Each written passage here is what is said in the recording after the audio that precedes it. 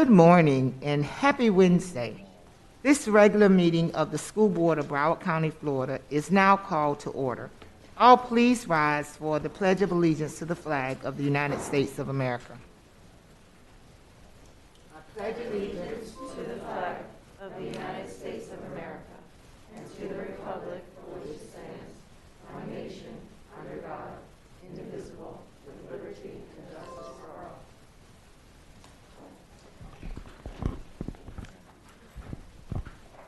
In order for the meeting to operate within an appropriate professional environment, at this time we respectfully request that all cell phones and other electronic devices be either turned off or put in the silence mode. Please step out of the boardroom if you need to answer your cell phone or make a call, as talking on your cell phone during the meeting is not permitted. Public comments will be accepted on all agenda items in the following manner. Any person may present live comments by attending the Casey Wright Administration's Building's boardroom at 600 Southeast 3rd Avenue in Fort Lauderdale, Florida. In accordance with the Centers for Disease Control and Prevention guidelines, each person will be required to wear a face covering for their nose and mouth. Individuals are responsible for providing their own mask and must remain at least 6 feet from other attendees upon arrival as they enter the KCW building and until his or her departure. Any person who submitted written comments regarding notice agenda items to Naomi Gutierrez, Supervisor of Official School Board Records at 600 Southeast 3rd Avenue, Fort Lauderdale, Florida, or by email to publiccomment@browardschools.com no later than 2 hours in advance of the published time of the regular school board meeting. Anonymous comments were not accepted. Therefore, each written comment must include the person's name and address pursuant to School Board Policy 1100A. In the event a large group of individuals, more than 20, sign up to speak on one agenda item, the board chair has the authority to adjust the time limit for each speaker and/or to limit the overall time speakers will be heard on that item. The chair has limited the overall time for speakers on this agenda to 30 minutes. At this time, Ms. Levinson has requested a moment of silence for a Nob Hill Elementary School employee. Ms. Levinson. Thank you, Dr. Osgood. At this time, I'd like to have a moment of silence for Mr. James Benson, a substitute teacher at Nob Hill Elementary, who went out of his way to take time to interact with students and make them feel special. If we could have a moment of silence, please.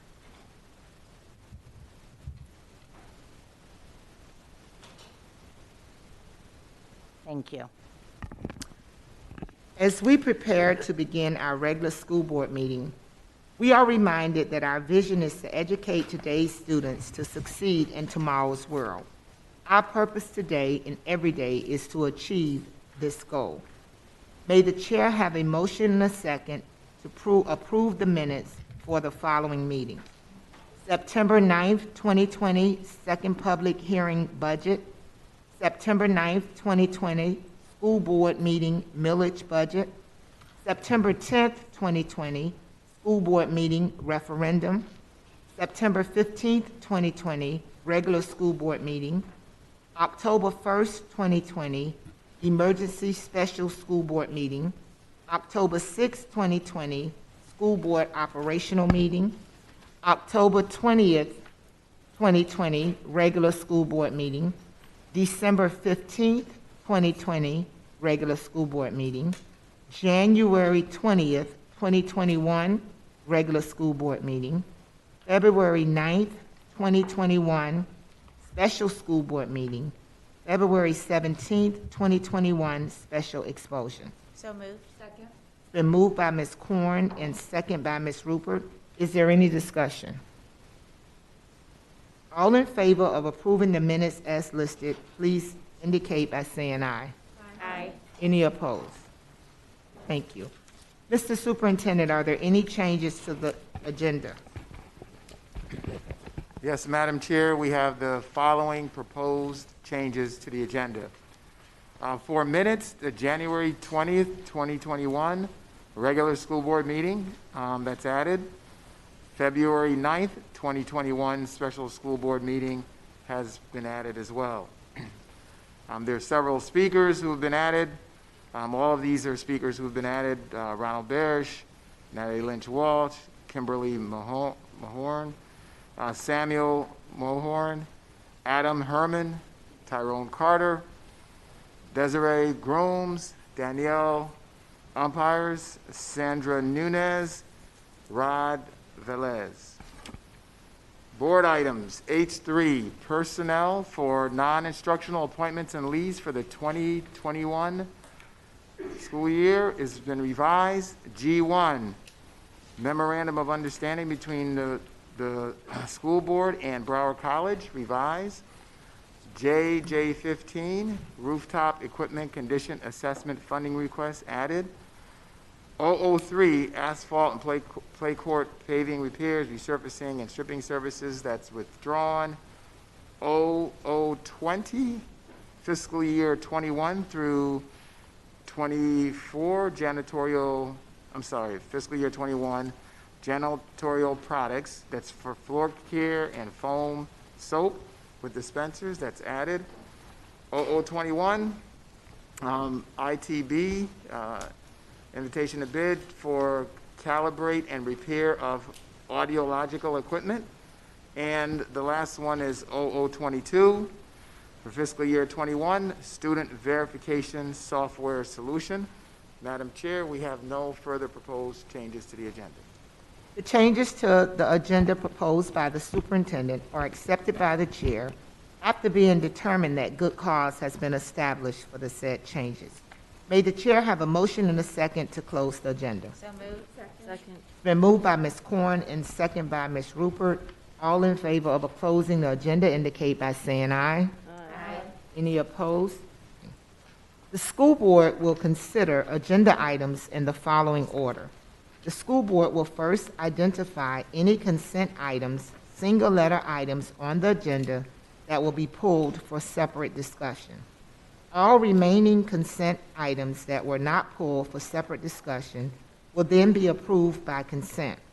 The school board would next consider H3, followed by any other H items that were pulled from the agenda for discussion.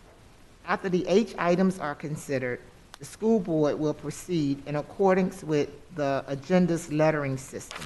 The school board will consider any consent items, single letter items, pulled for discussion for a given letter, and then consider any open items, double letter items, for the same letter.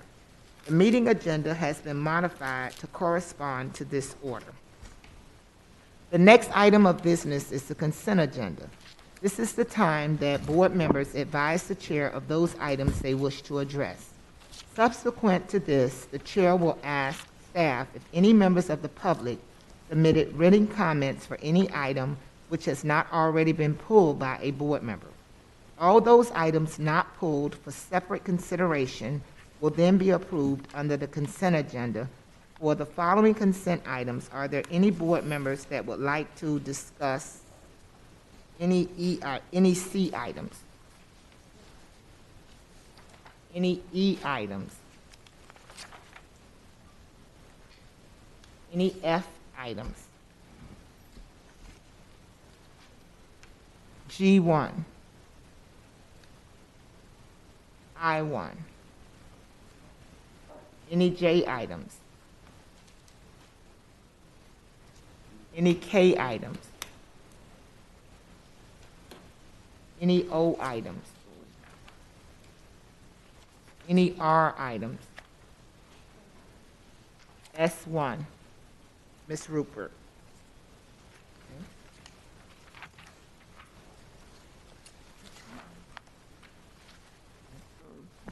Madam Chair, S1.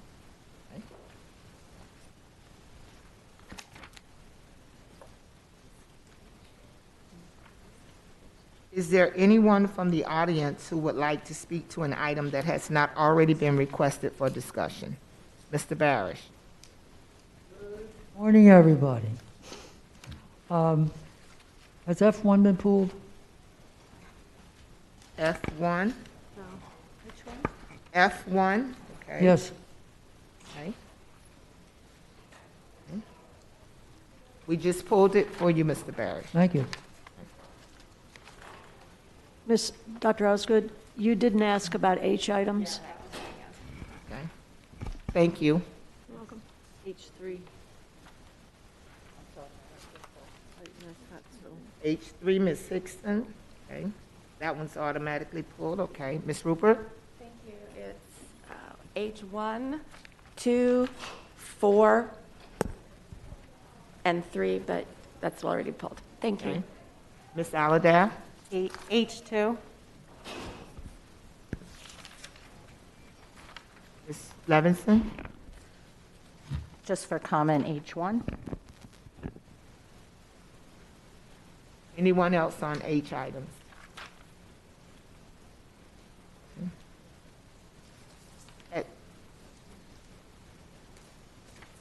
Eh, Yes, Ms. Good? So, Ms. Rupert asked for all of them except H5? Yes, ma'am. Ms. Hickson? I wasn't fast enough under the Rs, but I had a question on R1. Okay.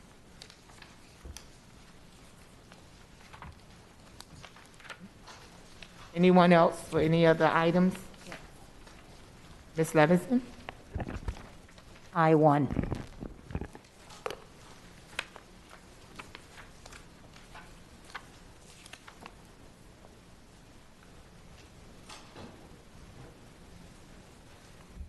Anyone else? Okay, thank you. At this time, may the chair have a motion and a second to pass the consent items that have not been pulled for discussion? So moved. Second? It's been moved by Ms. Corn and second by Ms. Rupert. All in favor of approving consent agenda items indicate by saying aye. Aye. Any opposed? At this time, board members, will you please identify the open items you would like to ask questions of staff? This will better manage staff's time by letting them know which open items we intend to address. Anyone for BB1?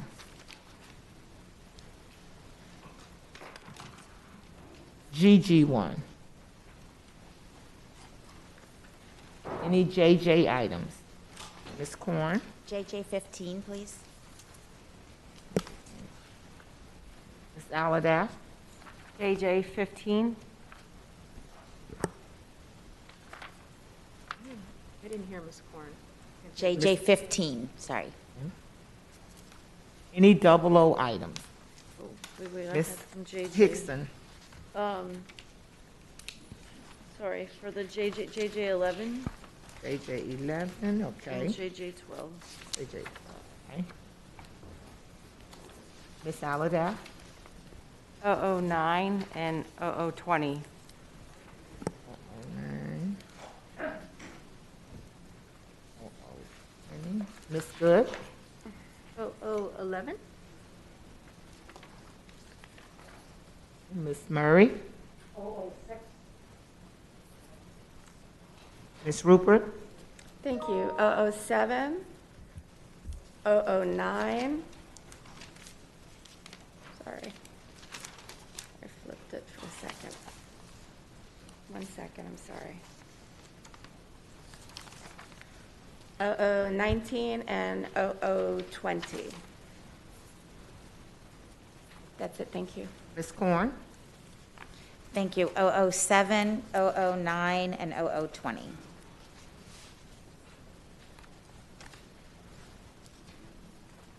Ms. Hickson? 002, 006, 0011, 0013,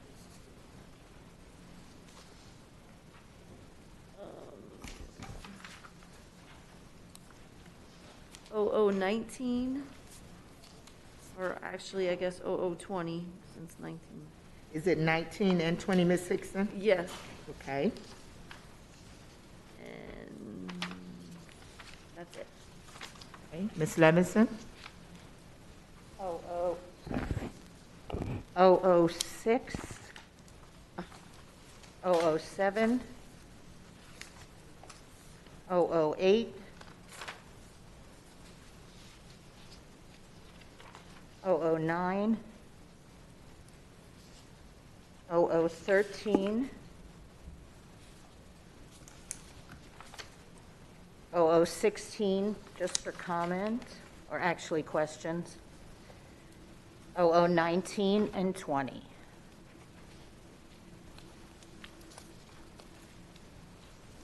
Ms. Leonardi? 001, 004, just for a comment, 009, 0010, and 0019 and 20.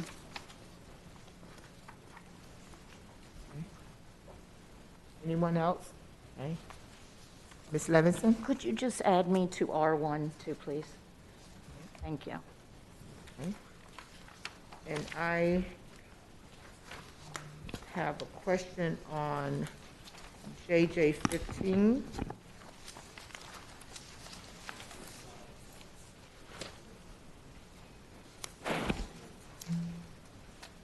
And 0020.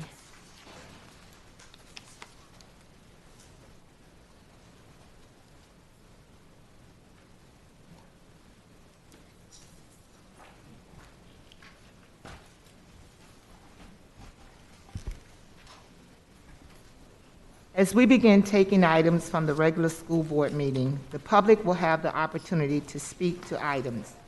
I would like to remind the public that speakers are advised to refrain from obscene and vulgar conduct, slanderous remarks, or statements that tend to incite violence or breach of the peace.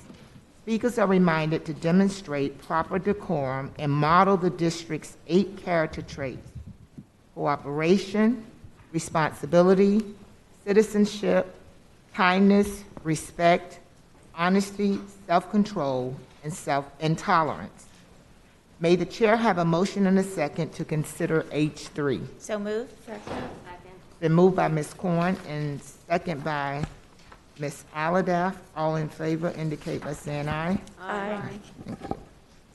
Is there any audience input on H3? I have Ms. Rupert. Thank you. I had a question about the fire marshal position. I'm supporting the item, but I just was asked, I need to ask some questions procedurally. It's the 4th time since the fire official has been brought to the board for task assignment. What is our plan for hiring a full-time fire official? And what is the difficulty in finding a full-time one? Morning. Thank you, Ms. Rupert. Eric Chisholm, Director of Talent Acquisition Operations, non-instructional. And thanks for the question. As the board know, we have been before you multiple times, as you've shared, on the task assignments and temporary assignments for the chief fire official. And since we've made job description changes, and we did garner a broader pool of candidates, but it still has not given us exactly what we need. Most recently, Mr. Katz provided to the board a pretty detailed information on our recruitment efforts. On yesterday, we met with a firm that will be initiating the recruitment and assisting us working side by side. It's a firm that does government recruiting. Also, when we met with that firm, we found out in the country it is very difficult to secure individuals in this field. They were able to share that with us as well. And it has a lot to do with it is not a growing field. A lot of people are not going into the arena. We were informed that the city of Jacksonville was most recently very successful in securing a candidate. So this organization does have that talent, that ability to assist the school district in navigating through these efforts. They have already started based on yesterday's conversation. We work closely with procurement to ensure that we followed all the guidelines, ensure that this agency we could utilize. So I'll pause right there, and maybe that's answered all of your questions. Sure. I guess you didn't change the job description yet, or you have? We did. Okay. You all were Recently. very supportive. 2 things to take away from the change to the job description was The SREF was a component of it. During the COVID period, also, there was a training that was not being offered, and now the individual has a year to get the SREF. But I can tell you they have started back up XREF, so we will have the ability to get someone in there that does not have the SREF. And the second component was when someone was out of state, it was mandatory that they meet all our mandatory requirements before they could even be considered. What you all did as a board was allowed us to be able to attract those candidates, and it would be before they got appointed to the school district that they would have gotten all the clearance that they needed from the state of Florida to be a fire inspector in the state of Florida. Okay, and then really my questions were about, if you want to put it under an overarching theme here, is how can we be effective in hiring chiefs that have empty positions? And I would assume that firm that we hired is going to be only in this arena, or is it in other positions as well? So the uniqueness of recruitment, it is more of an art than the science side of it, and we've needed to secure separate services for the chief facilities officer, Mr. Runcie shared with you that we'll be working with some firms. We've been able to identify 3 firms. I'm also working with purchasing to ensure that those firms we could utilize to secure those services. The government agency that we're working with does not specialize in construction, so we're not looking to utilize that firm for that unique service that we're looking for. The government does specialize, I think it's AmeriGov or whatever it's called. They do specialize in the arena of fire officials, but the construction arena is a different area, if you will, in itself, and we're working very closely with those 3 agencies to see what type of services they can provide to the district. So basically, for your overarching question, it's more around, are we going to use one firm to secure these services? I don't think we have the ability to do that because they're all unique in themselves. Okay, and then I would assume that this doesn't need board approval, obviously didn't need board approval to hire these firms. So that would be, under the threshold. When you have a moment, or our monthly, that we're supposed to be getting our monthly expenditures, just pop it on there so we can see how much it costs to be able to track that and see if it's a cost-effective way to be doing our HR, or if it's some other ideas that you and your team via Mr. Runcie have an opportunity to do. So I appreciate. You won't be able to see that, and the good news is we're being very strategic around it. It's based on a contingency basis because these companies are really interested in providing the services to the school district. So it's not until we secure a candidate that actually they will be actually compensated. Okay, but all right, the cost would be an X though. Up to the $50,000 Right. Because it'll be under the threshold. Right, just that in writing would be great. And like I said, I was supporting this position. It was really procedural. And I wish Mr. Decker good luck on this position. So thank you. Thank you. Ms. Hickson. Thank you. I have concern and really just wanted to voice that with a lot of these positions where people are moving up in places where their pay increase is going to be $7,000 more, when we keep saying we're in a critical time when we don't have money to be giving anybody more salary. And I know it's nothing against any of the people or what the pay raise is.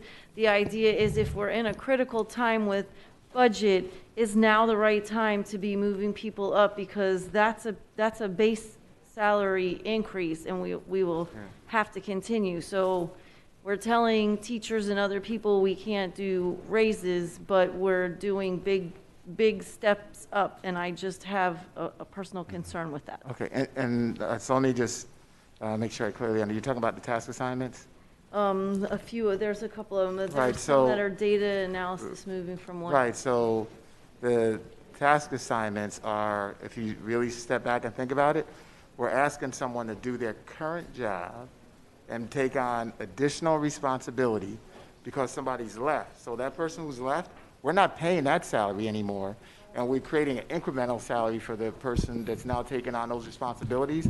That's a significant savings in what we're actually paying if you think about it. So it's not a cost increase for the district. It's actually a cost reduction, and those dollars go directly back in the general fund. and they're available for salary increases, bonuses, whatever we can actually come up with. But what about the ones where we're actually like, I'm just asking if now is the right time to be promoting people when we're in a potential budget crisis, like going from data 1 to 2. So, oh, sorry, go ahead. Sure. Part of, and thank you, Ms. Hickson, for your question. When we promote individuals internally, the collective bargaining is driving, I think specifically one of the questions you're talking about. The collective bargaining says that it's a progression job, and after a year, successful completion of their evaluation, or in some cases, the job description says if they secure a bachelor's degree or at a higher level, we are moving them forward. And we're being very deliberate also on the other side, and the fact that we've slowed recruitment tremendously. And as you see the jobs that are coming forward, there are more in those deliberate acts of roles where we need to continue to run our organization. And there are many vacant positions that you are not seeing that are coming before you all. And what Superintendent Runcie just shared is those dollars are, Ms. Marte can say what those dollars are, but we are not expensing those dollars in employee salaries to recruit. All right, thank you. You're welcome. And, no, I don't know, through the chair, I don't know if Ms. Marte had anything else to add to that. Through the chair, Mr. Runcie, simply that career progression is considered when the initial budget is built. So there's an allowance for that in the salary budget to begin with, based on the historical trend of progressions that are required by union contracts. And I would just, Jeff Moquin, Chief of Staff, I would just point out too, trying to kind of put a bow around this issue, is that administration is very cognizant of the budget situation, and there continues to remain vacancies throughout the central administration that we're not filling for the purposes of trying to be prudent given the financial situation. So we continue to do a review at the senior management level and only move forward with filling positions that we deem critical. And to Mr. Runcie's point, when we're task assigning individuals within the organization, the salary lapse of the vacant position is actually much greater. So to the point is that when we have an opportunity to task assign somebody, we're actually saving money in the general fund. Appreciate that. Ms. Corn. If I could, Mr. Runcie, these temporary assignments are all for 6 months before you would have to bring them forward again, correct? That is correct.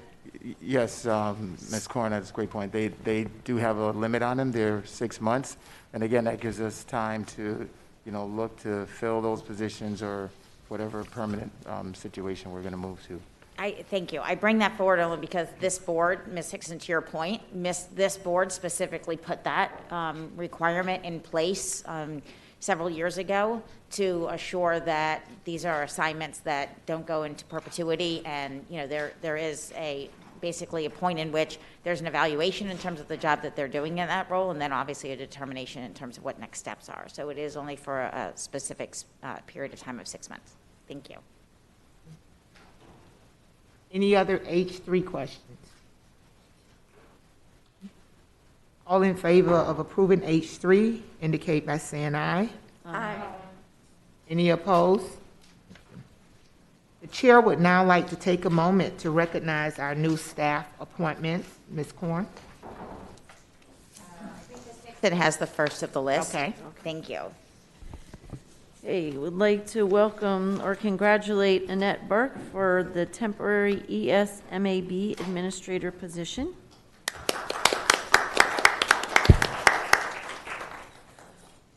Like to congratulate Harmony Cleland, temporary assignment working out of classification as manager, strategic sourcing.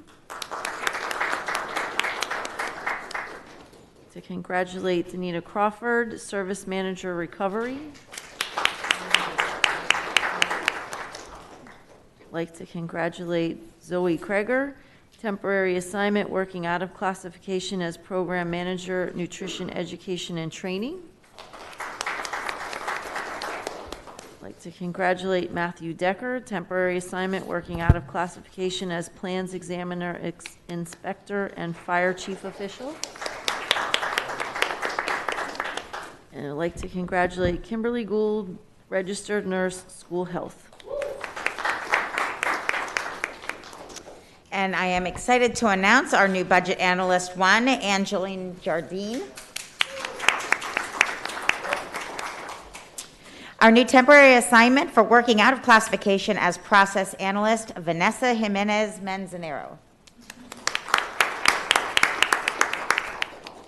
Also temporary assignment for working out of classification as our senior process analyst, Deanna Lochin. Our new registered nurse in school health is Natasha Martin. Our budget analyst 2, Patrick Pierre. And in workers' compensation compliance and information specialist, Lizette Vidal. Congratulations on your appointments. Please feel free to step out and head to your new positions.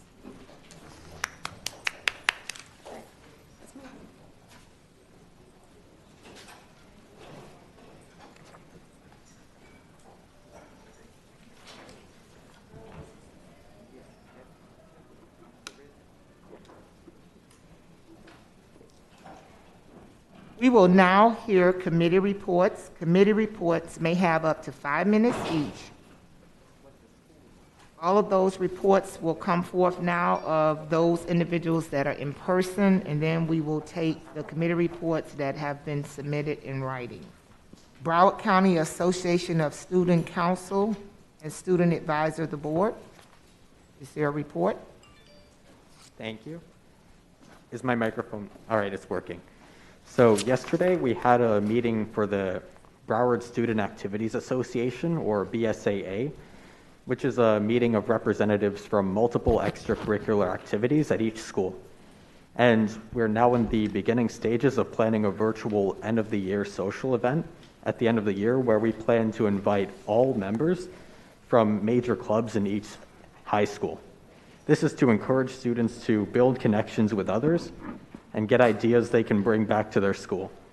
And we're also very thankful for the multiple mental health professionals from the district and students helping us implement our very first quarterly mental health day, which you'll hear more about soon. And tomorrow, we will have the Broward County Association of Student Councils meeting, where students will elect the next pair of student advisors to the school board, and they will be replacing Gianna and I a few months from now. And lastly, I want to extend our support for the students of Rickards Middle School. The roof collapsed on Friday during school hours, and the tragedy could have been so much worse than it turned out to be, as nobody was in the media center, which was under construction. However, students and staff still had to crawl around the rubble to get out of the school, and 184 students and 55 teachers had their days disrupted and needed to walk to nearby Northeast High School. That took up class time that could set students behind in their curriculum, and as far as I know from reading the Sun Sentinel, families are or were worried about when students would be able to retrieve their belongings from the school, at which students are currently only able to e-learn. Additionally, at least 7 students and 2 adults needed to go to the hospital due to issues such as headaches, anxiety, asthma, and overall trauma. And this is a tragedy that could have happened at any school, and undoubtedly a preventable tragedy. Let me elaborate. In December, a grand jury interim report accused the Broward County Building Department of delaying projects in order to buy time to secure contracts with preferred vendors. Now, let me make one thing clear. I'll settle for nothing less than a system that puts competition, not any other factors such as relationships with vendors, first when choosing a vendor. It's what our voters should expect too. If we don't have that competitiveness in our contracts, we lose the accountability necessary to make sure that the best quality projects are completed. But you all already know that. So let me get back on track. The grand jury recommended turning jurisdiction of inspections over to county or municipal agencies, which did not occur. And even though some may laugh at the idea, that extra layer of accountability could have led to the detection of this vulnerability before it was too late. In fact, we were warned months before December. The RSM audit that came out in August confirmed what we already knew. In multiple schools, a roofing permit had not been allocated for longer than a year, despite the current roofs at those schools failing multiple reviews by district inspectors. And even the chief building inspector for Broward Schools stated in an interview with the Sun Sentinel that this is not normal, and that permits are usually allocated within 30 to 60 days. Nonetheless, the result is multiple old, vulnerable roofs, which are susceptible to collapse. And even though we may not yet know if the roof that collapsed at Rickards was one of these vulnerable roofs, it is definitely a possibility. And my goal here isn't to accuse anyone of anything. It's to teach a lesson in accountability. I'm often told, ironically by adults, not to speak on these topics because it isn't a student issue. But this incident proves that it very much is. At least 7 students went to the hospital, and more could have died if this roof collapsed in any other room. So to all of my fellow students and community members who witness infrastructure failures in their schools, join me and keep asking questions. And together, we might just be able to prevent the next tragedy. Thank you. Broward County Council of PTAs, Broward Education Foundation, District Advisory Council.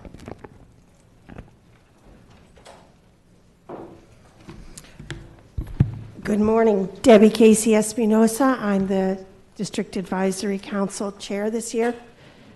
And if we don't meet and have elections, they'll probably be next year as well. When I was driving here today, I kind of was thinking of a theme for us, and that we want to work. As volunteers, we want to work and aid and assist the school board, the schools, the administrators, anyone in any way we can. So that was kind of my theme. And then I got here, and we had no place to sit. We're not allowed in this overflow room anymore. We were sent out there with no notification until I arrived today. There's no table, there's nothing to lean on, and I usually am not very prepared, so I write as I kind of am inspired by different things, and then it created a huge mess out there. So it was not a nice start to our day, and we understand that those gentlemen are following rules and what they've been instructed to do, and they're now the middlemen. So I would hope that we come up with some kind of way that we can still utilize that, because I was here last month and the CDC violations were not committed by volunteers. They were committed by people taking pictures and selfies of the people who had been in here who received job promotions, so whatever. So that's kind of how it's going right now. Thank you to all the people who are always available for our DAC meetings. Mr. Baum, Mr. Barmoha, Ms. Wood will be presenting the anti-bullying tonight.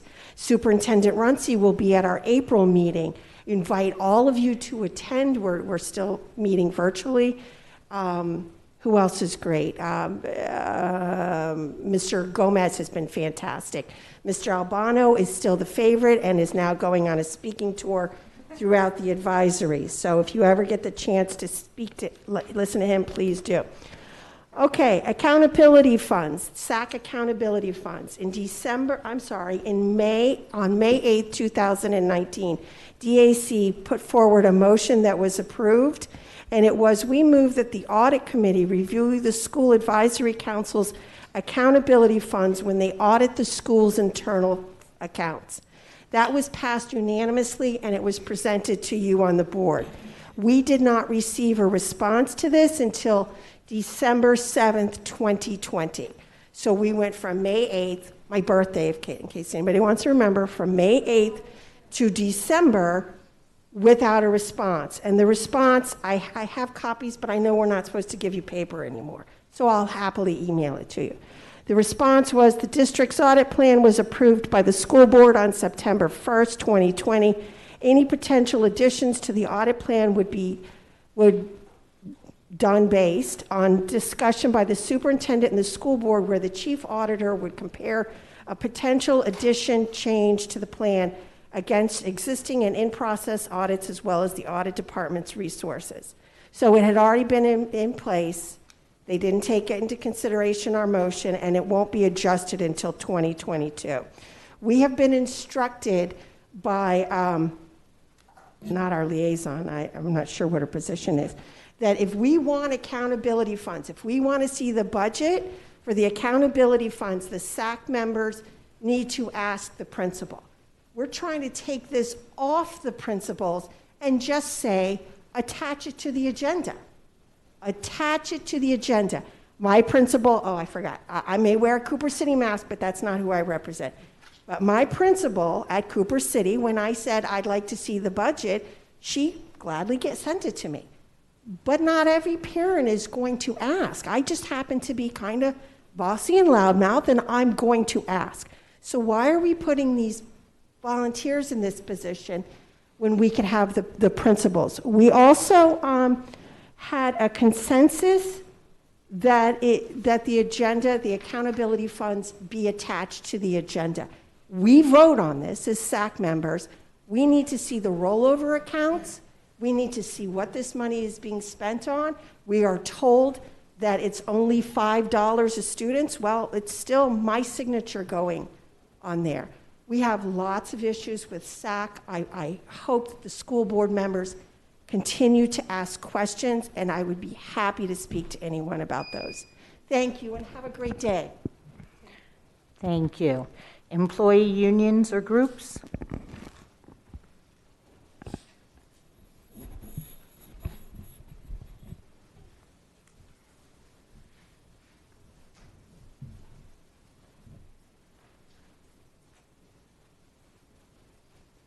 Good morning. Anna Fusco, Broward Teachers Union President. I'm here to speak on behalf of the Broward Teachers Union on a couple situations and concerns and ask of the school board. We are in negotiations right now. Broward Teachers Union brought forward very modest proposals, very modest, mainly on health and safety for all three units. Your new outside hired law firm rejected every single one of it. So apparently health and safety is not a concern. And we need you to, whatever you do, in your closed door, because they sat there without any hesitation and clearly said, this isn't us, this is the school board members. They blamed all 9 of you. All 9 of you. And I've spoken to all of you individually over many situations, good and bad. I cannot believe, even in this contentious situation that we're going through in this pandemic, that you would shut down health and safety of every single bargaining unit member, which is over 18,000 in all 3 units. I just can't. I can't imagine. We did put forward a monetary proposal, which to most people is modest, and reject it. Dangled in our face what a 1% would look like, and we thought they're offering 1, but came back and slapped us and said 0. I can't believe that you believe that all the hard work that has kept Broward schools intact, our own governor, our own Department of Education commissioner said it the other day, because of public schools opening is what's kept the economy afloat in Florida, that you would say that your people are 0. There's money. I'm asking you, whatever you do in closed door session, that these outside attorneys, which I believe you do not need, you can't say you don't have money and you're spending gobs of money everywhere else. To people that you say you value, they need to see it. Then we talked about extra time for our ESPs, to have the understanding of what it is to work with their hands on with their most vulnerable, needed population of ESC, and that was shut down.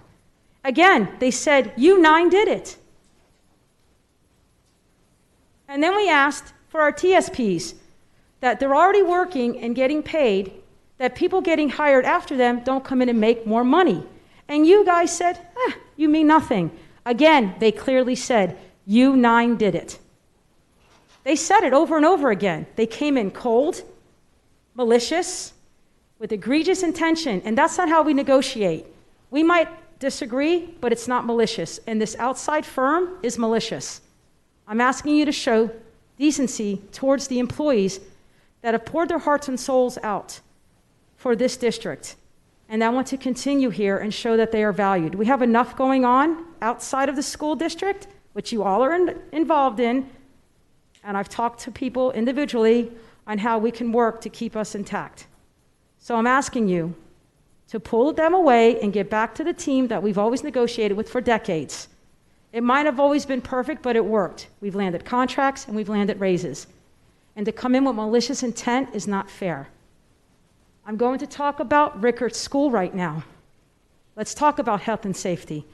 That after you guys told that law firm to deny and reject all of our health and safety precautions, we have a roof collapse. And I do appreciate Mr. Runcie has agreed to talk with me about it, because I spoke personally to 40 teachers there. I spoke to parents. Oh, yes, I did. Don't ask, there's no way she did. You guys know me well. I'm relentless and I'm determined. Hours with them. I spent 4 hours again last night, 4 o'clock to 8 o'clock. And I am telling you, something more happened there than that roof caving in just in the media center. I'm telling you, kids were trapped. Kids got hurt. Teachers were trapped. Teachers got hurt. And I know everybody is in a fluster about it, but I need you to listen to me and then listen to those teachers and those parents. They don't speak the best English. That shouldn't matter. They should count. I need you guys to please understand that I'm pleading that you listen. You've got people there that are distraught. They don't know what to do. They're beside themselves because nobody is acknowledging that they were affected. I'm asking you guys to please listen. And Mr. Runcie, when you're ready, I'm ready. Thank you. ESE Advisory Council? ESOL Leadership Council? Facilities Task Force?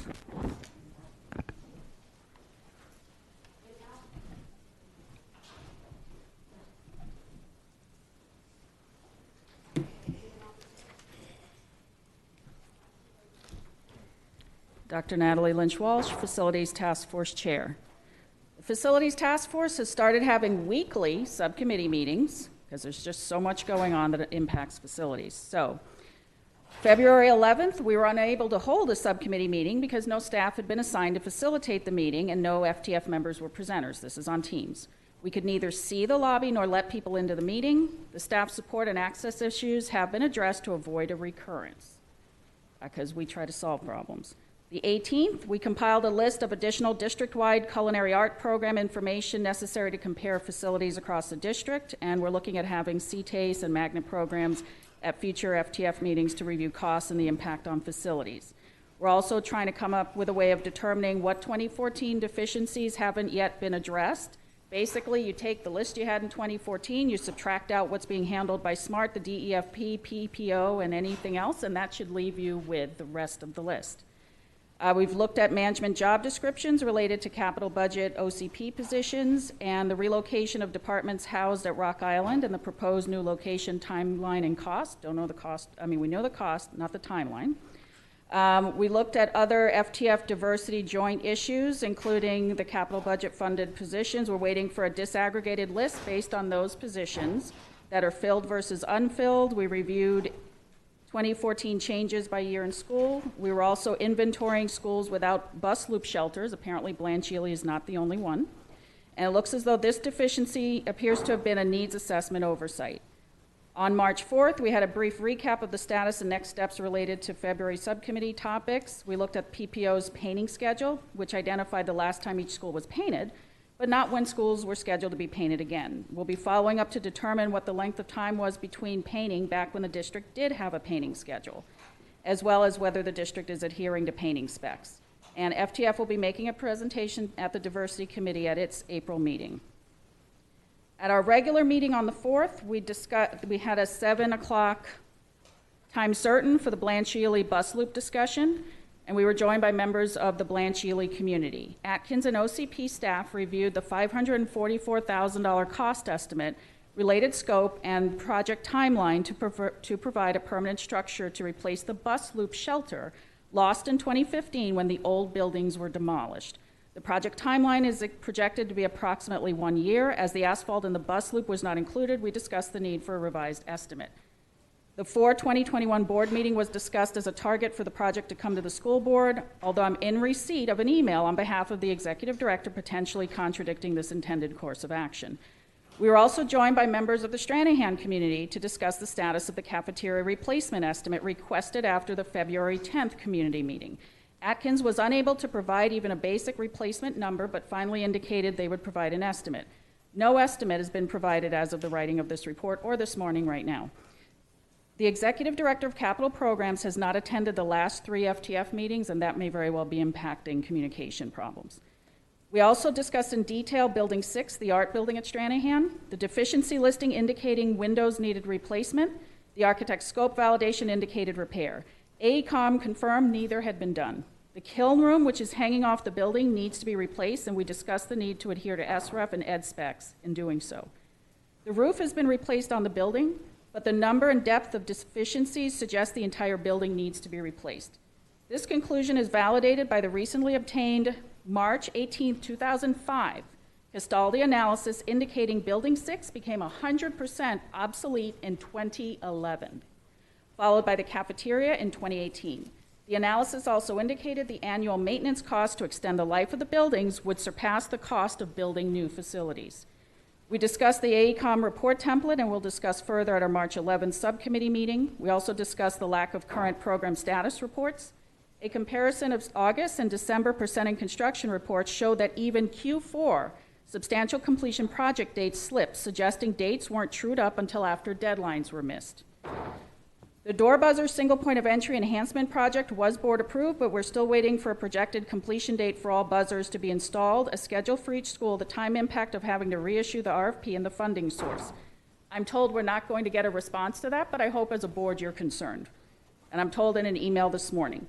The asset management cost benefit analysis presentation has never been provided to FTF, so we'll see what comes of the workshop. We've requested the Nova School's annual transportation cost. The April deadline is approaching for the superintendent to complete a review on the staff augmentation structure as per the July 21st EE9 amendment. And the collapse of the Rickards roof occurred after our last meeting. And finally, I'd like a table to work on, please. Thank you. Dr. Neesmith, do you have any written committee reports? Madam Chair, I do. Give me 1 second, please. I believe a representative from the Small Business Advisory Committee may be out in the pre-function room, if we can get staff to confirm that. In the meantime, I'll go ahead and read a committee report from the Technology Advisory Committee, and this is from Beth Ann Carr, who is the chair. As in the past months, we were unable to secure enough people to have a physical quorum for our monthly meeting. However, we had a great turnout for our informational meeting. I brought to the committee some of the work we have been pursuing in the Policy 1.7 meetings, including efforts to do what we can to allow for physical meetings again. Mr. Dunn updated the committee on the increased demands on IT over the last 3 years, more than triple the demand, while the operating budget has increased by 20%.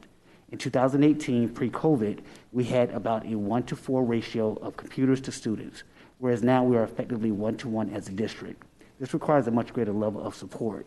Whether a student is at home or at school, a device is now a requirement for education in the district. In addition, with the increase of use of computers, the perimeter for cyber attacks has increased tremendously. Attacks have been on the rise nationwide and often cause intermittent outages. The district is examining how to augment our small security staff with outsourcing or through increased staffing. The success has been based on the hard, smart work of the experienced staff, many of whom will be leaving the district over the next 2 years due to retirement. The amount of work being shouldered by these individuals must be transitioned quickly to provide both adequate service and protection for the district. The current budget allocation are inadequate to do this. Donations, even when organized, often do not provide enough resources to make a difference district-wide and often require overhead that negatively impacts pursuing efforts that will impact the district in a positive way. For example, companies often try to unload old computers as a donation, but the district ends up having to deal with them as a B stock as B-stock because they do not meet the district's needs. A survey has been sent to teachers to determine the interest in the continued usage of land school to determine whether we should have a district-wide purchase.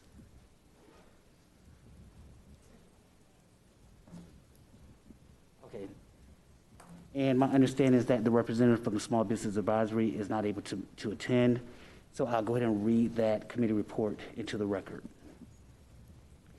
Again, this is from the Small Business Advisory Committee from Mr. Witherspoon as a representative. Good morning, Superintendent Runcie, Chair Osgood, school board members, and staff. My name is Reverend Jimmy Witherspoon. I'm a member of the Small Business Advisory Committee and serve as the committee's Policy 1.7 Work Group representative. I was appointed by Deborah Hickson, countywide at large, seat 9. The SBAC is managed by the Economic Development and Diversity Compliance Department. At the February meeting, we received an update on the Superintendent's Goal-Setting Committee. We learned that 4 areas in the district have a combined average spend of 1%. They are academic student services, human resources, technology, and transportation logistics. With input from the Goal-Setting Committee and the Small Business Advisory Committee, Robert Ballou will work with the respective district directors to develop a short and long-term strategy to increase spend with certified suppliers. There are several initiatives the department is currently working on to increase the participation of certified suppliers, especially African-American and women-owned firms. They have launched the Broward Enterprise and Contractor Job Ready program in partnership with the South Florida Anchor Alliance. The program will equip certified and pre-qualified contractors that have not been awarded by any district contracts since becoming a vendor. The first session is on bid writing and is scheduled for the week of March 22nd. Additionally, the department is exploring the creation of a sheltered market program parallel to Miami-Dade County Public Schools. SBAC members are also in the process of choosing an area of focus within EDDC's ongoing initiatives and are committed to lending our expertise. As an example, Carolina Prada is working with the EDDC marketing section to overhaul the current strategic marketing plan and website. Secondly, Shahiwa Jarrett Gellin will assist with the human resources and transportation logistics commodities to market opportunities to help increase district spend with local suppliers. In closing, we received an update on the requirement to hold in-person meetings, and we share the concern about face-to-face meetings during the pandemic. We appreciate the opportunity to serve on your behalf to continue the advancement of economic development in Broward County. Thank you for your time. And Madam Chair, that is the conclusion of the online submissions for committee reports. Thank you, Dr. Neesmith. At this time, we will go to, Ms. Good, did you have a comment? Yes, Mr. Runcie, I just, since there was some comments made regarding the inability of family members to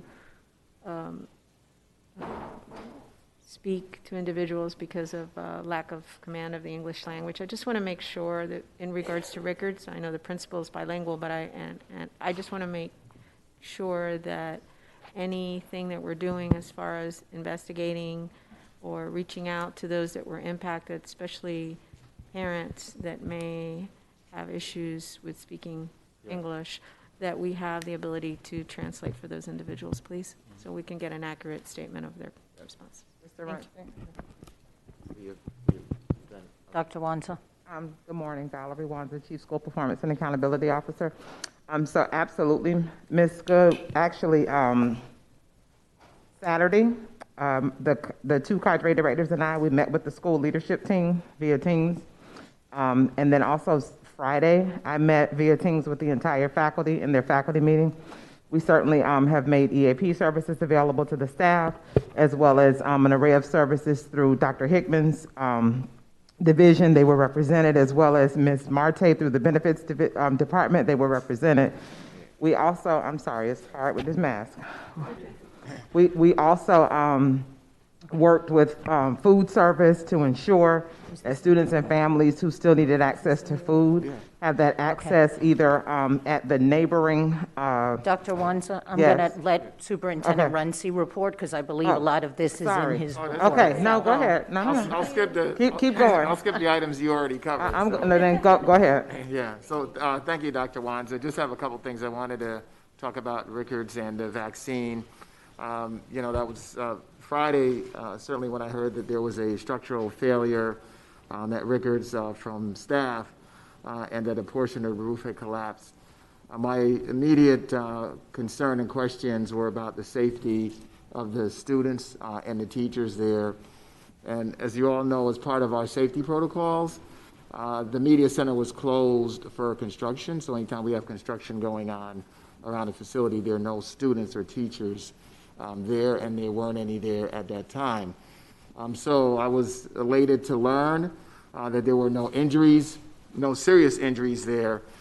However, I know that this has been a traumatic event for our students, our teachers and staff, and I've specifically directed staff through Dr. Hickman's team and our employee assistance program to work to provide whatever services and supports our teachers and students may need. I've had a number of conversations with the principal, the administration there. I've been checking in regularly with the school administration on the well-being of everyone. And yesterday I indicated to Ms. Fusco that I would sit with her today to get feedback on her conversations, which she alerted me to.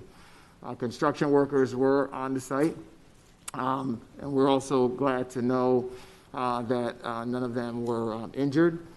I went to Rickards on Friday, was there with a handful of people, Ms. Leonardi as well, inspected the site with facilities personnel who were beginning to survey the structural damage in the media center. You know, you could obviously see that part of the roof had been compromised, and over the weekend, another portion of that same slab fell down. So right now there are 3 separate outside firms who are conducting independent evaluations of the structural failures to determine the cause. One, the architect of record has their engineer who's conducting a review. Our insurance carrier has sent their adjuster out already, and they are engaging their own structural engineering resource to review the situation. And third, the district is in the process of securing a engineering firm to do a review of the situation as well. When these 3 investigations are completed, we will reconcile them and provide the information to the board and to the public. Anything outside of that is going to be just continued speculation, and we're not going to engage in that. Rickards Middle School students will be learning virtually this week, and Dr. Wanza and her team are exploring options for their continued online and in-person learning. The school's administration they're continuing to communicate with parents and staff, and as you indicated, Ms. Good, we'll make sure that certainly where bilingual services are needed there, we will have them. No one is obviously allowed inside the building. We spoke with staff on Monday to make sure that the site is secured, not just from the outside, but internally, so you can't walk through any doors and get to that area. There are 4 other schools in the district with a similar building design: Apollo Middle, Lauderdale Lakes Middle, Plantation Middle, and Lauderhill 6 through 12. On Friday, I instructed those schools to proactively close down their media centers and adjacent classrooms until those areas undergo a structural safety inspection. So that's where we are with the Rickards situation at the moment. Yesterday, we started vaccines. Again, I'm happy to report something that we've been pushing very hard. I've been pushing it. Every school board member here has been pushing the state as well as the federal levels to prioritize teachers and staff to receive the vaccine. And finally, a year later, actually, March 13th will be a year since when we first announced the closure of our schools because of the pandemic. So on the heels of a year anniversary, we finally have those vaccines available. It's a positive way to end, I think, a stressful and challenging year of the pandemic, one that has created untold grief and stress for so many. In coordination with the Florida Department of Health, nearly 1,000 of our employees have received a vaccine, We are prepared to provide as many as 1,000 vaccines each day of this week to eligible district employees. All Broward County employees, including charter schools who are 50 years of age or older, are eligible to receive the vaccine at the Florida Department of Health dedicated site for Broward County Public Schools, and we have been sharing that information directly with our employees. The site opened yesterday and will operate throughout this week. We'll certainly look for opportunities to extend that if we can, but at a minimum, it's open through the end of this week. All eligible employees were sent a survey via email to register for the vaccine. We'll do an additional outreach either later today or tomorrow to employees as well to make sure that they are going to take advantage of this opportunity.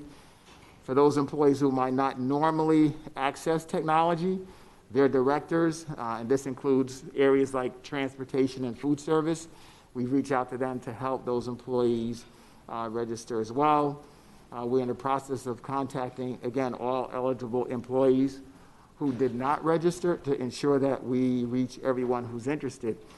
I'm also aware that there are hundreds and possibly thousands of employees who have found other avenues to get vaccinated, and so that's a good thing, and I encourage employees to continue to do that. Employees who are under 50 are eligible to receive vaccines at federal-sponsored vaccine program sites, such as the federal site at Miami-Dade College North Campus and selected pharmacies. I encourage all of our employees to get vaccinated. To be able to offer vaccines to everyone who needs one, especially our teachers and employees, that is a game changer for the district. Our teachers want to be with our students, and our students need to be in school. Those relationships cannot be replaced. Distance learning, technology is never going to replace that. Those relationships are, again, what's important. The opportunity to have this vaccine will alleviate a lot of the fear and concern that I know has been out there that currently exists, and it will enable us to provide a more traditional experience for our students.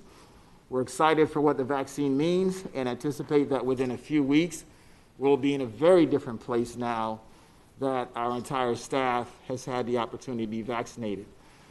I took the vaccine yesterday. I encourage all of our employees 50 years of age and older, and those that are under that age to take advantage of the other opportunities that are out there. And if you still need to contact us to get information, provide you with the guidance and support to access the vaccine, please email directly to this email address, bcps_COVID-19 vaccines at browardschools.com. Again, that's bcps_COVID-19 vaccines, plural, all one word, at browardschools.com. I would like to thank Dr. Paula Thacke and her team at the Department of Health for their continued efforts in getting our staff vaccinated. Thank you. Thank you, Mr. Runcie. Ms. Good? Yes, thank you, Ms. Evanson. And Mr. Runcie, thank you, and Mr. Sullivan, and really the Health Department. I had opportunity to really see how well organized it is. I think that anytime we can, continuously reach out, and I know that Mr. Sullivan has taken those measures to, especially to those employees that would normally not routinely look at their computers because of their job duties. They may take some time to do that. Every one of us can really do our best to get the communication out, and I know we're all trying to do our best, but still we have employees that reach out and mention the fact that they never saw their email. So I think ultimately this is not about finger pointing, but it's about how can we help each other to ensure that the information is properly disseminated, and ask every employee, if you know about it, share it with your colleagues so that they have an opportunity to understand that we have a site for 50 and over. And then we have employees that don't understand that even though you're under 50, you can go to other federal sites. And I think there was so much information overload regarding the multiple locations and opportunities within the media that it may have been confusing to some of our employees. So I just think it's just an incredible opportunity. I know today the FEMA site in Miami-Dade College had wraparound cars several times of employees and individuals trying to get vaccinated from both, counties. So I think anything we can do in different opportunities, either posting it on our website, providing maybe one small window. I know that the health department has offered a limited time frame for us to do this. And then if in fact they're given the okay for under 50, that would be another opportunity if that were to happen. So I wanted to thank you. I know that it's an issue for some of our employees as far as communication is concerned, and I don't think any idea is a bad idea if we can help someone learn that they have a chance to get vaccinated and be protected. So again, thank you, and I don't know if Mr. Sullivan has any other ideas. But through the chair, if I may, I just wanted to say that I know you thank me, but it's really been a cabinet effort. So in that regard, Dr. Wanza has instructed her principals at the end of the day to give a message to let them know if they're eligible to please go down to the site and take an opportunity. So we hope to capture more employees that way. We've been working with Ms. Koch, who's also been instrumental in getting the information out, and with other directors such as Mr. Woods, so we can make sure his directors are contacting our employees who normally don't use email as regularly as we do. Also, I do think we need to continue to thank Dr. Thatchy. To my knowledge, no other school district has that relationship with a dedicated site, and I know as soon as she has the ability to do 50 and 49 and younger, she's willing and able to do that once she gets the okay from via an executive order. Unfortunately, right now she can only do the 50 and older via the executive order. So we're going to continue to push the message out as best we can, and as you say, all the different channels that we have, and hopefully we'll get everyone who wants a vaccine, who meets that criteria, vaccinated at that site. And we do. I was at the site today. There's probably a good 200 cars when I left online. So I'm hoping that as an indicator, we'll get more folks in today than we did yesterday. At the request of the Paula Thatchy, we have included our outreach to the charter schools as well to make sure that all their employees who are eligible are able to go to that site as well. The health department is taking care of the private schools since we don't regularly communicate with them. But again, if anyone has any issues, I've been taking calls as well and making sure that everyone who reaches out knows the information. But it has been a cabinet effort, and really Dr. Hickman was there yesterday, Dr. Wanza was there yesterday. I know other cabinet members have sent staff to help man the site and plan to be there as well. So just wanted to thank them all for their efforts as well. Thank you, Mr. Sullivan. I'd also like to reiterate thanking Dr. Thatchy of the Broward County Department of Health for partnering with us to make this possible for our teachers. At this time, we're going to move forward with the agenda. May the chair have a motion and a second on item H1. So moved. Audience input? Board member discussion? I'm sorry, I missed it. We have Ms. Rupert. I'm sorry, what item? H1. Thank you. It was a quick question. I don't even need to pull it out. There was someone's either first name or last name was left off the item. I don't know if that person is kind of like Bono, so maybe it's just they go by one name, but it's Callahan with no other information there. So for the record and that person, I wanted to make sure that it was done correctly.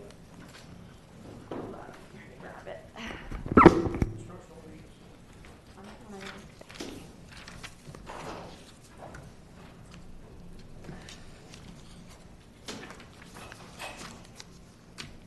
I don't like these masks, sorry. It's on page 123 on the bottom, and it's the top third. Lions Creek Middle is the school. Good morning, Susan Rockelman, Director of Talent Acquisition. Give me 1 minute, Ms. Rupert, to catch up to you.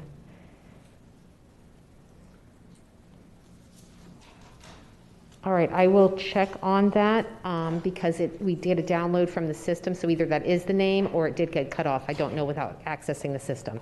Okay, Ms. Myrick, would we, if I don't know how we can actually, well, what are we going to have to do for this item? Wait for Ms. Rockelman?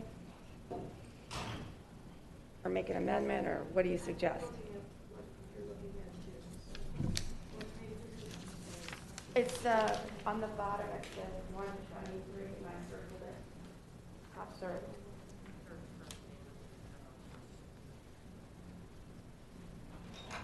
I don't know how, you know. I think you can go ahead and approve it. There are specific information there. She's a music teacher at Lions Creek, and her last name, I guess, is Callahan. So I think there's enough information there to identify who she is. And so I think you can approve this, and then Ms. Rockelman can, report back to you what her name was and that it was approved so that we're clear on it. Okay. Is this yours? Yeah, thank you. Thank you. And then my other question actually was part of, it was actually H2, but I don't know if you want, it's pertaining to music. So Ms. Rich Levinson, do you want me to comment now or wait till H2 is called? If you could wait till H2, Okay. please. That is the extent of my question. Thank you. Thank you. And then I just wanted to make a comment. I had read the backup that Ms. Rockelman had provided to the board, and I just want to thank you and the Talent Acquisition Office for the job that you've done this year. As of March 4th, the report said 81 vacancies, and it had the whole plan of what you've been doing this year, and I really just want to commend you in such a difficult year that you've been able to keep the school staff to such a degree, so thank you. Thank you very much. I have an incredible team that really works effortlessly for this district.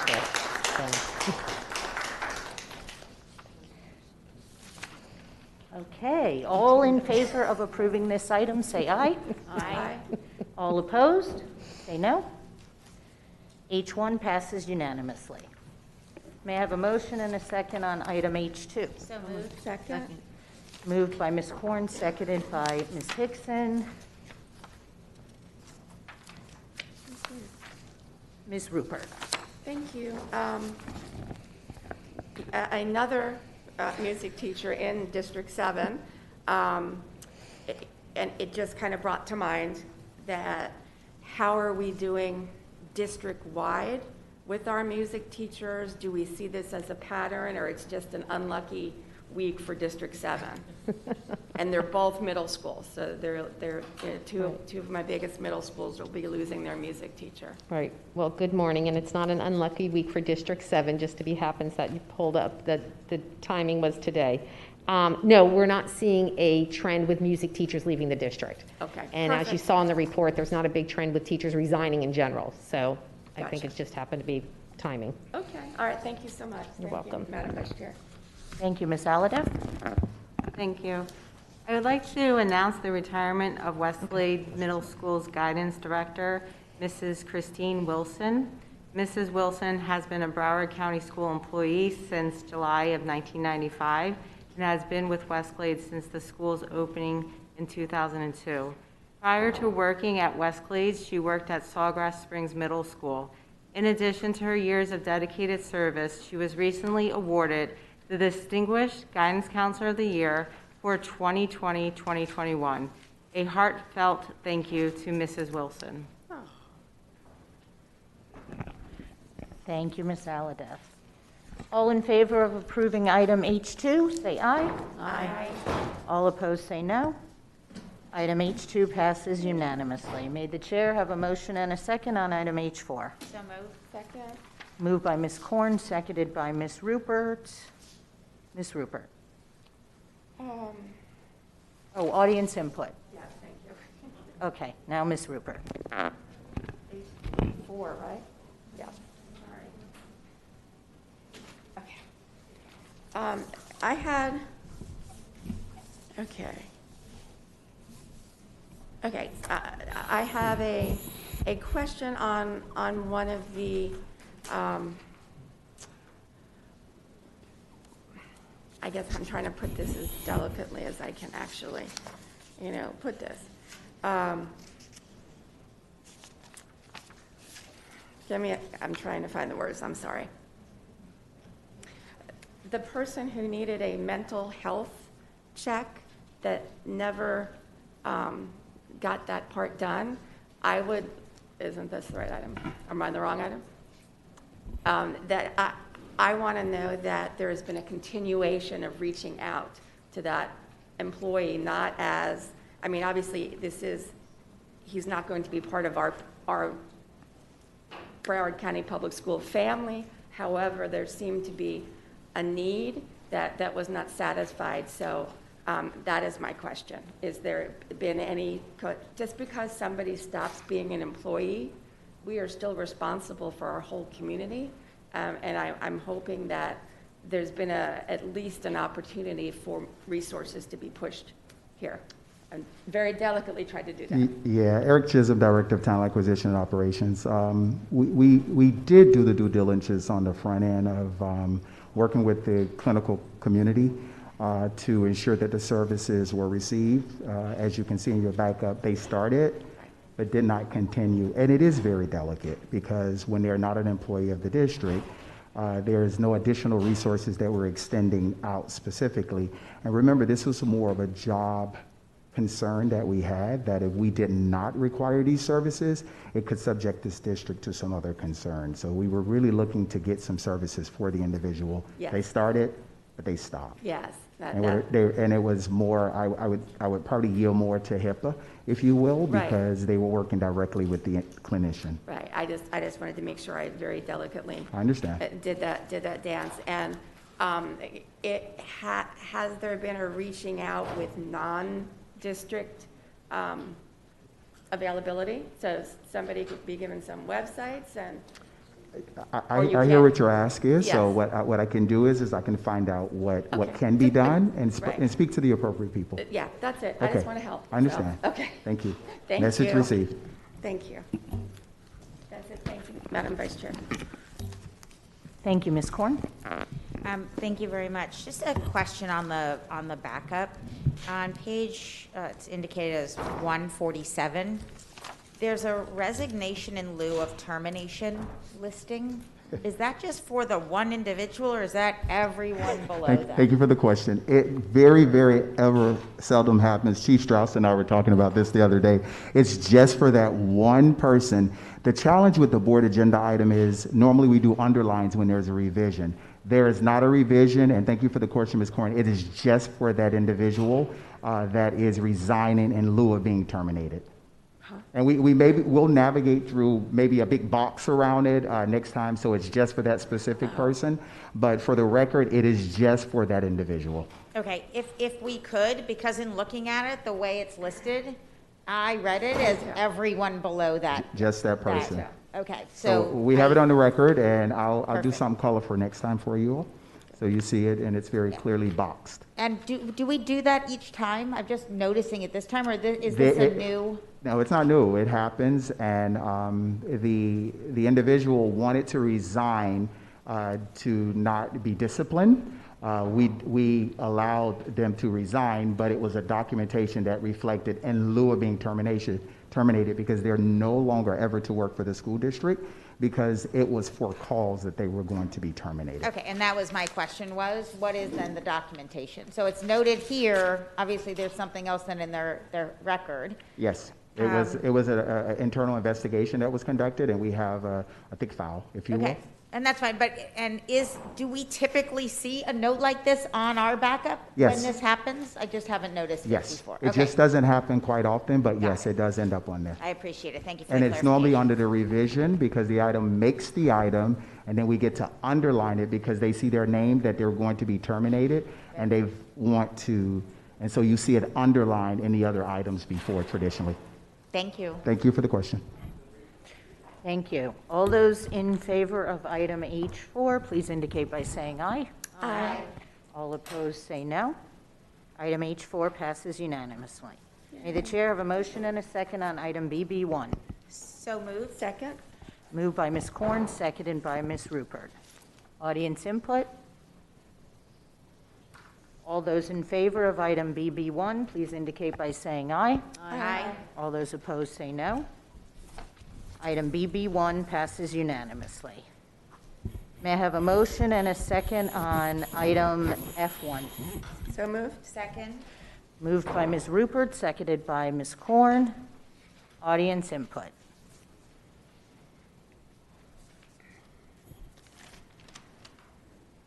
Ronald B. Barish.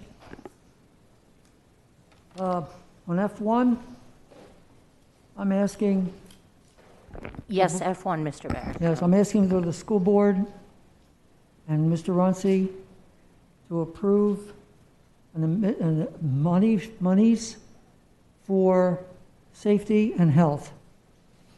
I'm asking them to approve that they will have money available for safety for the kids in more than one way now, which I will say in my public speaking, and also for health. I'm asking for monies to be available, and then that's what I want. I hope that you come through with that. It's extremely important for students, the staff, all of you, to have the health that you need to continue the services that you have. Thank you. Thank you. All in favor of item F1, please indicate by saying aye. Aye. All opposed, say no. Item F1 passes unanimously. May the chair have a motion and second on item GG1? So moved. Second? Moved by Ms. Korn, seconded by Ms. Hickson. Audience input? All those in favor of GG1, please indicate by saying aye. Aye. All opposed, say no. Item GG1 passes unanimously. May the chair have a motion and a second on item JJ1. Actually, I'm going to take JJ1 through JJ9. So moved? Second. Moved by Ms. Rupert, seconded by Ms. Korn. Audience input? Board member input? All those in favor of JJ1 through JJ9, please indicate by saying aye. Aye. All those opposed say no. Item JJ1 passes unanimously. Through 9. May the chair have a motion and a second on item JJ10 and item JJ13 and 14. So moved? Second? Moved by Ms. Korn, seconded by Ms. Rupert. Audience input? Board member input? All those in favor of JJ10, JJ13, and JJ14, please indicate by saying aye. Aye. All those opposed say no. Item JJ10, 13, and 14 pass unanimously. May the chair have a motion and a second on item JJ11. So moved. Second? Moved by Ms. Horn, seconded by Ms. Rupert. Ms. Hickson. Oh, Sorry, Ms. Hickson, I forgot to call for audience input. Let me just do audience input first.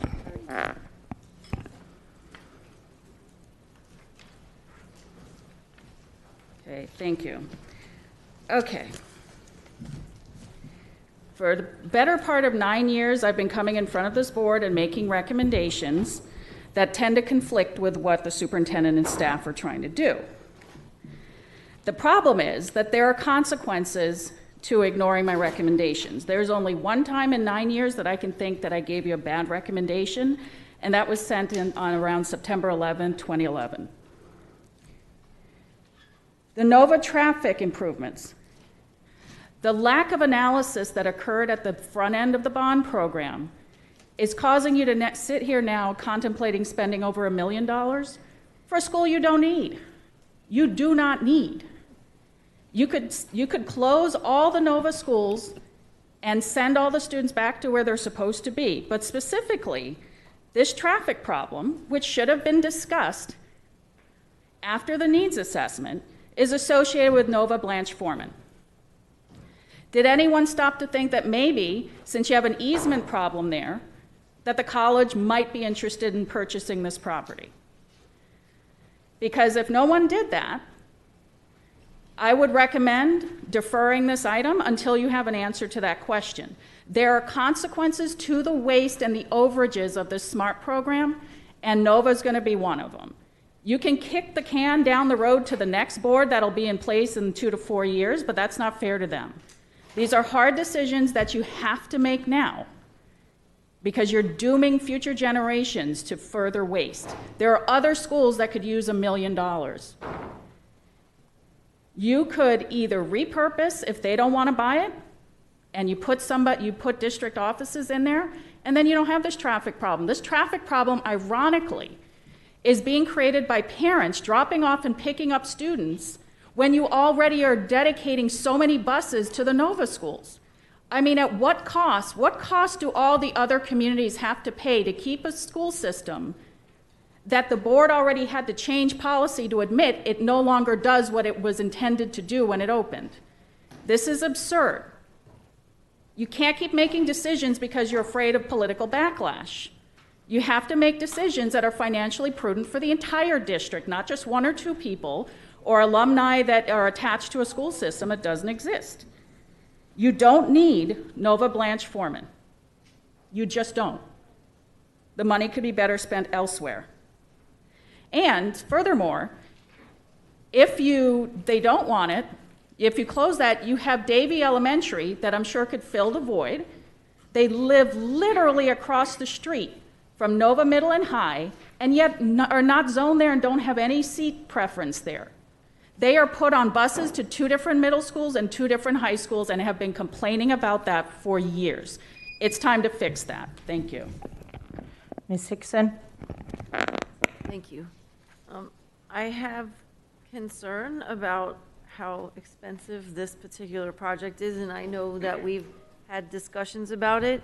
But in the executive summary, there's a part 1 and a part 2, and I know phase 1 and phase 2. I know we have to do phase 1 just due to the easement issue that we have, but phase 2 is also in this, and I'm not ready to vote on phase 2 right now. I don't know that we necessarily need. I'd like more information. Okay, I see Ms. Maloney. Yes. Hello, I'm Shelley Maloney, Director of Pre-Construction Facilities. Ms. Hickson, the reason why we have phase 2 is part of a comprehensive solution for congestion in the area. So not only are we addressing the easement issue with Broward College, and that's through the improvements at Nova Blanche Foreman.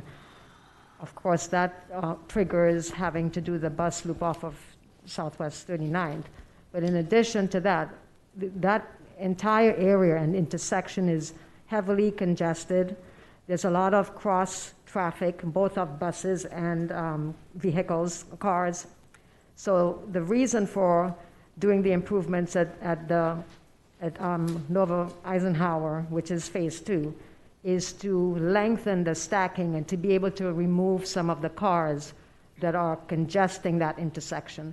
And that is also in concert with what the town of Davie is doing as far as their improvements along 39th, because they're actually making improvements to the sidewalk and to that widening of 39th. So we're doing this in coordination with the work that the town of Davie is going to be executing.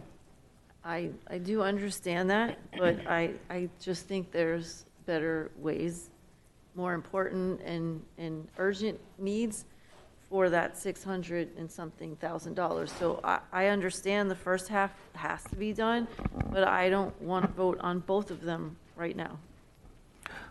So, Madam Chair, Board Member Hickson, Mr. Morrow. that's specifically why I had asked staff to present the item in the way they did. As we had discussion with staff, we contemplated that the piece of the work that has to be done immediately in order to deal with the easement section, that work can proceed. And then there was questions over the second half. There has been some criticism recently about not proposing to the board comprehensive solutions, and so I wanted to make sure that the board understood that just completing part one would not address the traffic concerns that are on 39th, and it would not satisfy some of the requests we've been getting from the town of Davie around the traffic improvements they're doing. But the way that the item was structured is specifically so if the board wanted to, you could make a motion and approve part one and not approve part two. Ms. Murray? Yes, I'd like to just give a little bit of history. You know, the emphasis here on this plan is for the Nova schools, but it fails to recognize that it also, the traffic is impacted by BC because their students are going in at the same time. And anyone who travels that area morning and afternoon knows what it's like. The easement right that we're now using for Blanche Former was given to us probably 15 or maybe 20 years or more by BC to help alleviate the traffic then. So what's happened is that the traffic again has built up to the point where it's practically impossible to get through there at certain times of the day. The plan that we're looking at was really designed over 25 years ago when the city sat down with the school board, and why I know that because I was in transportation, I sat with them, and the plan was developed to put the buses internally within the Nova complex to deter the traffic jam for all those buses coming in and make a better flow. So, and they didn't move upon it at that time. Sometimes in trying to be fiscally responsible, we delay things where the cost just keeps growing. And this situation is not going to go away. We know that parents transport their students to school. They don't rely upon public transportation as much as they used to 20 or 25 years ago. And it's behooving to us, even though there's a cost item here, to move forward. The city of Davie has always been a good partner with us. BC has been a good partner with us. And I think that we need to really recognize that these are entities that we have a good relationship with. And I think to continue that relationship, this is something that we need to take careful decision in what we're doing here, that we show that we support, when we've been supported by the city and the college, that we need to support their efforts as BC continues to expand and realize that our children that go to Broward schools filter right into BC. So again, it's a partnership that we need to nurture and continue the good feeling and support that we've had from those entities. Thank you. Thank you. Ms. Good? So, yes, thank you, Ms. Levinson. And, you know, I too have concerns. I know that when we discussed it at the workshop, and there was some extensive conversations, you know, with regard to the easement, the ability for the district to do what it needed to do within a certain time frame, that didn't occur. So now Broward College is saying, thanks, we want it back. Yes. We want to utilize that area. It's unfortunate. Yes, we have a great working relationship with this entity. They've been a great partner, so has the town of Davie. But also, we have limitations. And so it really puts us in a true predicament. If you do only a portion of what you're presenting, it's not a fix. It's only somewhat of a fix. So if we approve only the portion that's absolutely required, that will allow the school to have access. It's my understanding that phase one will allow us to get off the easement and address the issues with access to Nova Blanche Foreman, as well as complete the bus loop that services all of the Nova schools. But it will not address the Nova Eisenhower parent loop, it'll get our buses off 39th, but it will not get the parent vehicles off of 39th without completion. And then the other piece, I think, Shelley, and correct me if I'm wrong, with Phase 2 is the HRD. It's widening. Providing a different access point and widening an access point for HRD center on the campus. And so, please remind me a little bit, in the parent loop itself, right now, what would be different if, from what they have now versus what it would look like if we didn't do the second part of the proposal? Ms. Good, the second part entails lengthening the actual stacking, and that way we can get parents off of 39th. That's the key purpose of this improvement. It's really to get cars off. Okay. So ideally, this would be the best case scenario to deal with all the transportation, traffic flow scenarios. We have similar situations in other sites, and we've gotten somewhat creative with a variety of different pickup times, drop-off times. Many of our older schools have very short parent drop-offs. I have many in my own district. They're extremely small. I get that this is a different scenario with a different population. However, I really am extremely concerned of going with what we're going through right now to expend these kind of dollars. I think we need to tackle it.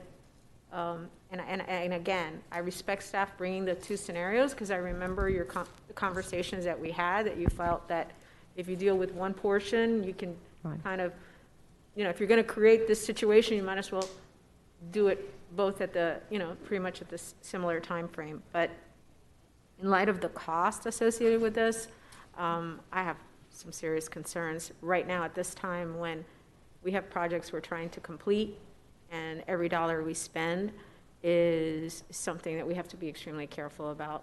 Again, I appreciate our partnerships with Davie. I appreciate the partnerships with Broward College. But at this point, either, we can reach out to the college and see if they can assist us in any other way. Maybe not using the same area, but providing some other alternative solutions.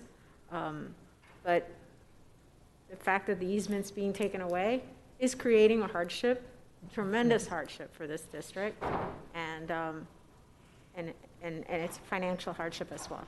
Thank you. Mr. Moquin, did you have? Yeah, I just want to provide a couple of more points as you continue the deliberation to decide the order. Ms. Maloney, it was my understanding that the original project that was contemplated as part of the original easement, that this solution is actually the same cost or even less than what was originally planned as part of the easement piece? Could you confirm that? That is correct, Mr. Moquin. The improvements to Blanche Foreman are less than what we would have paid for the traffic signal in today's dollars. Right. And then the other piece that I want to point out in terms of staff's recommendation is, regardless of how the board decides to phase this, we would recommend that minimally the entire design occur as part of phase 1, because it wouldn't make sense to, at a later point, come back and try to design another piece. So minimally, I think, we would want the design to stay intact as far as a comprehensive solution. Yeah, that's correct, Mr. Moquin. Ms. Korn? Thank you. Couple of questions. In terms of this work being done in concert with what the town of Davie is doing, what is the impact in terms of the cost of doing it because we're doing it now and not, let's say, a year from now or 2 years from now? Ms. Korn, I don't know offhand. I've had conversations with the consultant, and we're trying to move in tandem with the town of Davie. They have a very good relationship with the town, and the last that they informed me is that the town was not ready yet. So the consultant says, I don't know who's going to go first, whether it's us or the town, but either way, we're trying to stay as close in schedule as possible. Okay. In terms of there being a cost impact then, because let's just say the town of Davie scope of work is not associated with this, putting this off is not necessarily something that we see a considerable cost impact. That's correct. I don't foresee that. And this is also not necessary for us to fully to fulfill our commitment to BC. G1 does that G1 outside of does this that. item, correct? Yes, that is correct. Okay. So I will tell you as a board member, as much as this would certainly be ideal to have in place, $1.5 million, when we look at what our priorities are and where we are in terms of spending around the district. And, you know, we have, as a board, created priorities, defined priorities, and this was not one of them.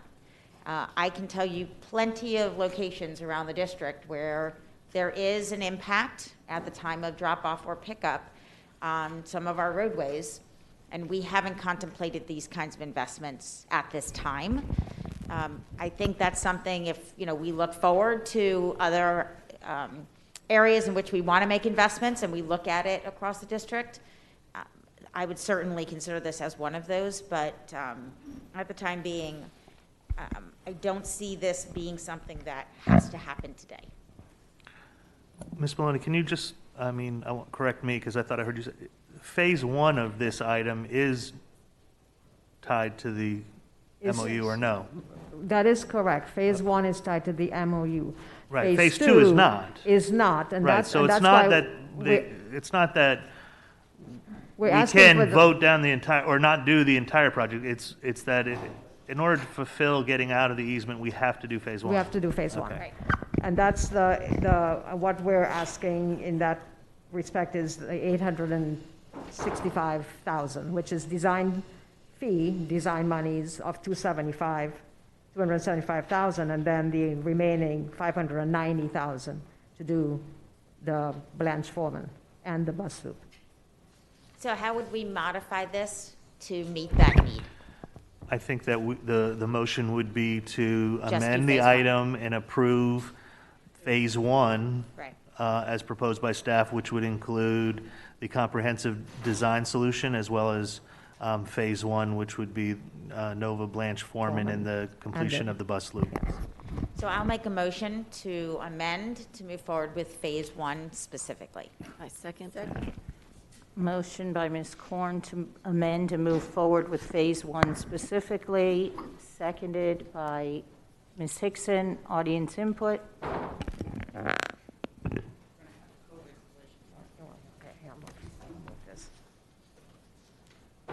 He's coming. Natalie Lynch Walsh. I appreciate the effort to try Ms. Walsh, to... I think they're coming behind you to wipe it all down. Oh, we were all sitting outside together last week. We've given it to each other.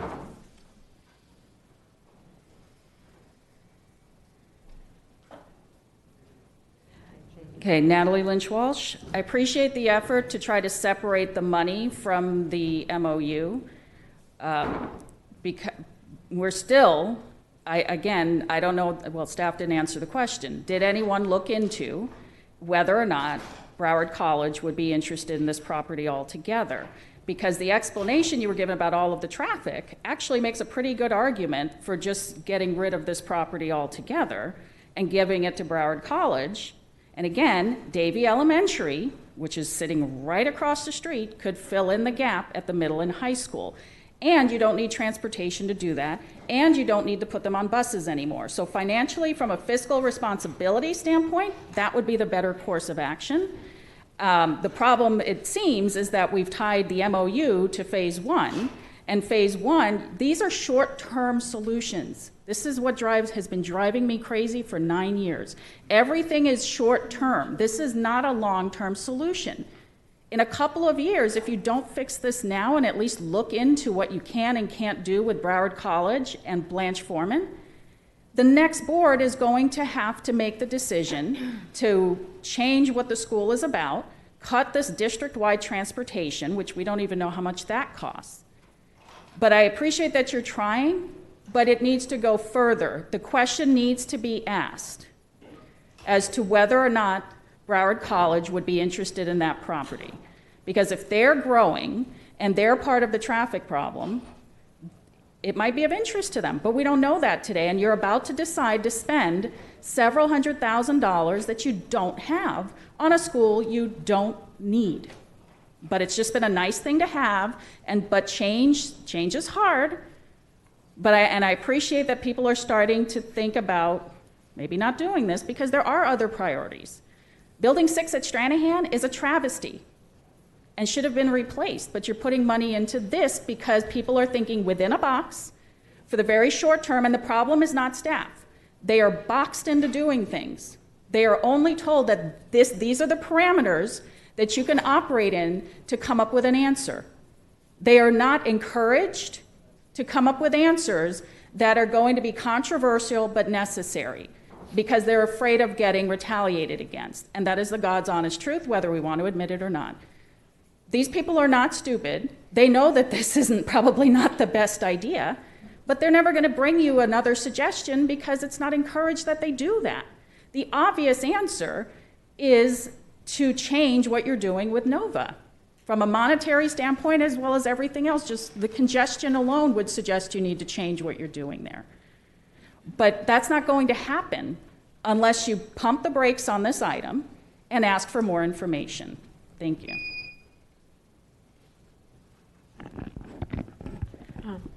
I'm going to make a comment. The NOVA schools, the high school, the middle school, and the 2 elementary schools are filled to capacity. We have waiting lists to get into the NOVA schools. I am not interested in looking at closing Blanche Foreman and selling it to Broward College, and I don't want that to be out there to the public that that is what this board is looking at doing right now. The NOVA schools are some of our highest performing schools in the district. They have students from all over who are succeeding incredibly at their schools, at those schools. There is no reason when you have schools that are filled to capacity and are performing at such a high level to do anything about that. We would like to bring our other schools to that level. Ms. Leonardi? Yeah, I mean, I just want to echo Ms. Levinson's comments. I most recently worked at Nova High School, and I do wonder if we were to go down that road of closing those schools, where those kids would go, because they're at Nova for a reason. So, you know, I obviously would not support closing those schools. I think, you know, we need to figure out a way to work with this congestion. It is quite unreasonable for the people who go to school there and who work there. So thank you.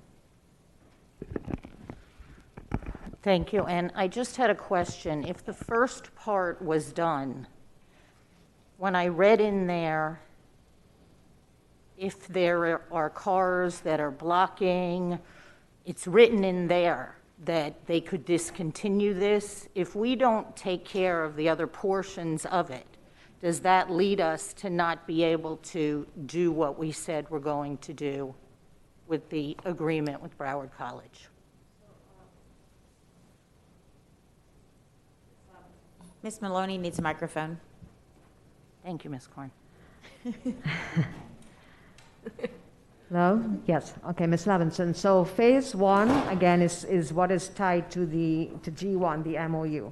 So we absolutely have to do that in order to meet the requirements stipulated in the agreement. And that includes Blanche Foreman, the improvements there, getting off the easement, which is key, and then the improvements to the bus loop off of 39th. So that improvement off of 39th and the bus loop is bringing all the buses for the 2 elementary schools back in that area. So it's taking it off of the Eisenhower, Blanche Foreman loops and bringing it to the back area behind Blanche Foreman and Eisenhower. So those 2... So it's making the situation worse, actually. Well, no, actually the it's... traffic situation. It's actually because we have a tremendous length of stacking for the buses. The stacking, we're able to stack on site in that area off of 39th, which is a major improvement to the situation right now, because the situation as it stands, there are buses traversing the traffic on 39th, and it is, I mean, I'm sure you've seen it, it's quite dangerous there. So this brings all of the buses, takes all of the buses and puts them on site and stacking. And it's So it will help with the traffic on 39. It will help, definitely. So again, the second phase was only the last piece to correct the situation on a comprehensive level. And what happens to talent development that's back there? Because that was phase 2, and we have quite a bit of traffic that goes in and out to talent development there. Right, I mean, that continues. It's not going to be an impact. They really just ask for widening of the drive. All right, thank you. Ms. Korn? Thank you. Just as the maker of the motion to the amendment, I have no interest whatsoever in pursuing a conversation around the closing of our Nova schools. So I just want to clarify, this had everything to do with a prioritization of where we're spending our capital dollars and not a movement towards the closing of our Nova schools. So thank you. Thank you. Ms. Good? Yes, and I concur. I think any conversation, and we're going to have those kind of conversations. We've spoken about it as a board throughout the county. Mr. Runcie himself has indicated, and it's a community conversation. It's not something that you bring an item one day to the next.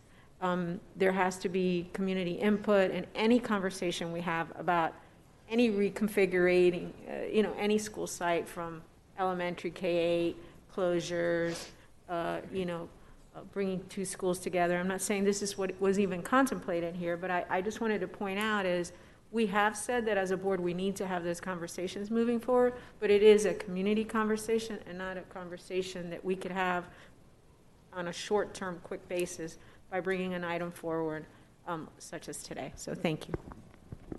Ms. Murray? Yes, I have 3 points. It was brought up about the cost of transportation into the Nova schools. What people don't realize is and we had this discussion many years ago when we were evaluating the expenditures for transportation into Nova.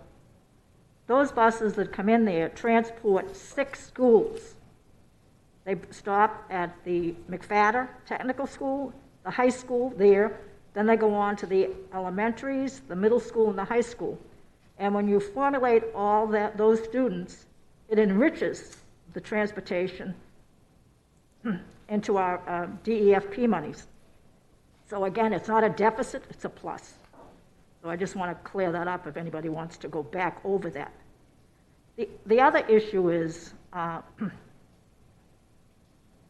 with all that we have said, with the issue with Blanche Farm, and when BC stepped in and gave us the easement right, because at one time the property that we're now using wasn't available to us, and they made it available to us to help us solve the solution.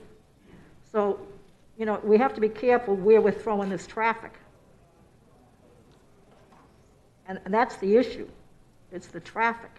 And I think that we should have had other people here to discuss this. I think somebody from BC should have been here. I think somebody from the city of Davie should have been here. And I think it's behooving to us before we may not make the right decision or heard all the points, that we table this issue and go back out and talk with those entities to get a better input of what they see, not just what we see, because we're not the experts on traffic and how this whole plan is going to work with the city plan.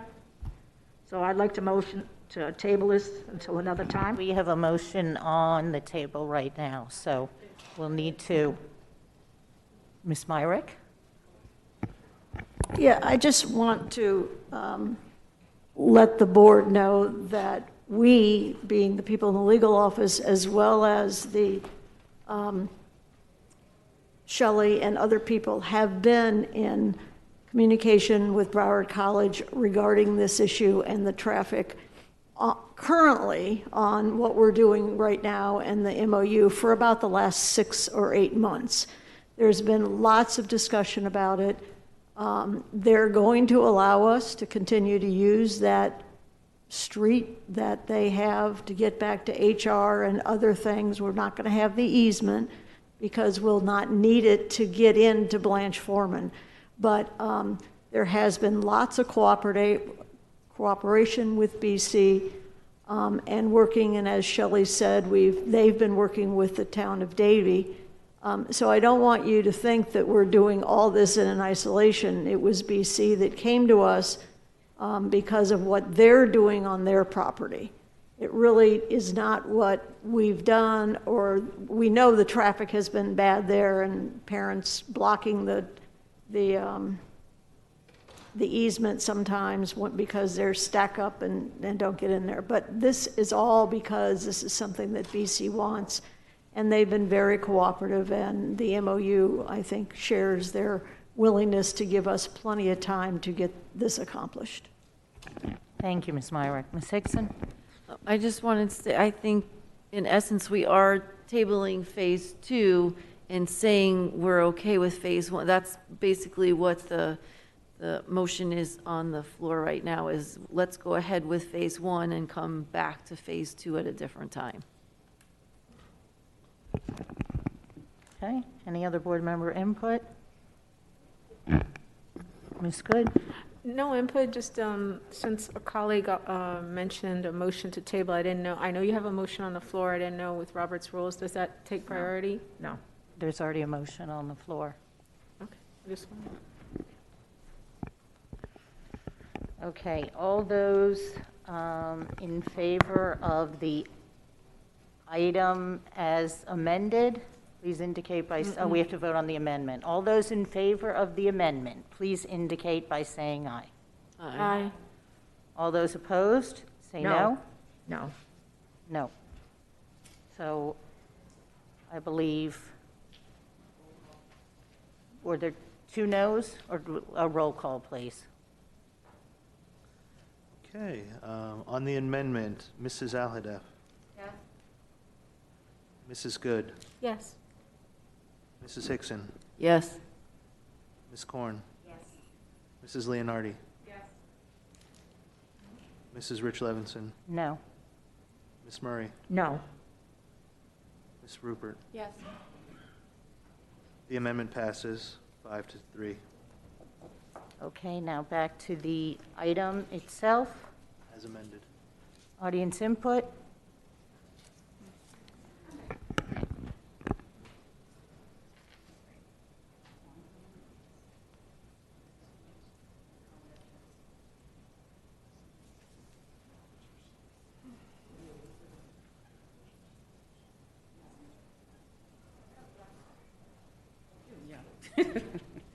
Sorry.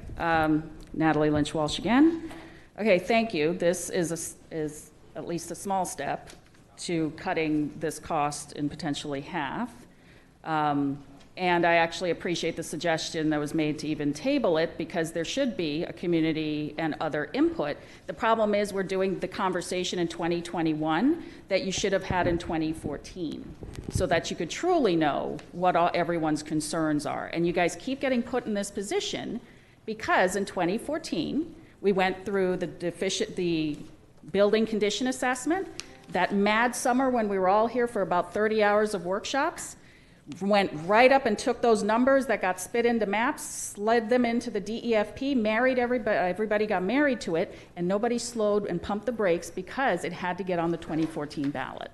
That's why you keep having these conversations in 2021 that you could have easily had in 2014, put it on the 2016 ballot, and I will bet you either of my kids that you would be further along today had you done that course of action, but we can't go back and change the past. As for the question of where would the kids go, well, they would go back to their home school. But the problem is, when they're there at Nova, nobody fixes the homeschool issues. So it's very easy to pull where the kids at Nova are supposed to be able to answer the question, what would you have to do in their community schools to get them to go back there? Because, yeah, people are going there for a reason. It's to avoid their community school. It's very simple. The teaching methodology at Nova has not been done, people tell me, for about 20 years, and I distinctly remember it being changed in policy several years ago because they admitted they don't do the research-based teaching anymore. So it is not what it was designed to be back in the past. But I appreciate the steps being taken now, and I really wish you hadn't been put in the position of having to do this Monday morning or whatever. I'm not good at sports analogies, but basically you're doing your 2014 planning in 2021 when you already have staff bringing you the item. And you have to make these quick decisions, and it's not fair to anybody. It's not fair to staff, it's not fair to you, and it's certainly not fair to the taxpayers. Thank you. Board member input? All those in favor of JJ 11 as amended, please indicate by saying aye. Aye. Aye. All those opposed? No. Let the record indicate that Ms. Murray has voted no, and the rest, yes. May the chair have a motion and a second on item JJ 12. Moved by Ms. Korn, seconded by Ms. Hickson. Ms. Hickson. Thank you. I just wanted to make a comment, really, I guess, that, you know, Blanche. Public first or sorry. after, I don't really have a preference. Audience input. Sorry. All right, thank you. Natalie Lynch Walsh. Okay. I'm happy to see a change order for Blanche Ely. And I admit I haven't reread this one. I don't know if it's the termite infestation or something else, but I know it's not the bus loop canopy, which there is an estimate for that. And there was a proposed board date, so I hope someone will bring that up during this meeting, because there's some confusion as to how you get a board item to the board to make a decision. Scope decisions, scope changes should not be taken out of the board's hands. In fact, the new PMOR agreement contains a provision that when there are significant changes to scope, they come before the board. If you guys are approving change orders as little as $3, which is absurd, it then seems to make sense that if you're going to reduce dining capacity or have a need to provide a permanent structure or address termite infestation on a stage which is holding up the wheelchair lift, or redo the gym floor because there's damage there. I don't know which of the issues, the Blanche Ely issues this is, but it stands to reason that if you need to replace a bus loop shelter being one of the most basic needs, if you had the shelter before the buildings were demolished and you did not have shelter after you demolished the buildings, that's an error if you don't put it into the scope. And that's an error that staff should be bringing forward, and the community should not have to fight for that. Thank you. Thank you, Ms. Hickson. Thank you. I'm going to approve this. I just have a question. So it says during the initial walkthrough, the district's roof inspector, the existing kitchen supply and exhaust fans on the rooftop at Building 1 were determined to be in a state of disrepair and slated for replacement. So if that happened in the initial walkthrough, how come where it's coming out as a change order and it's adding another 5 months to the scope, to the construction at Ely that's already so far behind? So it just gives me pause. Ms. Lonigan? We can. Can you hear me? Yes. Good afternoon, Kathleen Legan, Program Director, AECOM. So there's two elements to this change order.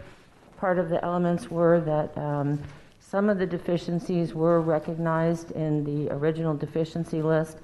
For some reason, they did not make it into the final scope validation meeting. In addition to that, when the building inspector came to give finals, the deterioration of some of the equipment was noted and could not get a final until these elements were fixed.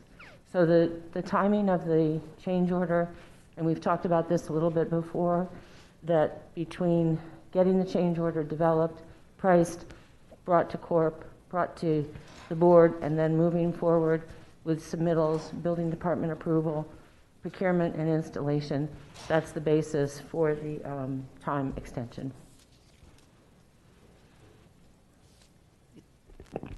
Thank you. Ms. Hickson, does that answer your question? Seems to be excessive. So we're already behind. It adds almost a half a year to the construction. So if there's a way that we can avoid this, we have to do what we can. I'm sorry, I couldn't really hear you say. I said, this adds another almost 6 months onto a project that's already years behind, so that's my concern. If there is a way that some of the, it seems like paperwork is the majority of what's holding that up. So I would behoove us to find a way to make that move faster. Absolutely, and these are things that we are continuously looking at to reduce the time and improve the schedules. So we will work towards that. Thank you. So if I can just add a couple things or Yes, ask Mr. Westland. Kathleen to clarify some stuff. A lot of times, these aren't days like from today moving forward, right? A lot of the days granted are days that have already passed, so it's not like approval of this is going to add 148 more days onto the schedule. And then I think that the other point that I want to make out is that this item is actually a good segue into the JJ15 item and why we're now trying to recognize that, you know, the conditions of what's going on at the roof are very different today than they were in 2014 when the condition assessment was done. And so we're experiencing these situations where we just put a brand new roof on, and given the condition of some of the rooftop items, that, you know, having them to come out a year from now on top of the roof that we just replaced, you're putting that roof potentially at jeopardy. So it's more prudent to do it now. And what we're trying to do is, rather than continue to play catch up, I think the JJ15 item is trying to say, let's go out there proactively now and try to change some of these things as part of the scope, because there's such a focus on scope creep and making sure those things don't happen that sometimes some of these things aren't caught more prudently. Frank Girardi, Mr. Executive Girardi. Director, Capital Program. I have nothing to say now because Mr. Moquin just said everything I was coming up to say. Okay. So he's dead on point. Thank you. Thank you. Ms. Rupert? Thank you. So how many days moving forward are we talking about? So Mr. Moquin had said, you know, some of these days have already been started, so let's try to get the correct information out in the public. So It looks like you're requesting 148 days, but Mr. Moquin inferred that we've already started the clock on that, so. if you look under the project summary, the current plan substantial completion date is 9/14/21. And so that is the What page, I'm sorry, Kathleen? I'm sorry? What page? Oh, I'm looking at the executive summary for change order number 3. Okay, and you're just reading that? Yes. Okay, go So ahead, please. there's two dates on there. There's a substantial completion and the planned final completion. So we're looking at a 9/14/21 substantial completion. There it is. And that's for everything for Ely? Well, that's for that's for right now where we are on the planned schedule. Okay. I don't know how this stuff still keeps happening after all these years. And my heart goes with the community because this is just endless over and over. We seem like we're stuck in a bad movie and it's not moving forward here. I don't understand that during the initial walkthrough, and this is no disrespect to AECom, Sure. how you get ready for a new roof and you don't get up there, unless I'm reading this completely wrong, suddenly the state of the existing kitchen supply and the exhaust fans on the roof were determined to be in a state of disrepair and slated for replacement. Wouldn't that have been obvious when they were up checking the roof? Because I don't know about you, it's like when I clean, I don't just go and clean, you know, half of my kitchen. I kind of look at the whole thing and say what needs to get done. So can you help me understand how this would have gone unnoticed? I think Mr. Girardi, Thank Frank, you. if you want to step up. Frank Girardi, Executive Director, Capital Hi, Frank. Program. Hi. I think you're not quite, the initial walkthrough was not when the project started and was in design. I think the wording is a little bit misleading. It was the final inspection. When the roofing inspector came up to do the final inspection, that's when it was deemed that those units needed to be replaced. which was at the end of towards the end of the project. Okay, so how much time between the beginning of that part of the project and when someone got eyes on the disrepair of up upon Building 1? I don't have that time frame, but when the roofing inspector came out to do the final inspection of the roofing inspection failed until those units were replaced, which, as Kathleen Langen had mentioned, part of those units were in the scope and were missed, but the other ones were in disrepair, and they were being asked, we were being told to replace them to get the final inspection on the roof. So this was all happening at the end of the project. Yes, the way it reads is on the initial walkthrough, which you would think would be during design, that they were missed, but they weren't. Okay. This is at the end of the project. This was an unforeseen condition that we had to replace those units. Oh. So I don't know if that helps. Okay, is that not a consultant error? No, because the units were not supposed to be replaced. They were going to be removed and put back. Okay. But the inspector said, no, we need to replace them. So that's where this change order came in, was to replace them. Okay. I guess I'm not stating this clear enough. And I apologize. So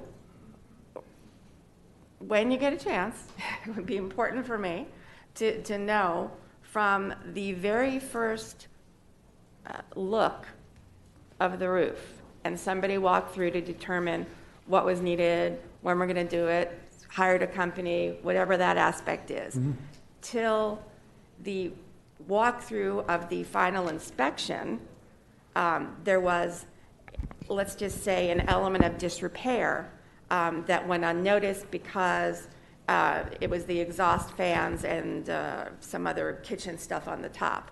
That's what I need, because this doesn't say that. And I don't know who wrote your stuff here, but it doesn't do you any favors by having underneath change order items that sentence, because you just got to take the sentence and take it on face value here. Right. But then you guys are saying that's not what it is. So I did want to give you the opportunity to Sure. say that, which you did.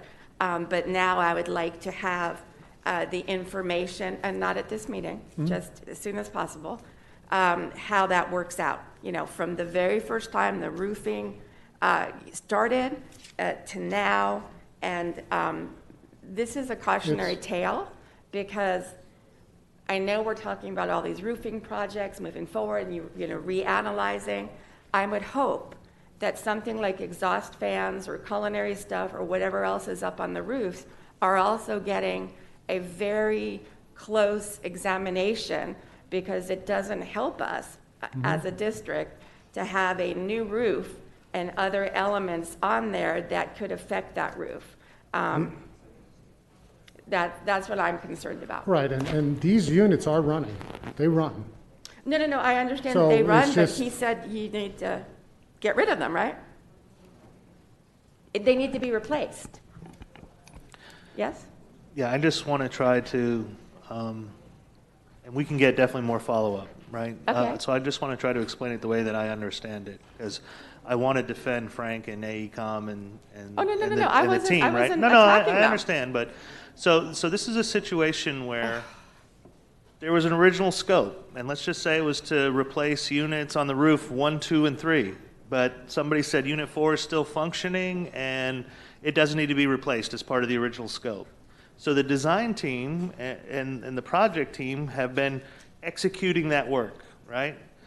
And now that we get to the point of final inspection, the inspector has said, wait a minute, the condition of Unit 4 now is at a point where I don't want to pass the final roof inspection because, in my professional opinion, it's going to need to be replaced soon enough that coming back up on the roof is going to cause damage, potential damage to the brand new roof you just put on. And so what we're saying is, JJ15 comes back and says, let's let professionals go out there now, because, you know, we've been talking about these roof reality checks and all these other sort of discrepancies or issues to reconcile the original needs assessment with current conditions and what really needs to be done, rather than dealing with this one-off like we kind of talked about in the workshop, let's bring in a professional firm to now go out there and assess these roofs that are currently in design, currently in construction, and let's deal with this holistically rather than these one-off change orders that are coming to you like you've seen, because this isn't the first one. So that's how I understand it. No, and that does a perfect segue into JJ15. We want to find out these issues now, not in its inspection time. Okay, so number one should not have been written here this way. Jeff? I think the word initial walkthrough is what's causing Yes. the problem. I think it here. would be better at I think it would say final at final inspection Yes. was probably better terminology. Yeah. That would have cleared it right up. That would be it. I'm not really happy with how things are going at Blanchely, and I'm sure there's lots of other schools here in the county that are suffering through the same thing. But anything to do with roofing, after what we had, should be checked, and rechecked to make sure safety is key, front, center row, and we're able to move through our renovations in a timely manner, but also in a safety manner. So safe. Thank you. That's Thank it, you. Madam I'm going Vice Chair and Chair. to turn the meeting back to Dr. Osgood. Thank you, Ms. Levinson. Ms. Aladav. Thank you, Madam Chair. So I do see the change with it should being the final inspection walkthrough with the inspector, but I kind of want to just move before when it all started, there was an initial walkthrough, and I think maybe Ms. Rupert was trying to say this. So during that initial walkthrough, was there any type of checklist and accountability to discuss each of the different pieces on top of the roof? And what level of quality that each of those pieces are in? Thank you. So Kathleen Langen, AECom Program Director. So there's a couple of different things happening here. When we say the initial walkthrough, I'm not exactly sure because this project was ongoing, but I can share with you what we've done. As Mr. Mokran indicated, you know, we have a roof reality check that is to validate the condition of the lightweight concrete on the roof but because of the original assessments in 2014, and even when the design started, were some years ago. So we do a roof reality check. We come back and check that to make sure that we have an accurate scope. When we start construction, now, I'm not sure what happened before, but now what we do is we have a roofing pre-construction meeting where we go up to the roof. There's a team that does that, our roofing team along with the contractor, AE, and we evaluate the condition of the equipment to the extent that we don't have engineers there. What we've been finding on some of these that are already under construction is you'll see from the next item that a lot of the equipment has deteriorated and we're going to have to reevaluate. But that's the process that we're following now. And I don't know if that helps. And how is that process documented? We write a report. A report is written, and actually we color code the elements on the roof so that everybody is in agreement as to what is going to happen in scope. If there's any concerns about anything being out of scope, the roofing inspector has been working with us during those walkthroughs. So we think it's pretty successful right now. The challenge will be when we talk a little bit about the next item, and I can explain how that works. Okay, and I guess just my follow-up question for maybe Mr. Girardi is what she was talking about that's being done now and moving forward, that was not done before, or was it? I don't know if I could really explain what was done before, but the units were looked at, and they were not in the scope of work. Again, the units that are brought forward now, I believe 2 of them, or some of them, were missed in the scope. That is the fault of ours on the architect missing it. But the other ones were due to the condition of the units. So again, like she said, 7 years ago, the units could have been fine. But now they've deteriorated enough to where they do need to be replaced. So they were looked at, and what was looked at was what was in scope. And these units were not in scope. So now we're having to add it, and that's why we're coming to the board to add the scope. Okay, was it documented when it was initially looked at, that it was in good condition? I would have to go back to the records. I do not know. I would hope it would be, but I don't know. I'd have to look at the records. Thank you. Thank you, Ms. Good. Yes, thank you, Madam Chair. Thank you to my colleagues. So, just great conversation. I think to your point, you know, an assessment was done 4 or 5 years later. Some of the units may have changed as far as their integrity. And so therefore, recommendations being made to change them. My only question, based on everything that was discussed today, which I appreciate, is the issue of, you know, getting to the point of a final inspection and making such an observation. So I would imagine when any project is done of such as a roof, there's ongoing inspections or no? Yes, there's always inspections going on, especially with the roof.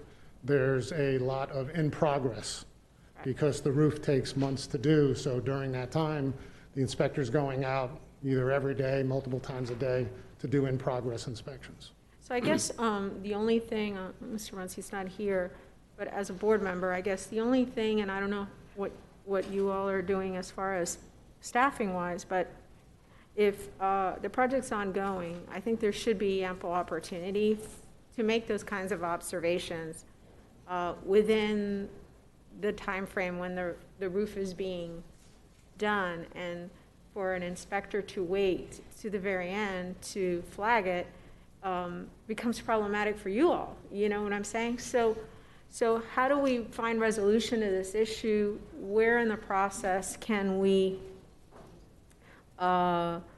improve on that inspection process? I get you have construction and you have inspections, but for an inspection to cause at the tail end during a final inspection, I'm flagging it because of this, and you have been working on that roof for quite some time, it's a concern, I'm sure, to you and to us.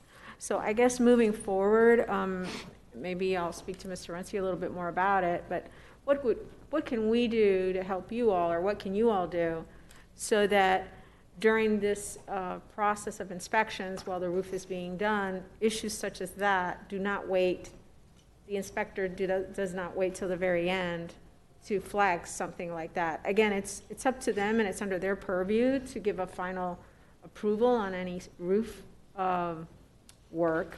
And certainly you want to make sure that everything meets their specifications and meets final approval. But to flag a unit at the end of an inspection process when the roof maybe has been ongoing for quite some time, I don't think is the most prudent. And so I would hope that there's maybe a way that we can have a checks and balances, because I agree with you, we are going to find that some units have changed drastically. And you want to complete the task at hand and do it. You don't want to be ripping up a roof later down the road for a unit that's going. And so I get all that, and I appreciate what you just shared. And you know, we have to do the best that we can. So I would just ask maybe, and I don't know if it's board follow-up or Mr. Moquin, what you suggest, but you know, how can we ensure that our staff and those that are working receive you know, as early on in the process when a roofing project commences, the opportunity for something like that to be flagged? Yeah, so first of all, as a follow-up, what I'll provide the board is I'll go back to the building department and I'll go through the practical aspects of the timing and the sequencing of the roofing inspections and how we get to this point before those decisions are made when they're warranted.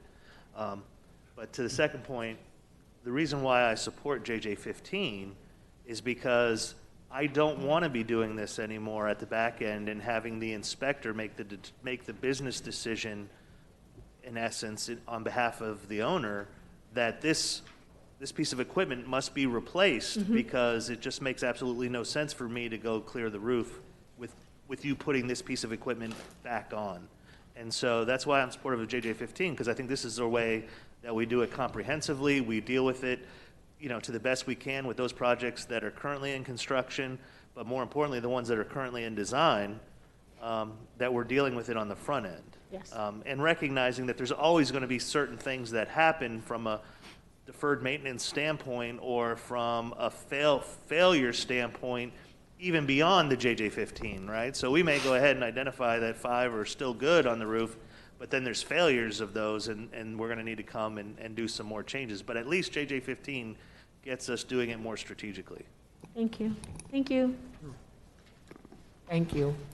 Any other comments on JJ12? All in favor of JJ12 indicate by saying aye. Aye. Any opposed? Thank you. May I have a motion and a second to move item JJ15 to the floor? So moved. Been moved by Ms. Corn, second by Ms. Rupert. Any public comment on JJ15?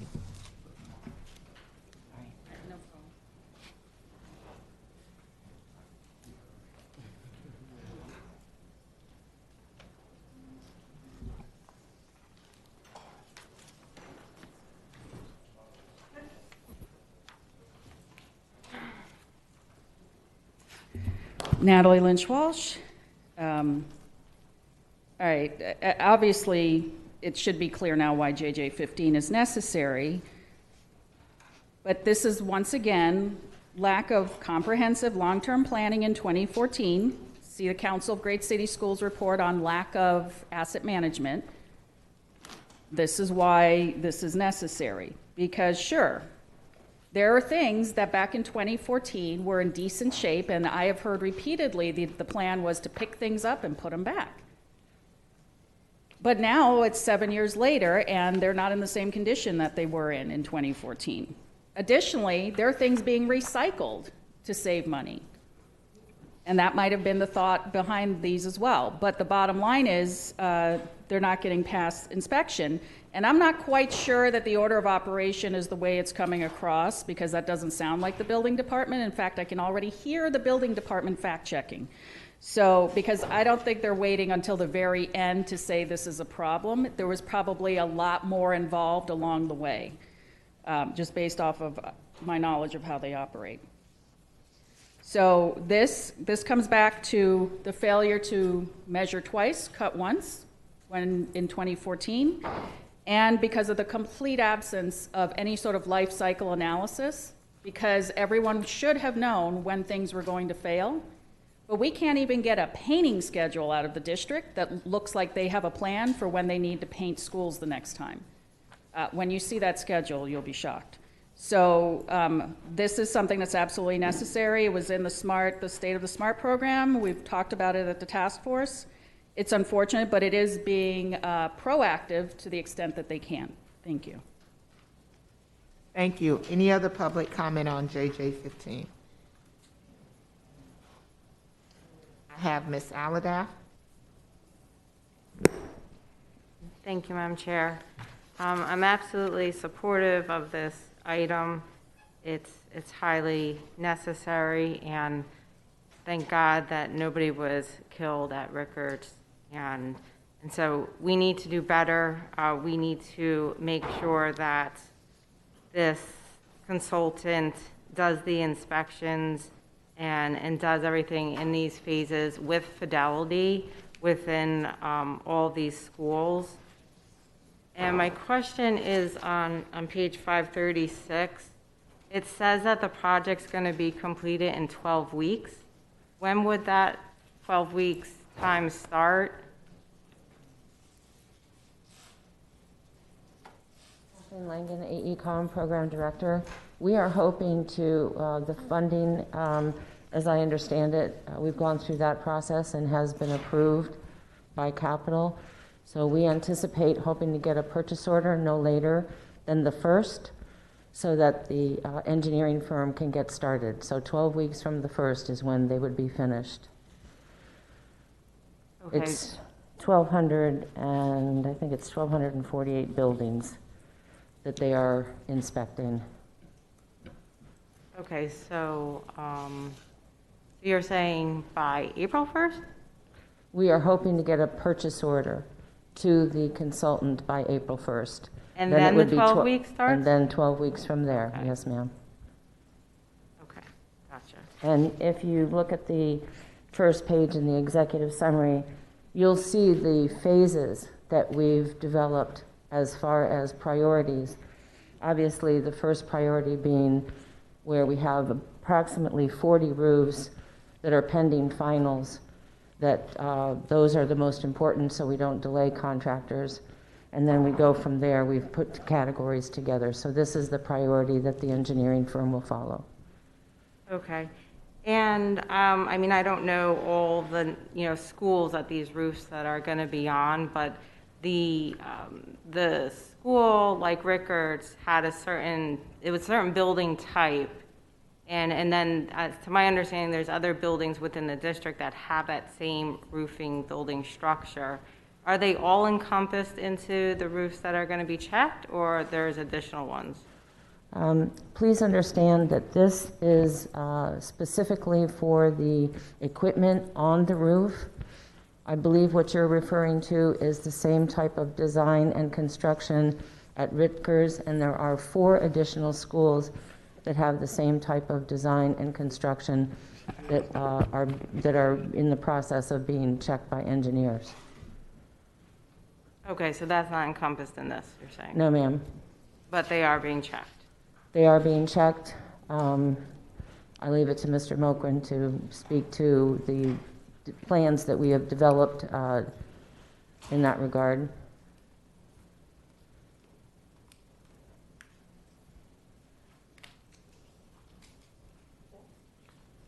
Yeah, I would just echo what Mr. Runcie said in his report, is that in the interim, we have asked the schools to vacate the areas between those 2 beams, in essence, where the structural failure occurred. From the preliminary information we have, I know that there's meetings being conducted with each of the engineers of record for those other projects in order to go out there and inspect those areas. Thank you, Mr. Moquin. And then once all these projects are completed, is there a report that's produced from the engineering company? Yes, ma'am.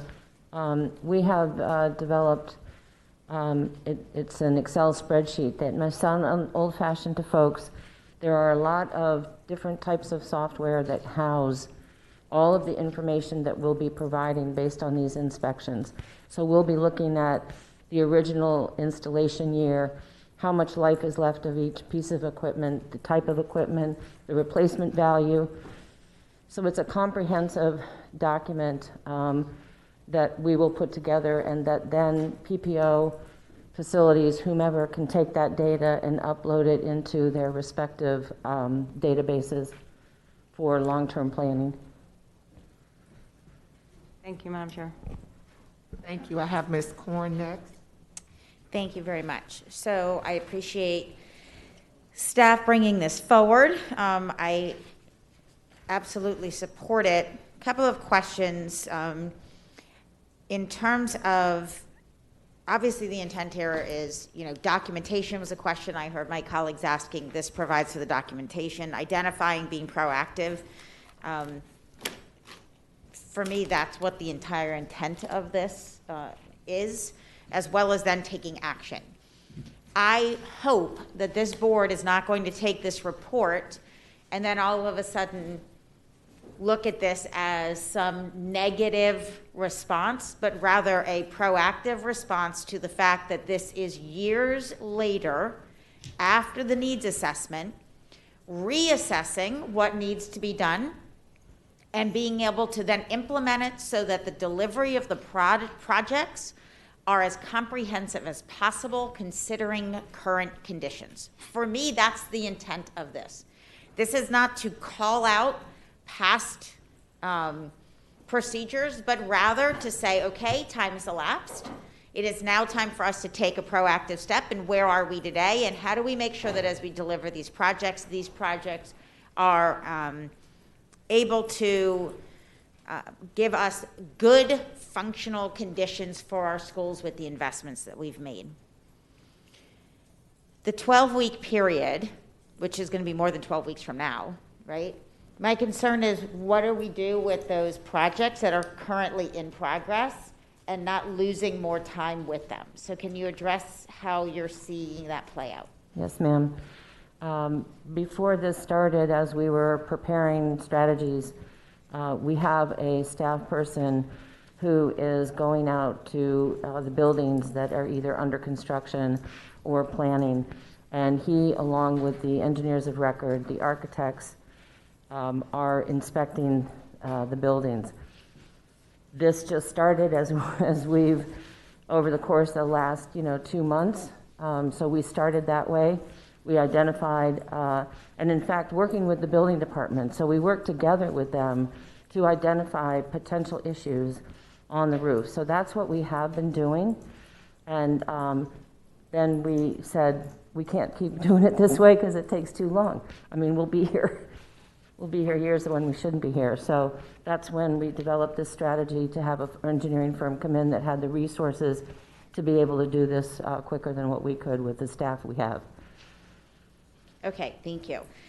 In terms of the actual process of engaging a company to do this, I know that SGM Engineering is identified here. You're mentioning a PO. I guess from a procurement perspective, I haven't seen us use this method in the past. So can you just help me understand how we're able to identify a company up front and then just do this as a PO? Sure. So we looked at, with purchasing, we looked at the firms who had engineering firms who were capable and who had continuing contracts with the district. We brought each of those firms in. We met with them and talked about the scope of work.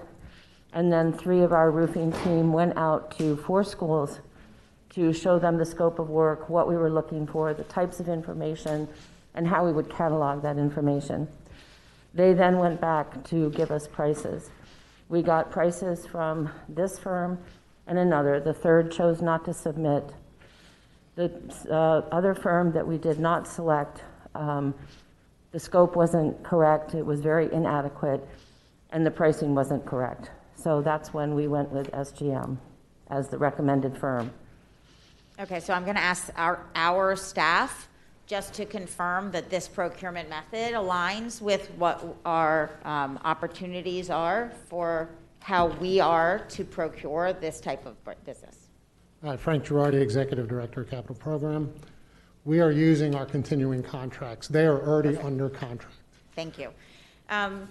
And then in terms of this work being outside the scope of what we contracted with AECOM to do, initially, was this a responsibility that would have been, and again, I'm not asking AECOM, I'm asking staff, sorry.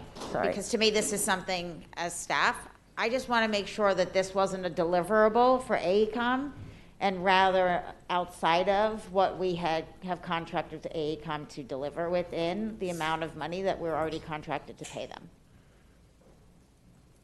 This is a proactive thing that AECOM's doing. They're looking at the whole program. That's part of their contract. Look at the program. How can we speed things up? How can we make changes to get the program moving and get it complete? So it may not be spelled out, but this is something that they're looking to do, and it's at no added cost. It's part of what they're doing now as a remedy to fix a problem we have. And they'll be coming and will be coming to many workshops and board meetings with policy changes and things like that outside of this, just to help get things fixed, if you want to put it that way. Okay, so Mr. Girardi, I think you just said there is no added cost. There is an added cost. It's $270,040, correct? Right, that is not part of their contract. They're looking at right. It. So that is the added cost, yes. So just to clarify, what I'm adding is I just want to ensure that the contract we have with AECOM does not have this scope of work as something they were responsible for, but rather this is an expanded scope of work beyond a deliverable for AECOM. Is that correct? I would say yes, and this is not going to be part of their contract We're doing it. Frank, I think you're misunderstanding my questions. I'm going to ask someone, Mr. Moquin. Right, so I do not believe, is, right, I understand your question. Thank So you. Frank, to simplify this, Mrs. Corn is basically saying, as part of the existing AECom contract, should they be doing the assessments of this equipment? And I believe that that is outside their scope. But what Correct. you are saying, That's out. what you are saying is that them overseeing this scope of work is not going to be additional charge to us because they will manage that. Perfect. Thank Thank you. you. Sorry, I wasn't That's clear in all terms right. of, that is exactly the point that I was getting at. Thank you very Okay. much. Those are all of my questions to the chair. Thank you. Thank you. I have Ms. Hickson. Thank you. I just have a quick question. This is specifically about the equipment on the roof. What about the actual roofs? Are we doing assessments on them? Because as we said, it's been 7 years since we've had those assessments, and what are we doing about the roofs, just the condition of the roofs in general? Kathleen Langen, AECom Program Director. So the way we are working is we are going back and updating the term of roof reality checks on the roofing, on the roofs in the program. So they were assessed in 2014. A part of that assessment was the engineer of record and the architects would go in and do testing on the roof. So if that happened 3 years ago, we are going back and validating to make sure that the scope that was developed is the scope today. So you'll see coming forward in some cases credits for lightweight concrete, hundreds of thousands of dollars.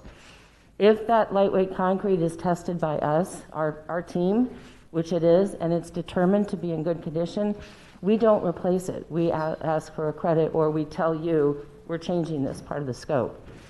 If it's determined that the lightweight concrete has deteriorated since the time of the original AE who was hired for the design has been deteriorated, then we will add it to the scope to replace the lightweight concrete.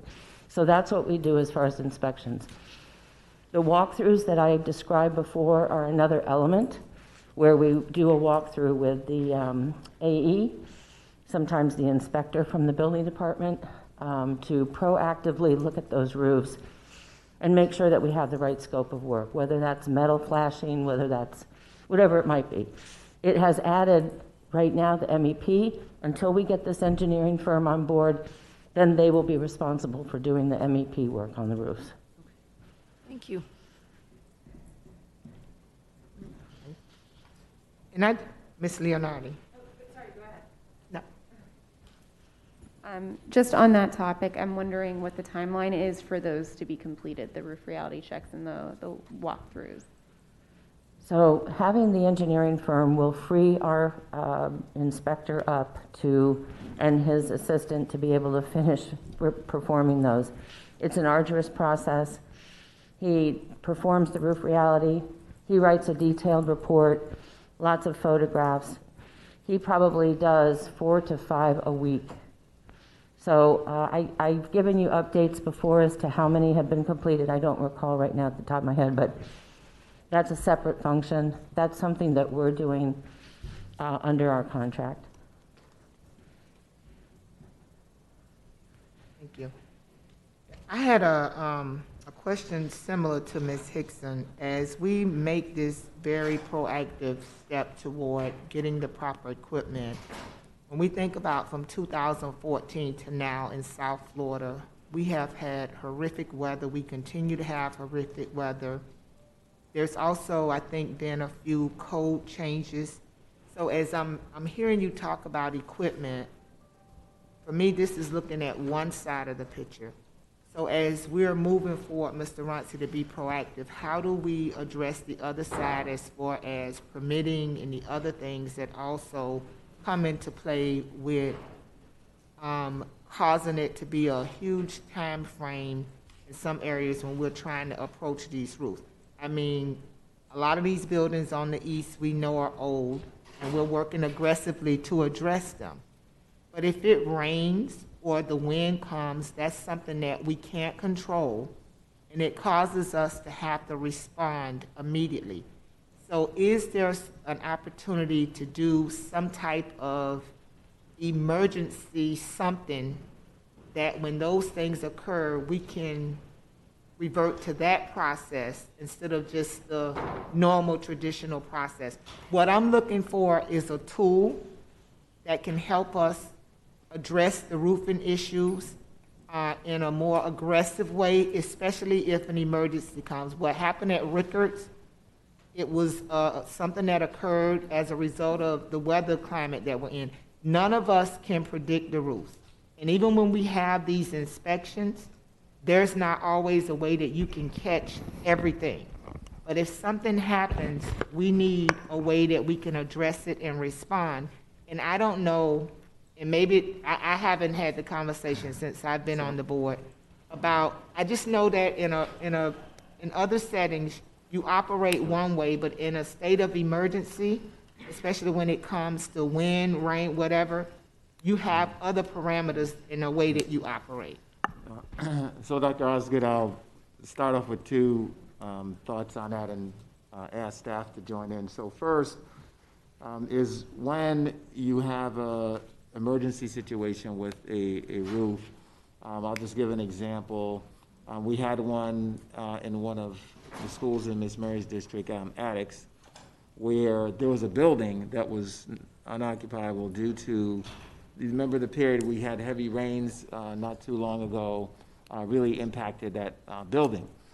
So we called various departments together, including some community stakeholders, and we put together a plan to separate out that roof work. I believe that's how we did that.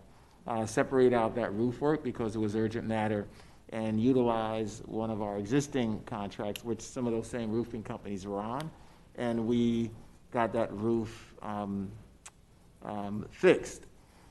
There are other situations that are coming up. I think I alerted you to one that I saw as well.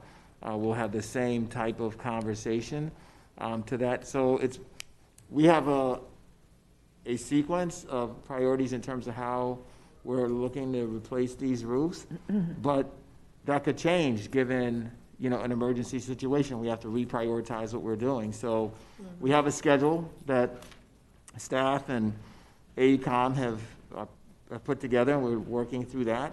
But when emergencies do occur, we do adjust what we're doing to make sure that we can give appropriate priority to facilities, especially when those spaces are learning spaces that are being impacted and made unusable for teachers and students.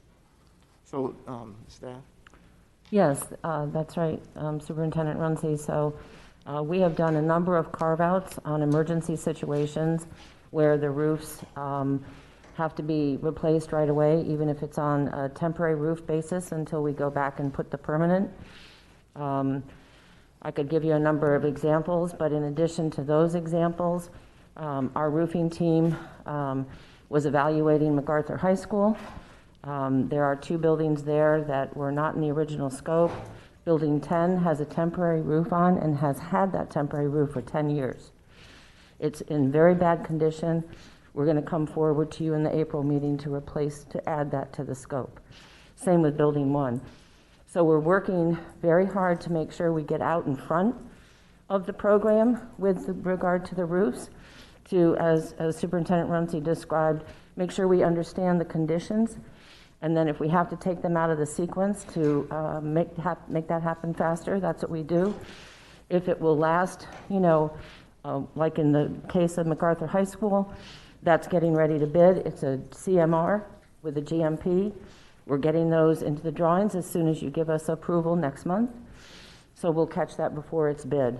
It will add, obviously, money to that GMP, but you haven't approved that yet, and hopefully you'll see the need once we bring that item forward. Thank you. Ms. Good? So I guess, so essentially, will every roof be looked at, whether there's a project or not? I mean, because when we talk about roofs, when you look at this, right? Sure. What I don't, you have roofs on individual buildings versus school campuses. So just want to make sure that when information is shared, everyone understands what exactly we're doing. Sure. And so are you focusing on those then that have either a project slated for a building part of a campus that has a roofing project identified? Those are the ones that they're going to go out and look at. And for the most part, yes, but we have added our inspections. It really depends on, our team will go up and make a visual inspection to determine if we should take that to another step, to come back to you and look at, was it included in the scope or not. Regarding the other roofs, I think, Mr. Girardi, the facilities group, we're bringing forward to you at the workshop the asset management RFP, or our desire to put together an RFP for asset management. And I think that's going to, again, improve the situation that we have here in Broward for the roofs. So I guess my concern is that we have a project slated for Building A on a campus. We're going to go out and look at Building A, but we're also going to be proactive and look at Buildings B, C, and D. But Buildings B, C, and D were never assessed for any roofing. So I think I think we're gonna need to have a greater conversation about, because we always try to maintain the scope, integrity of what was shared with the public. And then, although we've made some adjustments in scope based on what made sense, especially in areas where we maybe thought a building would be renovated, but it made more sense to demolish, or, we've made some adjustments. But we're going to find ourselves in a real predicament now when we go out and look at some of these buildings that weren't part of the original scope. We may find some are in desperate need because of, we're in South Florida, where, we're impacted by hurricanes. There's different things that could have happened. I'm not saying they may have been fine years ago, but maybe now something is evident, right?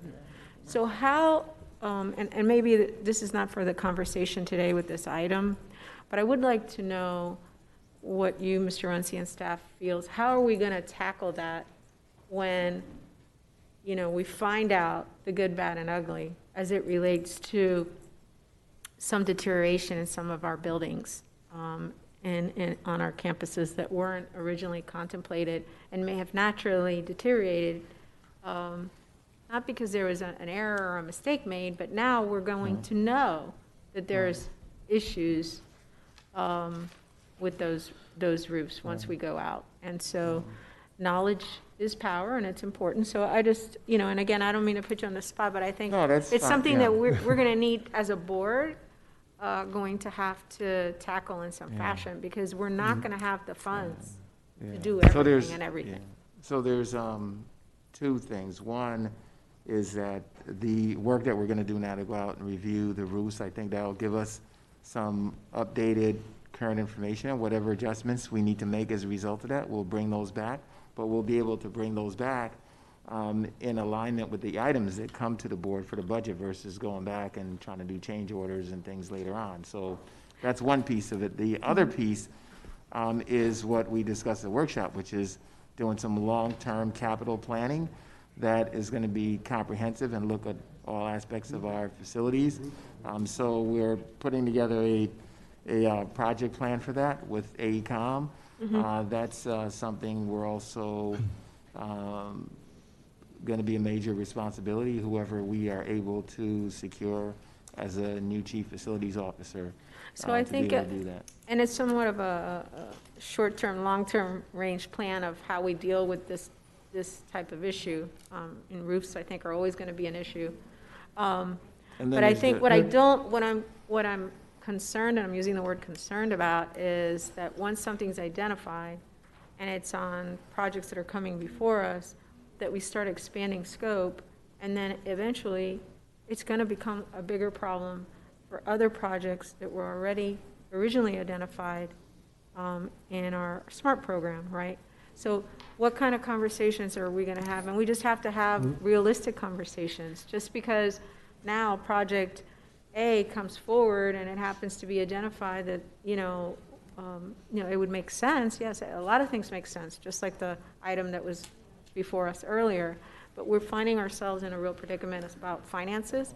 And so I don't know what would be the best opportunity. I just don't want it to be piecemeal to us and presented in just an item by item basis.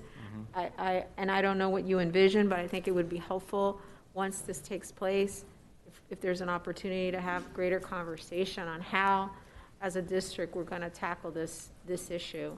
What makes sense? What can we do? What can't we do? And what I'm that saying? kind of segues into next week's workshop. Okay, well then. We've got I spoke everything too soon. segueing into something else. Thank Next you. week's workshop is bringing the roofing asset management company concept to the board. And this is something that is exactly what you're mentioning right now. We are looking now at the roofs that are on the projects we're working on, but this company will come in. We've got 17 million of new roofs that we're doing now, and there's another 22 million out there. Do all 22 million need new roofs? I hope not, but no, they shouldn't. This company will be coming. Means square footage.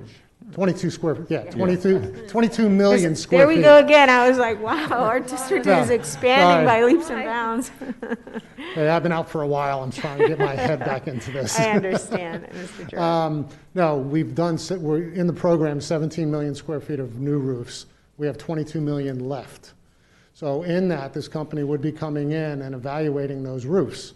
And if they could come in and tell us at a small cost, we could extend the life of a roof 3 or 4 years or 5 years, they will show that and tell us what we would need to do that to where, as they do a priority of the roofing that needs to be done, we could look at to do short-term measures until the funding's there or however we move forward with it. And again, that makes total sense. And then we also know we have other issues with staffing, inspections, and things like that. So I think in a perfect scenario, it makes sense. So I look forward to that conversation. Yeah, the way this item covers the HVAC, that item will cover all the roofing, which are 2 major parts. Okay, thank you. Thank Thank you, you. Mr. Runcie. Thank you, Madam. Yeah, Ms. Levinson. Most of what I said, was going to say has already been said, but I support this item in terms of what has been said, that we need to get a handle on where we are now. In South Florida, things constantly change with roofing. So, but I do have a similar concern that once you do get this information, we need to have a discussion as a board, because the scope is real to us, and we have promised things to the community, and we need to make sure we deliver that before we start adding new things. So I applaud that we're doing this, but we need to have a comprehensive discussion with the short-term planning and the long-term planning. We may not even be able to do some of the short-term things right now. Understood. So I just Understood. want to make And sure that we do as have soon as that. we get the data, we'll be working with Atkins to look at the financial impact across the board. And if I can just add, Thank you. I'm sorry, if I can just add, I want us to also be cognizant of the limitations, right? So this item is in fact being brought proactively in an effort to try to address stuff strategically as it relates to not being in a situation where literally, we've just finished building 12, I think, at Northeast, and 6 months from now, a piece of equipment that's on there that fails, and we got to go up there and replace it, and now all of a sudden the warranty's in jeopardy, and somebody says, why didn't you were just up on that roof. Why didn't you replace it? So obviously, this contract is meant to try to deal with that. To Frank's point about segueing into roofs, right? Because this contract's only going to cover those roofs that are in part of a project, right? And there's a lot of other roofs that are not part of a project. Well, the asset management system is going to help us to hopefully, from a planning standpoint, address the conditions of those roofs and try to stay on top. And to that point, we're going to find certain roofs that weren't part of the original scope that now are in a condition where we're going to come back, and if the project hasn't commenced, it'll be one of those discussions like we've had about let's make prudent business sense here, and if we need to adjust the scope and then make another investment because now's the time to do it, and we have the availability to do it, let's do it. But there will always be limitations, because what we do know is that our needs far exceed our resources, right? So all of this data is going to become, no matter how often we're evaluating and assessing, there's always going to be some staleness to it based on when we get the resources to address the condition we just found, right? And we're experiencing that now to some extent as it relates to the original needs assessment that was done in 2014. So, and there's always going to be realities of stuff that happens during the course and scope of this that make that data stale as well. So a storm comes and all of a sudden 3 units go off, and we're in the midst of a project. Now we got to address those things. And to Dr. Osgood's point, there are certain roofs that will fail between now and whenever we get this work done, or regardless of what the current assessment says, there's going to be something that could potentially happen that would make a roof fail, and then we would need to look at it in an emergency standpoint in terms of how we would address that. So I just want us to be cognizant that, yes, this is a very positive step to be strategic and proactive, but there are limitations, because as soon as we get done assessing something, the conditions could change, but it would hopefully not be as many as we're seeing now come through in change order. So. And if I may add to Mr. Mokran's statements, we have also met with Suprema to review all of the manufacturer requirements, what we can do with warranties, what we can't. We've been assured that Suprema provides a 20-year warranty. Nothing would stop that warranty from going on. There may be exclusions if we do something that's not appropriate, but they have committed themselves to work with us. We have recommendations coming forward with Frank's team that we think will help address some of the issues that you're talking about. We may not have to replace all the equipment. We may be able to have other strategies to be able to hold the equipment off until we can afford it. So working with Suprema, we've identified a lot of those elements, and that'll be up for further discussion. Thank you. All in favor of JJ 15 indicate by saying aye. Aye. Any opposed? Thank you. The item passes. At this time, we need to recess the meeting for a closed door session. Ms. Myrick? Yes, this is a closed door for security purposes, so those who are not involved in that need to leave the room, and we'll be back, but there's not any real speech to give you. Thank you.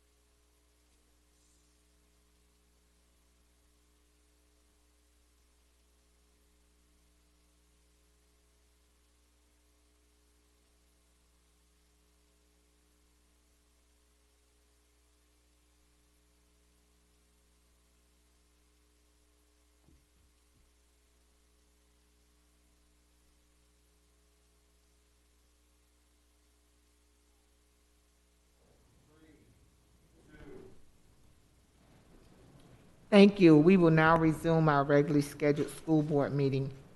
May I have a motion and a second to move to the floor items 005, 0014, 0015, 0017, 0018, and 0021? So moved. Second. Okay. Is there any public input on those items?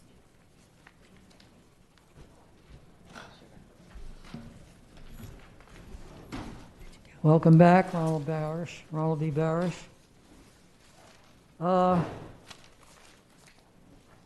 0018, let's start with that one. Have any of you know that charity begins at home? The Children's Los Angeles Hospital, 2,700 miles away. If you fly it, 3,000 miles if you drive it. What I want to know is why? I mean, it's $90,000, but charity begins at home, here in Broward. That's where it starts. Not in the Children's Hospital in Los Angeles. We have children's hospitals all over this area. Okay, we have the ones down in Miami, we have the ones here in Broward. There's no reason why we should have to work with Children's Hospital in Los Angeles. We need this money here.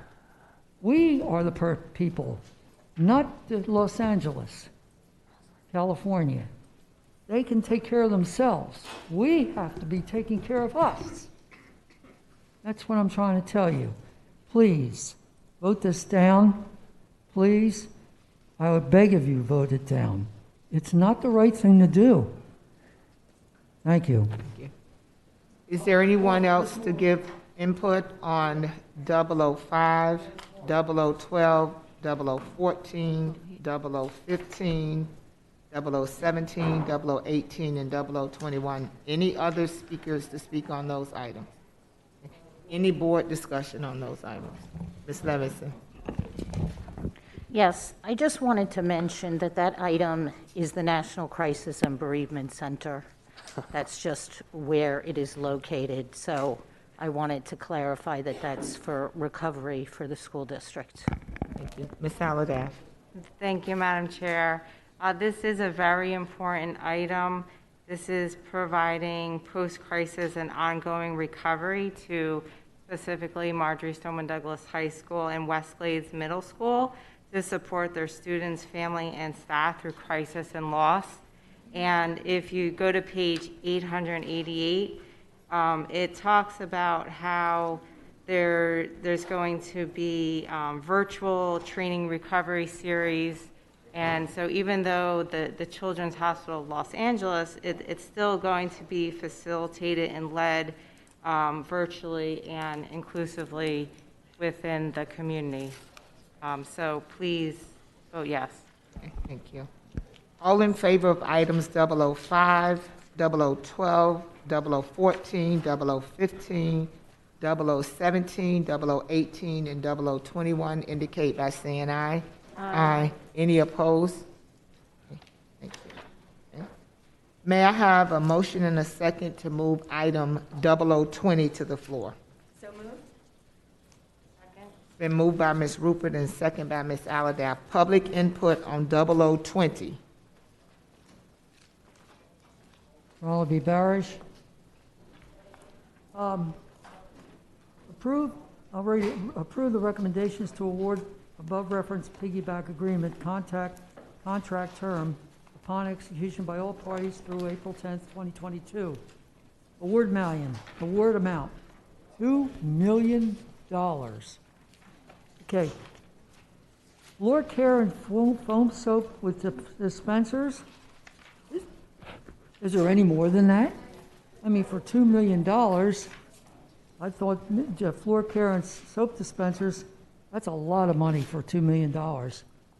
And I would like to know if it's more than that, if there's more janitorial products involved than floor care and foam soap dispensers. I mean, that's an awful lot of money just for that. I hope that someone can come up with some information about that for me. Thank you. Any other public input on 0020?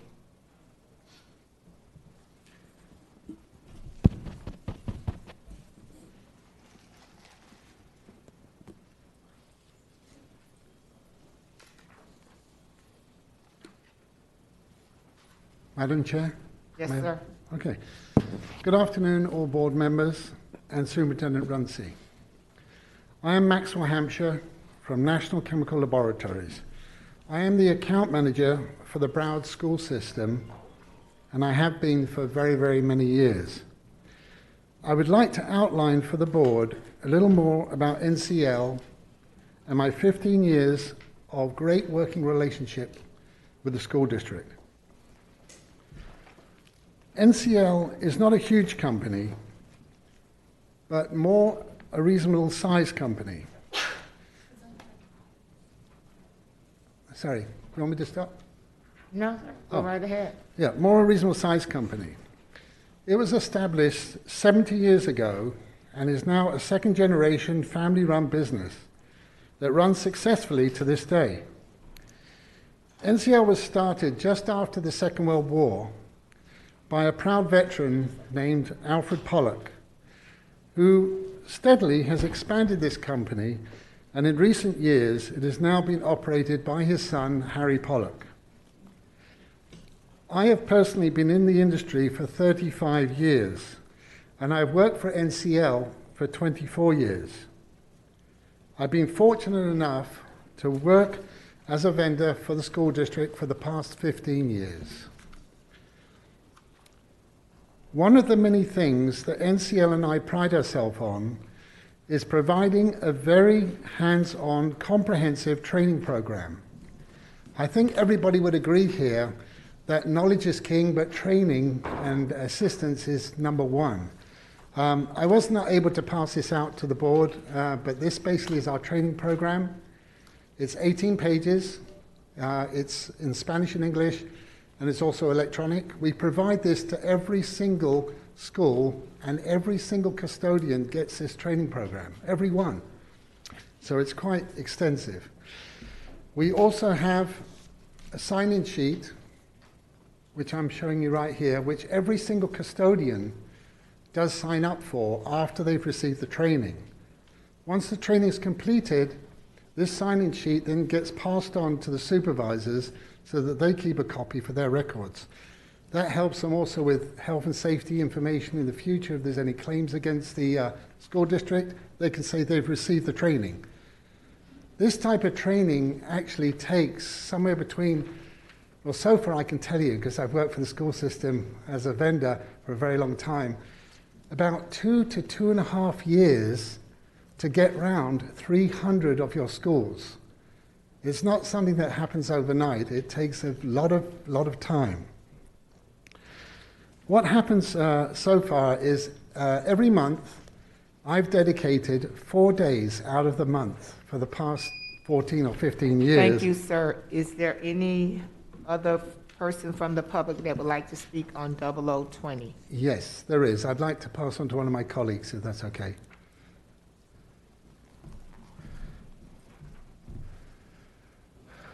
Thank you, Madam Chair and members of the board and Supervisor Runcie. I think to follow up on Mr. Maxwell's comments is that we provide that service. I'm sorry, my name is John Herron on behalf of NCL. We provide that service within our contractual provisions, free of charge. We devote an extensive amount of time in making sure that your custodial staff are properly trained in our system. We do that for free.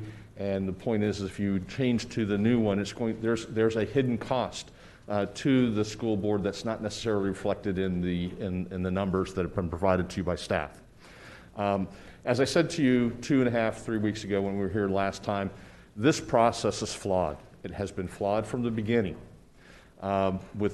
We do not believe that if you look deeply and take a deep dive into what's happened here, that this process has been competitively bid, it's been short-circuited, and intended to give a result that is not an open and competitive process. The only product that is subject to being piggybacked here is a singular product by a singular company, to the detriment of the taxpayers and of Broward County and to the school board, because it will cost you more money than what you are currently spending. As I said before, what we are simply here to ask is that the status quo be maintained, that you continue to use the current contract in order to allow your staff to properly evaluate these products, to properly put out a bid proposal, to properly determine what is the best price that this district can obtain for these products, the right product that's been properly vetted, properly evaluated, reviewed, determined to meet the specs that you need, and what is the best price that you can obtain for that product. Right now, this piggyback contract does not get you there. And, you know, we're going to end up here again because, you know, this process is flawed. My client doesn't want to continue to be in a dispute over this issue. It's simply asking the board to do the right thing, to tell staff to do a proper evaluation of this process and let the chips fall where they are. But as it currently is proposed, it doesn't. It simply doesn't. And as your own staff has indicated, it's going to cost you more. So we would ask that you not move forward, that you direct staff to maintain the status quo while this is properly bid out and evaluated properly, so there is a fair and equitable evaluation and selection process. Thank you for your time. I'm here to answer any questions you may have. Thank you. Any other public comment on 0020?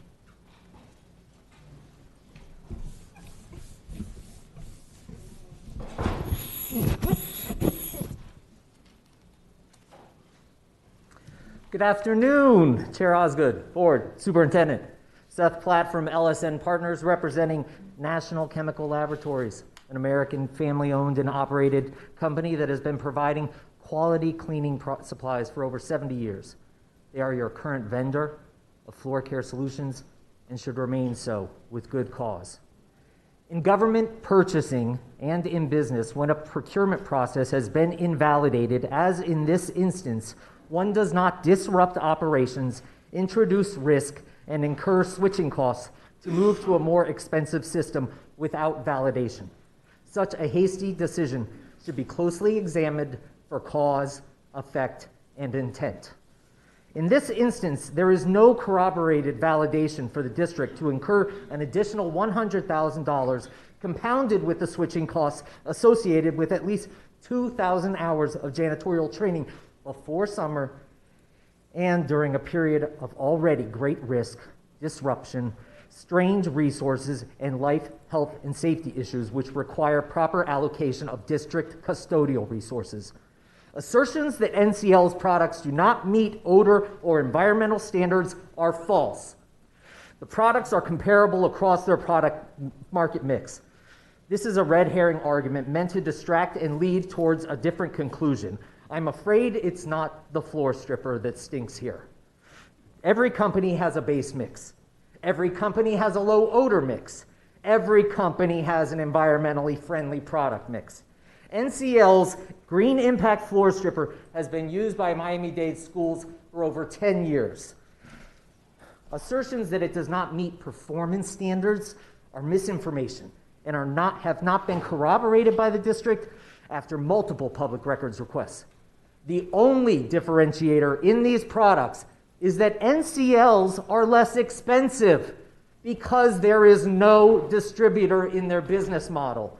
At every juncture in this defective process, the only solution presented as viable to the board was available through only one distributor, South Florida Janitorial and Pool Supply. The ITB and Piggyback only viable outcome was self-determined by the limitations of the selection pool. One bid was incomplete. Guess which distributor the other two systems both used?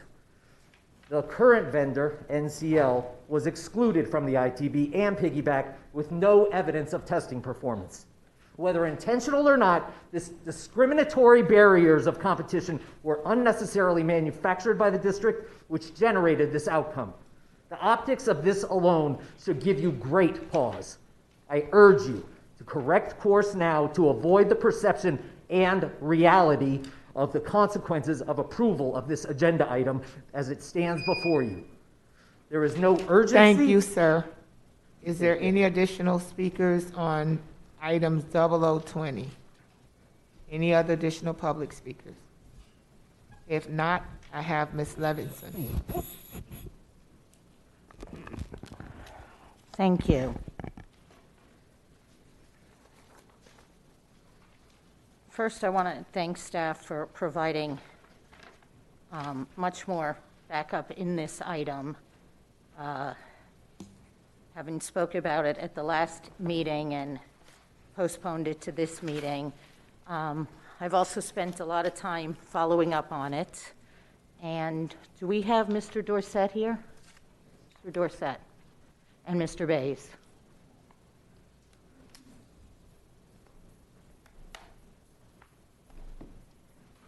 I would like to ask you all about the process that was followed to get us to where we are today. Thank you, Ms. Levinson. Sam Bays, Director of Physical Plant Operations. To my knowledge, there is not a more careful, more methodical procurement in our district, or one that I'm aware of in K-12 maintenance than this.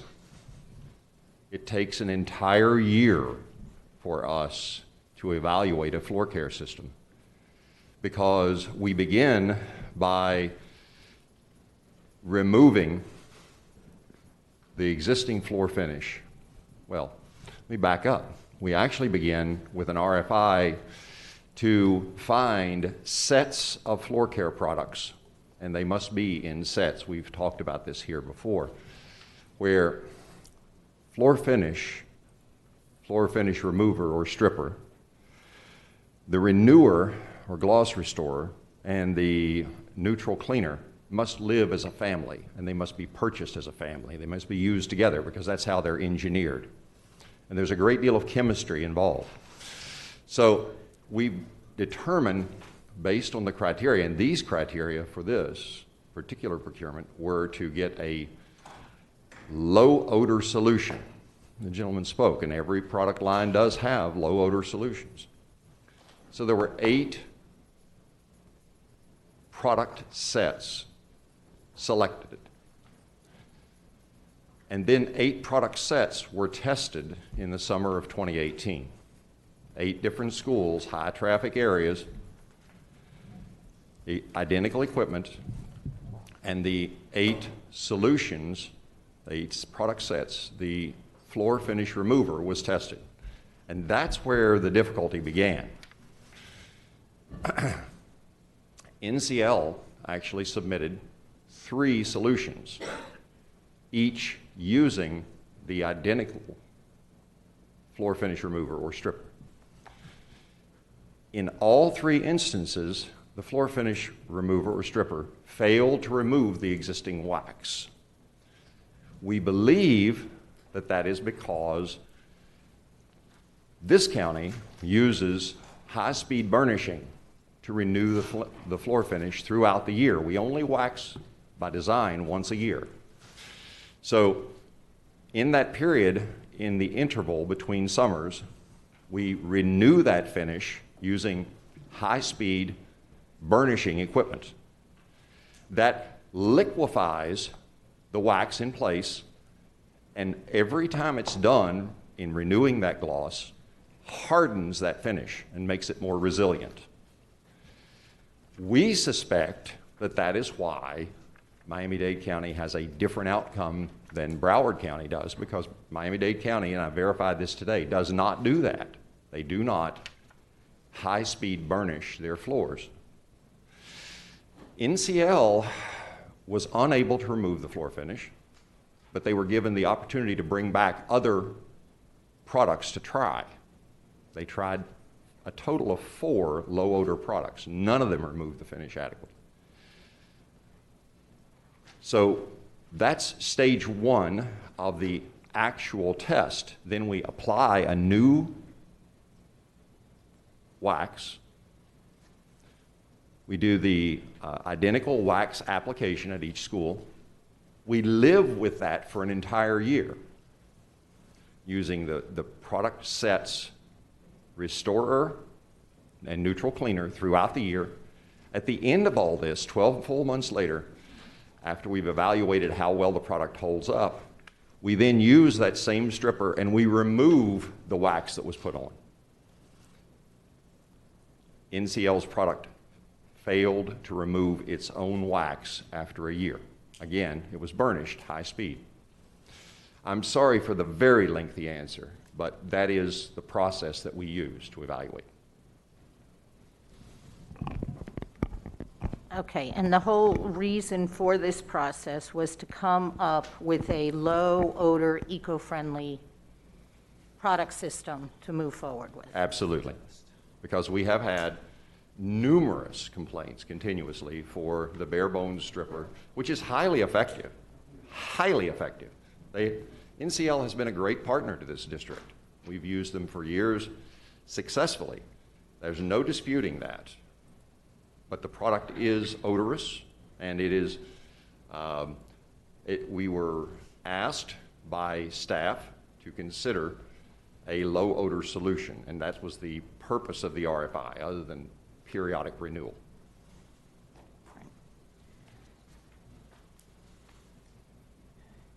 And you have documentation of the various items that were tested, Yes, all ma'am. of them. We do. There's a matrix that staff prepared just this week showing the results of the testing done in 2018 and 2019. The initial application, the initial stripping, the initial application, the second stripping done a year later.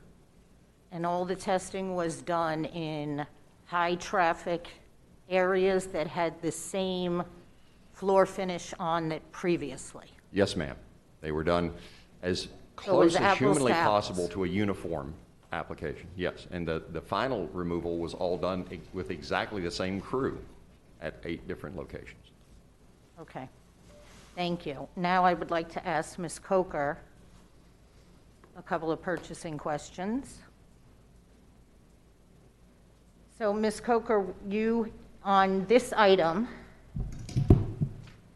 it appears to me, first of all, I want you to talk about piggybacks and how those are competitively bid. Those are not just items out there to piggyback on. Good afternoon, Mary Coker, Director of Procurement and Warehousing Services. Thank you, Ms. Levinson, for the question. Indeed, our policy and our state statutes allow us to piggyback. And in this particular case, we piggybacked from the Panhandle, a consortium of small school districts that did prepare an RFP, so this was competitively bid.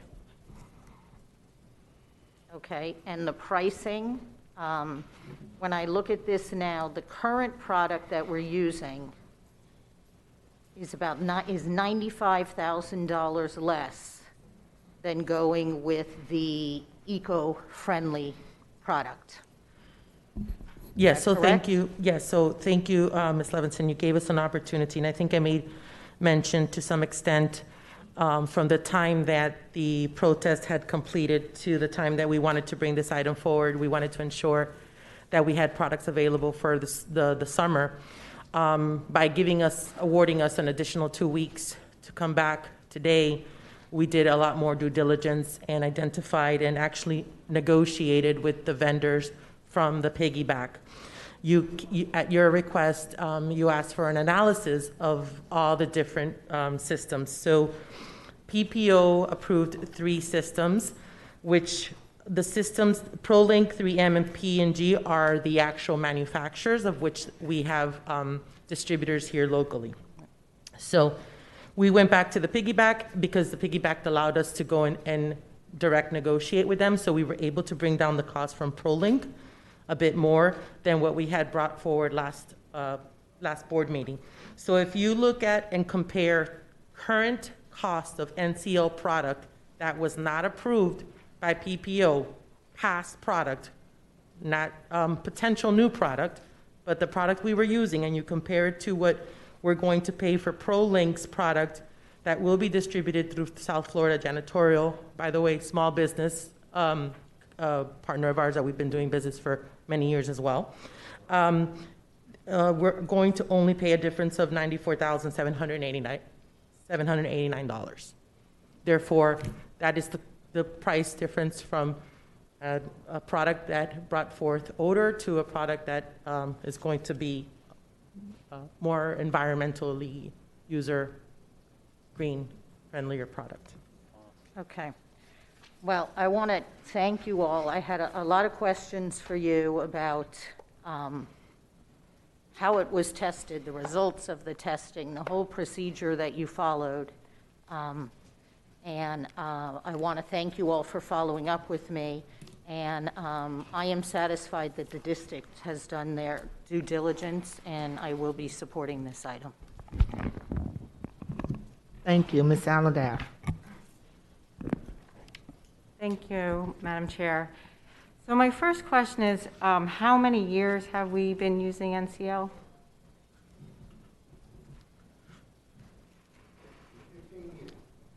We've had a bid. I have approximately, based on bids that I've been tracking, it was over 10 years that we've been using NCL. Sam, I don't know, you've been here longer than I have.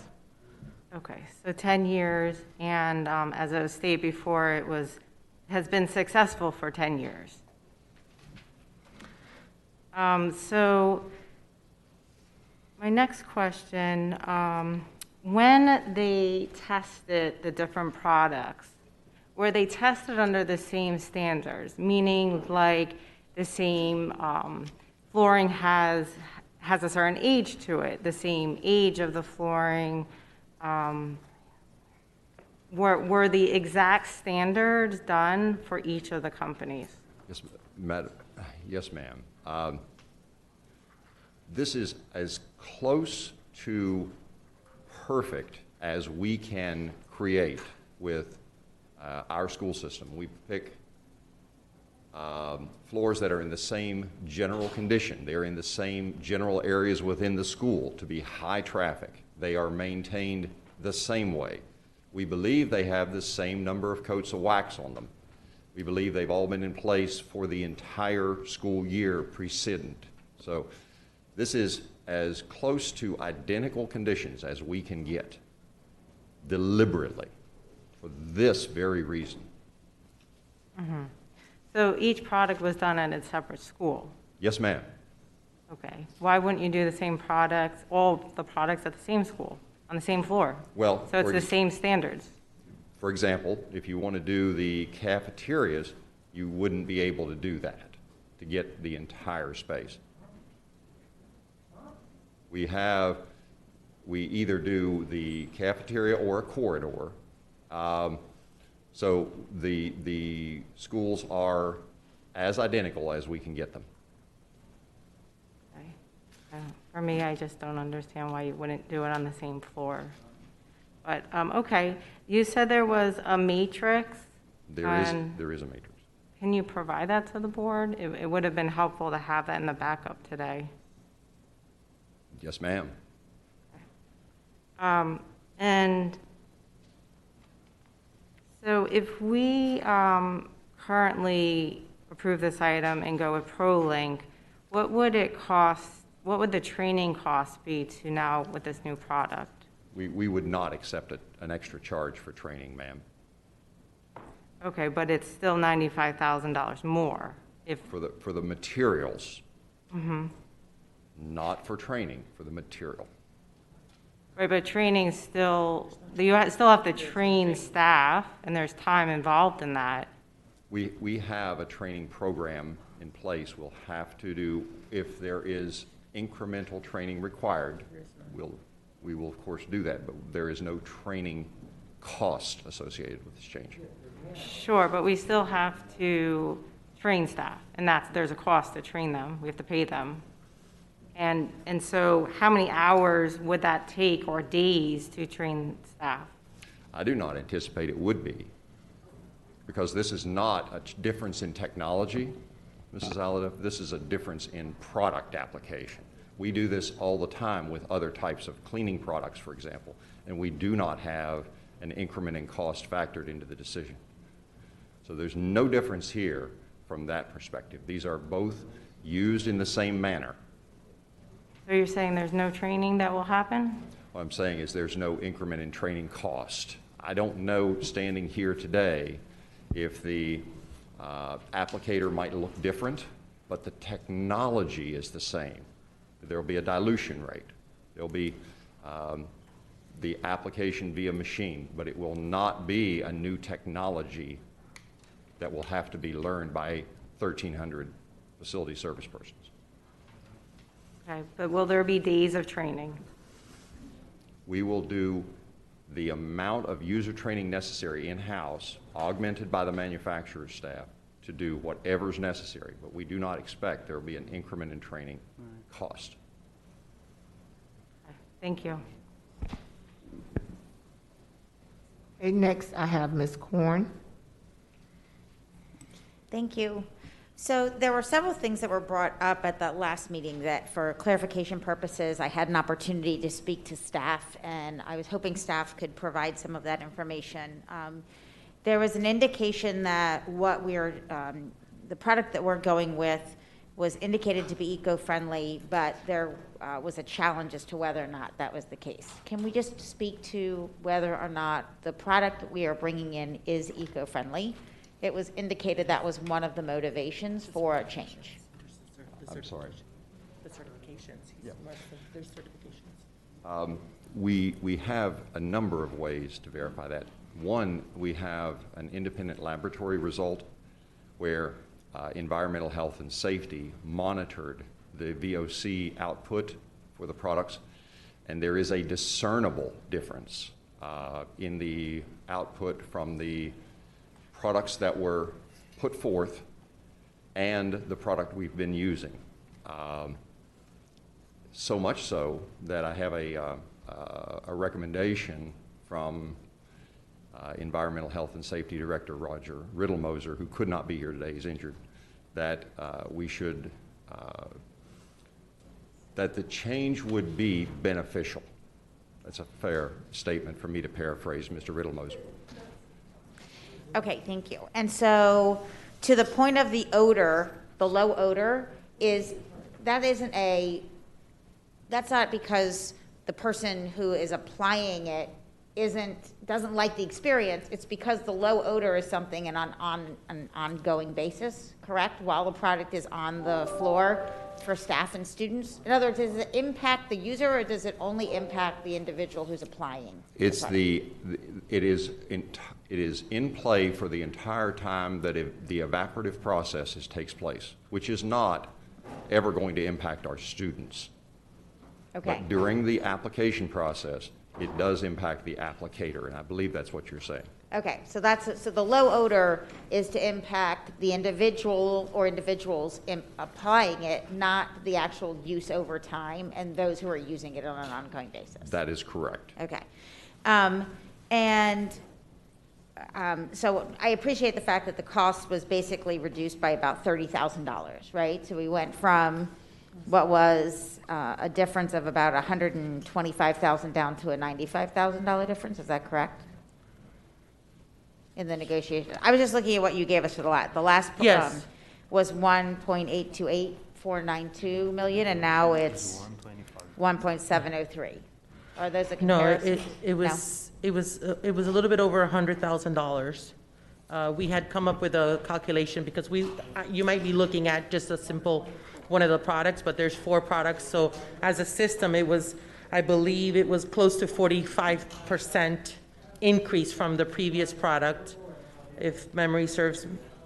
Okay. If memory serves me well. Sorry, I was just looking at the 0019, and on 0019, it was 1.828 million, and now in that same pricing for the 4 products, it's 1.703. That was my comparison. Okay. So that you were able to reduce the price, but obviously there's still a price difference. I guess as a board, we're always challenged to make there's many factors we have to consider. One is health and safety.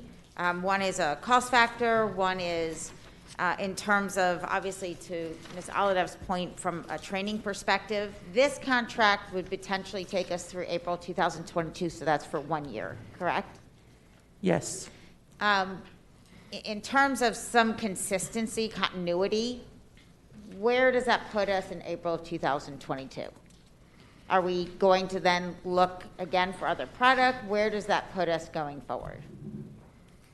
Because I don't believe we're looking to change the product and the system on an annual basis, right? But this is only taking us out for a year. Correct. And I had mentioned in the previous board meeting that this was an interim solution, that we needed to ensure that we had this product. And the goal here ultimately is to allow, and maybe if it is the will of the board, that PPO go ahead, and we have had a lot of discussion about potentially identifying new products, additional products, but we need to test out the products that were approved. And this is going to give us an opportunity by using ProLink, which is the product of choice, for them to be able to do so. We may be here again next year, giving raving reviews about the product, or we may be here saying that the product was not as good as we intended, and we had to come out. Okay, and so one of the other things that was brought up when I spoke with staff was from a risk management perspective, and some of the concerns of the product that we've been using, and how that correlates to a decision to make a change. Can you help me better understand that? Because if we're going to consider what the risk management impact was here, then I would obviously look to see how does that compare to the risk management, the feedback that we would have gotten where this product would use in other places. Yes, good afternoon, Mark Dorsett, Physical Plant Operations Manager, Executive Director. We also asked Aston Henry to be here to answer those particular questions, because we did get complaints from the not only the occupants, but our own employees with regard to the odors. So with that, I'm going to have Aston speak to that. Thanks. Good afternoon, Madam Chair, board members, Superintendent Runcie, Aston Henry, Director of Risk Management. I did go back and I looked at information in regards to claims over a 4-year period. We've had 47 claims over that 4-year period. Total paid out is $94,353, primarily workers' compensation claims. We've had a number of people call our office in regards to odor complaints. We've had a number of employees that were also working in the building during that time period that also called in, complained about odors. They suggested, that we reach out and try to get a more environmentally friendly product. And so that's the recommendation I gave to PPO, along with providing them information in regards to the claims that occurred. Okay, so this request to look for a different product came from risk management as well as from PPO? It was just a recommendation for a more environmentally friendly product, that's all. Okay. It wasn't a mandate that they do it. Got it. No, it was a recommendation, though, from risk management to look into other more eco-friendly products. Yes, based on the number of complaints that we received. Okay.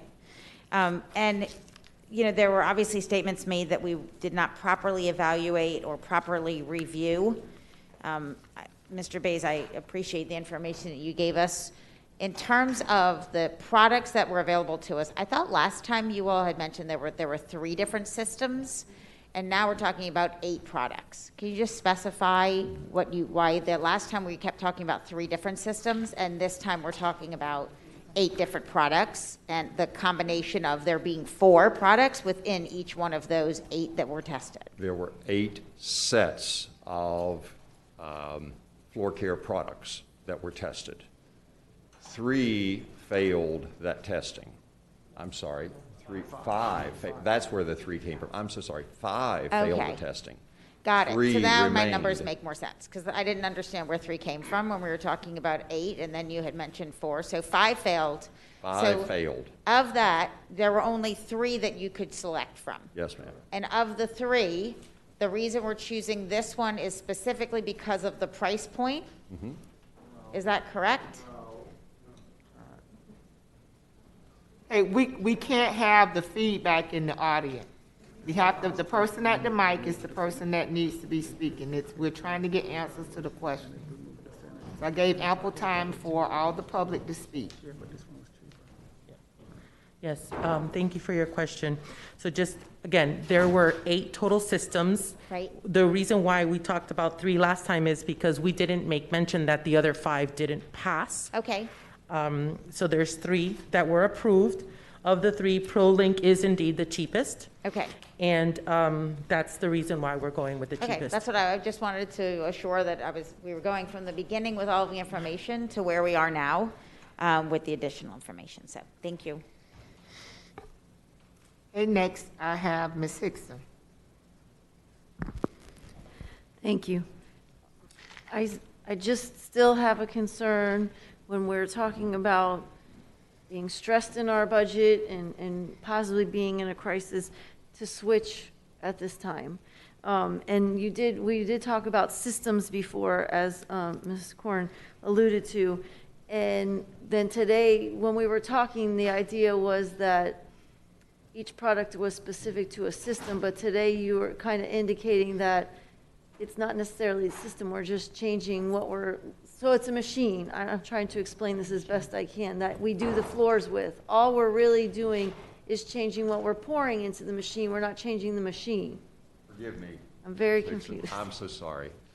The system in this case is chemistry, not the machine. The machine, it applies the system or buffs the system, but the system itself is 4 parts. The stripper, the wax, the restorer, and the neutral cleaner. Those make up a cleaning system.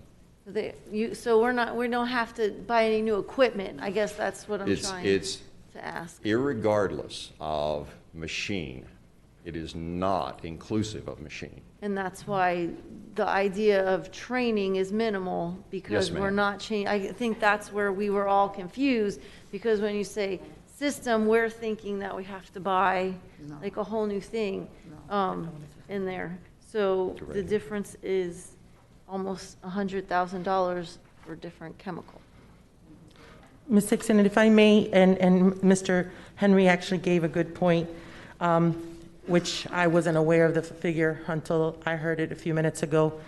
But we would be saving potentially on claims. You know, he mentioned that in the last 4 years there was about $95,000, which is actually the increase that we're going to see today when we approve this item, hopefully by the board. So the idea would be, and maybe we can monitor potentially the year that we're evaluating the product and using the product to see if there were any claims, so that we can contrast the potential investment increase to the fact that we're not going to have any claims. So it may be a wash.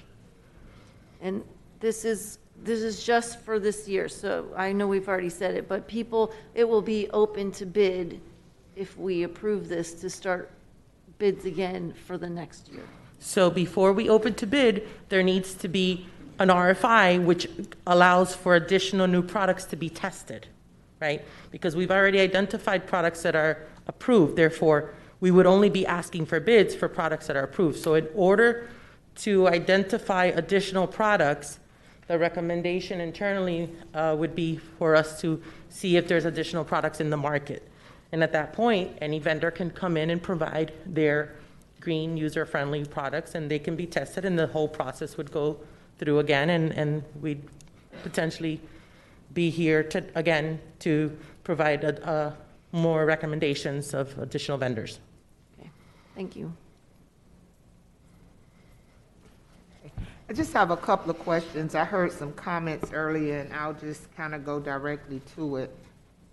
Oh, I'm sorry, Ms. Rupert. Go ahead, Ms. Rupert. I'll yield to you. Go ahead. I didn't see your hand. All right. I had to sneak out there for a second. Gosh, you guys are all lined up there. Thank you so much for the extra information from last meeting to this meeting. And I just have a few questions. Thankful to my colleagues who went before me and asked a lot of the questions that I had.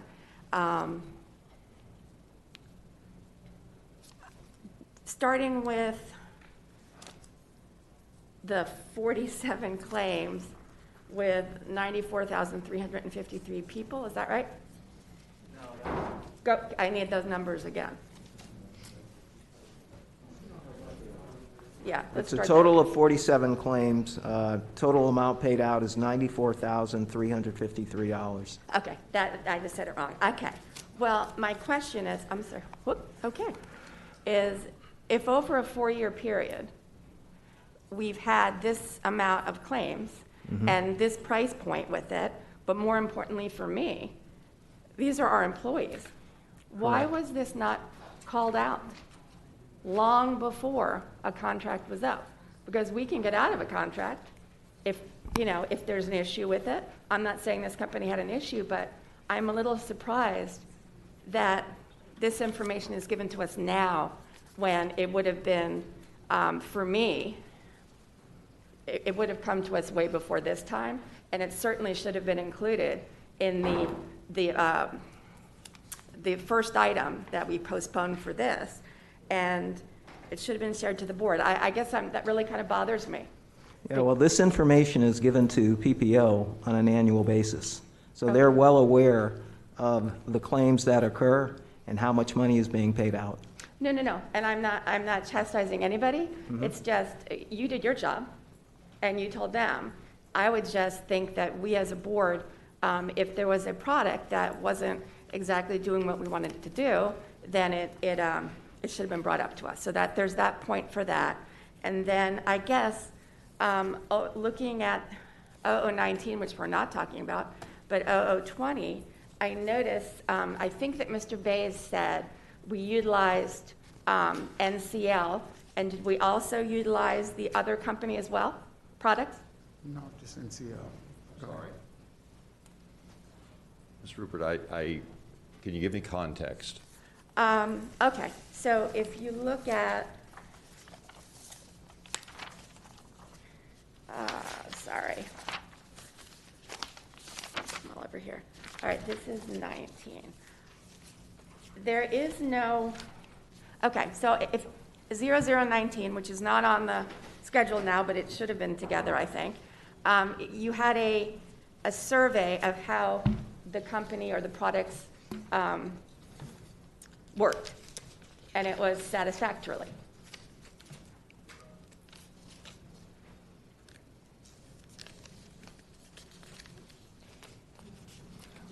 I apologize, Ms. Rupert. No, I do that's not okay. have the survey. However, Unless I'm looking at. Here. As I said earlier, Yes. NCL's been a good partner. We have had their products and used their products for years. The floor finish is durable. It is workable. It is a high-quality product. It is also a high-odor product. Okay. No, I understand that.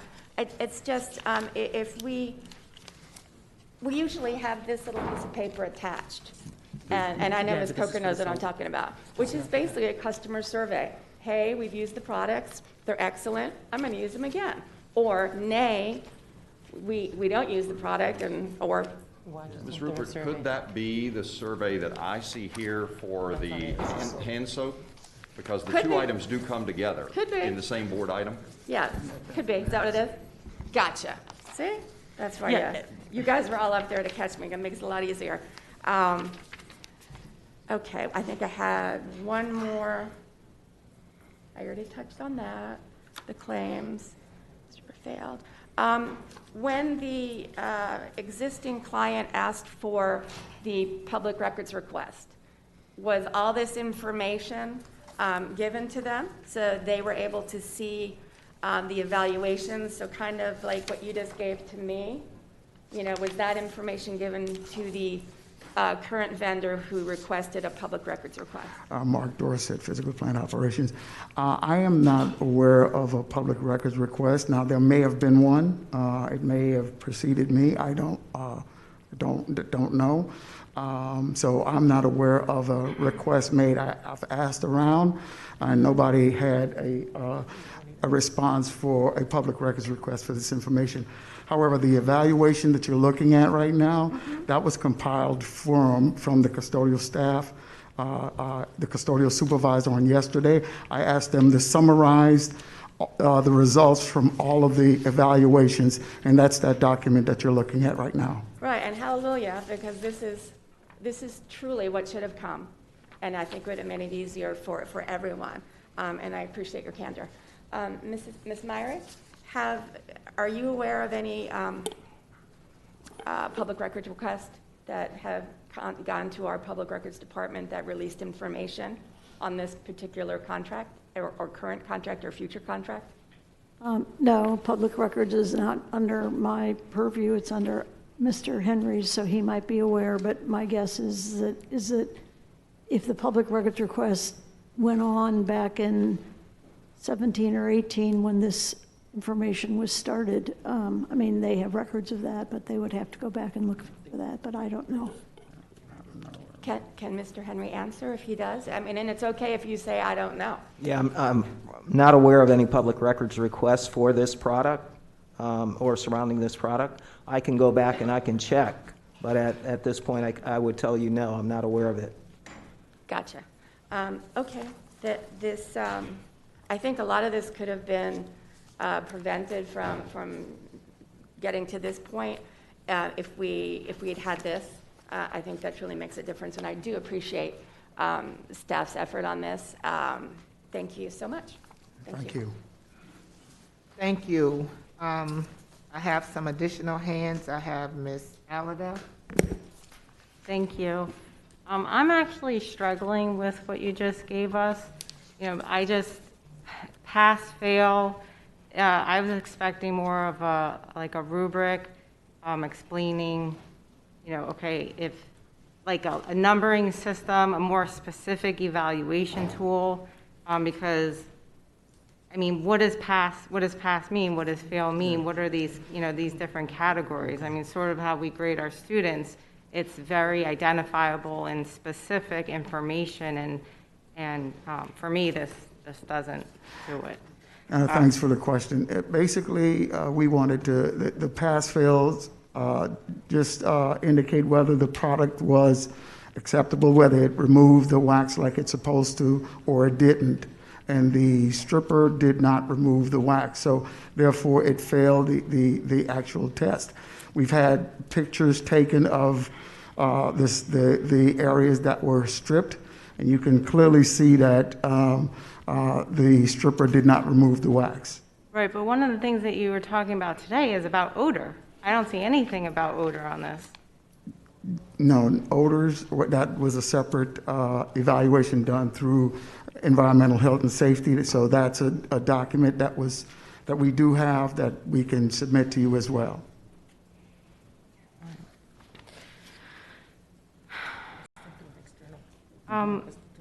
Are the on page 974 of the agenda item, is the products 3M and P&G, are they environmental friendly products? Yes, they're all compatible, 3M and Procter & Gamble, along with the ProLink. Thank you. Okay, next on the list, I have Ms. Leonardi. Pardon me. Forgive me. Mr. Bays, you have a comment? Just one. Mrs. Myrick just pointed out to me that in case there's any confusion, the products that are on the matrix in front of you, Mrs. Aladef, are all the low odor products, every one of them. The high odor product that we currently use is not shown there in any place. So the subjectivity of odor detection would not be appropriate for this. The testing that was done was quite scientific and done with monitors by an independent lab. So it's entirely separate. I hope that clears it up. Ms. Leonardi? Yeah, so I'm also struggling with this a little bit. So we received a letter, and in that letter, it said that there were multiple public records requests that were made, and that staff has never produced any evaluation form or any other documentation showing that green impact stripper was ever tested. But now we have this, right? So are you saying, and I guess I'm confused about the public records requests. Are you saying that the public records request did not happen, or you're not aware of them? This matrix was just prepared this week. Okay. So it would not have been, it was prepared to capture the notes of the gentleman who conducted the testing. It was not prepared in that format to have been given for a public records request if and when one was done. You need to speak into the mic. Speak into the mic. I'm sorry. I thought you could hear me. I can, but people can't. Of course. The document you have in front of you, the matrix, was prepared this week. It was not available, would not have been available if a public records request was received for documentation about that testing. So I guess now I'm a little bit more confused, because if testing occurred, wouldn't there have been some sort of documentation of that in that moment? I'm sorry, I can't do that. I apologize.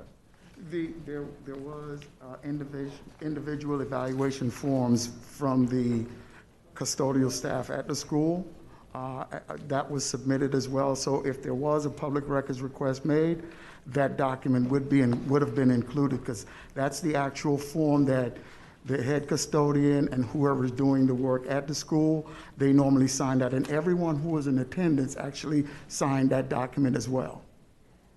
So this was a summary? Yes, that's this, the document that you're looking at is just a summary Right. of all of the information. So I mean, because these people are saying that a public records request is made, and that they were not given the documents they asked for, and that's one of my issues with this. Yeah, Okay, but that would, excuse me, Madam Chair? Yes, Ms. Meyer. That would not be these people's issue. It Right. would be the Public Records Office, and then the Public Records Office would ask them. But except for Sam, Mr. Dorsett and other people were not around when all that was going Right. on. So could staff from that office answer these questions then? Well, Aston said he would get that information for you of whether one came in and what was responded to. Okay. So then But let me just say one more thing.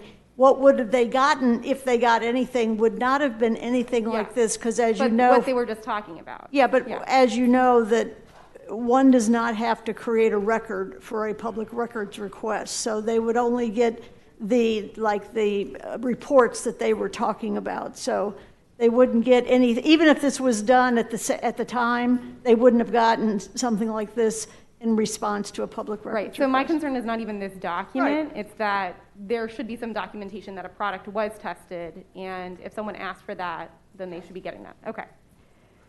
My other question is, it says, public records also revealed that school board staff allowed submission and testing of multiple floor strippers that were not environmentally certified, but never provided an opportunity to NCL to submit products of this type. Is that true? Again, if there was a public records request on that, I would not, we're not aware of them making a request, and whatever information that we had at the time, which I mentioned, the individual evaluation would have been submitted. I guess to be a little bit more clear, were products that were not environmentally certified tested? Mrs. Leonardi, I am not aware of that. However, I can tell you that NCL was allowed to make 3 additional tests with products they thought would work to strip the floor. So when they used their initial stripper, which was EarthSense Green Impact Stripper, and it didn't work, they were allowed 3 more opportunities with 3 additional low VOC products to strip the floor. None of them did the job.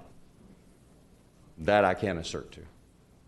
Okay, but back to the question that I had, were floor strippers that were not environmentally certified tested? I cannot tell you that, ma'am. But I can respond. So I can't confirm that all the products were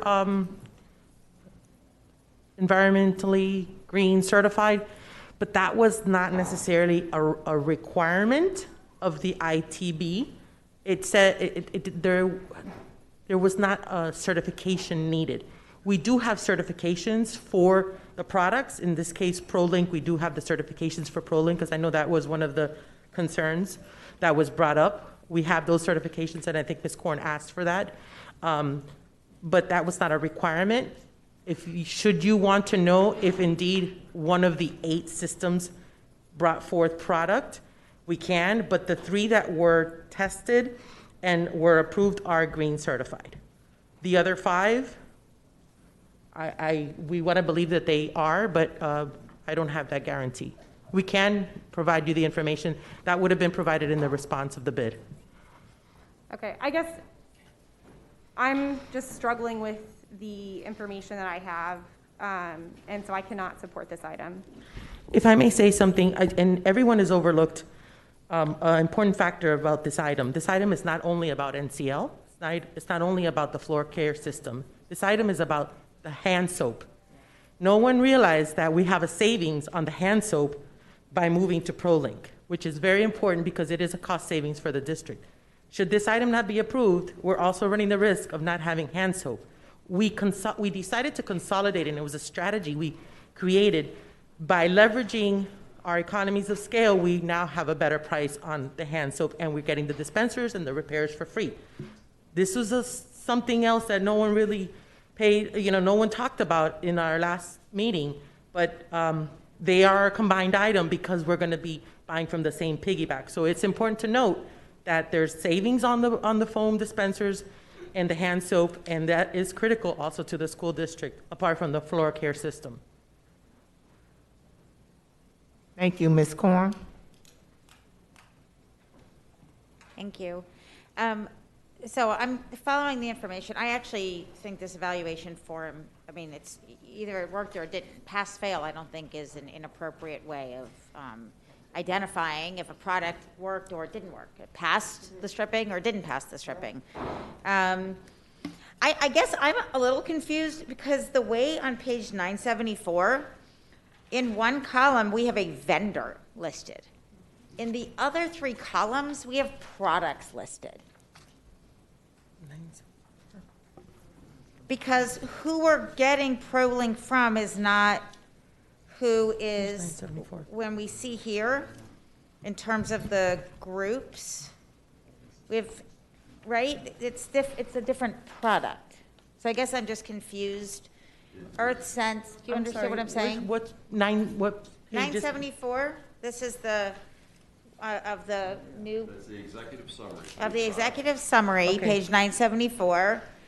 We have 4, we have our current, that's our vendor, correct? That's who we. Correct. And then ProLink is not the vendor, that's who creates the product? Yes, that's the manufacturer. The vendor Right. that's going to distribute ProLink is South Florida Janitorial. Right, I guess where I'm confused is why do we have a vendor in one column and then the actual manufacturers in the other? Because NCL is the manufacturer and the distributor. Got it, okay, so that helps me to better understand. In this case, is ProLink, one company brought forward ProLink. Interestingly, they also happened to bring forward 3M, correct? They brought 2 different products? No. 2 different manufacturers? Because you have representatives listed. 3 different, each one has a different distributor. No? Okay. Well, but you have representatives listed. So that's where I guess maybe it got confusing for me. You have representatives listed, so it looked as if the same representative then brought 2 different products forward. They are 3M. 3M. And you have South Florida Janitorial Supply they brought more than 2 products forward, right? But 2 of them were passed. 2 were passed, 1 was a fail. That's true. Right. So that's why I guess the way it's listed here, it looks as if, so my next question would be, well, if ProLink and 3M were both approved, as well as P&G, then it would seem from a cost perspective, all right, we know these products all passed. Is this the best price we could get then, considering all 3 products? It looks as if what we did was we evaluated the pricing that we have for the 3 products. But let's say come May of 2022, when this is done, would we still then potentially look for ProLink because we're already using it, but go out to other distributors, or they're only distributed by one company? No, I understand they're not only distributed by one company. Right, so how do we know that's the price point that makes sense, considering there seems to be 2 factors here, right? One is the product, the other is the best pricing for that product. Exactly, and that's why we were able to get the better pricing, because the ProLink piggyback has a price, and we went to the distributor and we were able to get a cheaper price through the distributor. They have their set pricing. So when we go out, we may be able to find another distributor that can give us a better pricing, even better than South Florida Janitorial. Okay, and that's what I thought was coming back to us, was the systems and the best pricing on the systems. That is. And so I understand what you've brought us back is the best pricing of the 3 systems, but only from one distributor for each system. Do you see what I'm saying? So if 5 different distributors all distribute ProLink, then the way we know that we got the best price is that we know the price from 5 different distributors. So what we did here was a little bit of a mix of the 2, and I think maybe that's why I was just confused when I was looking through this list, is because, right, we're looking at what is the pricing on the individual systems based on the distributor's pricing that happened to come to us with those products. And what we need to, so this is again the interim solution through the piggyback. Right. And ideally, if we decide to go with the ProLink manufacturer, we can easily go out to bid and ask all of those distributors that can do ProLink, and then we definitely have some major competition, and then we can then come back and say, yep. Right, and so if we're going to come back, I guess that's what I would ask. Since there's not it appears, at least from the feedback we've gotten, that there doesn't seem to be a significant concern with the training for these products, that we have an array of products that are ones that we're willing to use as a district, and that we get the best pricing going forward for those products that meet our specifications. And so, for this period of time, I appreciate the fact that the low odor solution was one that was our motivation. And that there are impacts to that from a health and safety perspective as well as from a monetary perspective, since this is a 1-year bridge to get us there. I'd ask, though, when you come back, that you have something that meets this low odor that at the same time gives us a cost savings, knowing that there are potentially other opportunities to pursue a cost savings going forward. Well noted. Thank you. Ms. Hickson. Thank you. I just have a question, but I just wanted to make a comment. It didn't go unnoticed that there was a savings in the hand, the soap dispenser part. I just want you to know. I did see that, although we didn't say it, but at the end, since they're all packaged together, it still is almost $100,000 more. So even though there was a savings there, it wasn't a savings overall. Quick question. If we vote no on this, do you just keep what's in place now, or what happens? So if we vote no, we're not going to have an approved solution, cleaning solution. So we would have to continue using the old solution that was recommended not to be used based on the odor and the claims and et cetera and everything. So if it is the will of the board to save $94,000 and keep using the old product, then I don't know if it would make sense to go out and get additional new products when we did that. The only other option I see is to go ahead and try to, again, this is interim, it's for 1 year, so it would allow us the opportunity to do the actual evaluation, the testing of the product, applied, knowing if it's gonna work, and give us the opportunity to go back out to see if there's additional products and get better pricing, as Ms. Korn suggested, through the different distributor channels. I mean, we need to have this, we need to buy this time. It is essential for us to buy this time for us to get the product in the schools, for the schools not to be at risk, and you give me the time to find alternatives. But if we don't, then we're not gonna have the hand soap, and we're not gonna have this product, and we're gonna go back to the other old product. I guess that's what my question is. So NCL, or wherever we're getting the soap from now, if we say no to this contract, we don't have anything in place? That bid is expiring. Okay, that's what I'm trying to Yes, ask. that bid is expiring. And we decided to lump it together because it yielded some cost savings, and we were able to obtain the free dispensers and the repairs.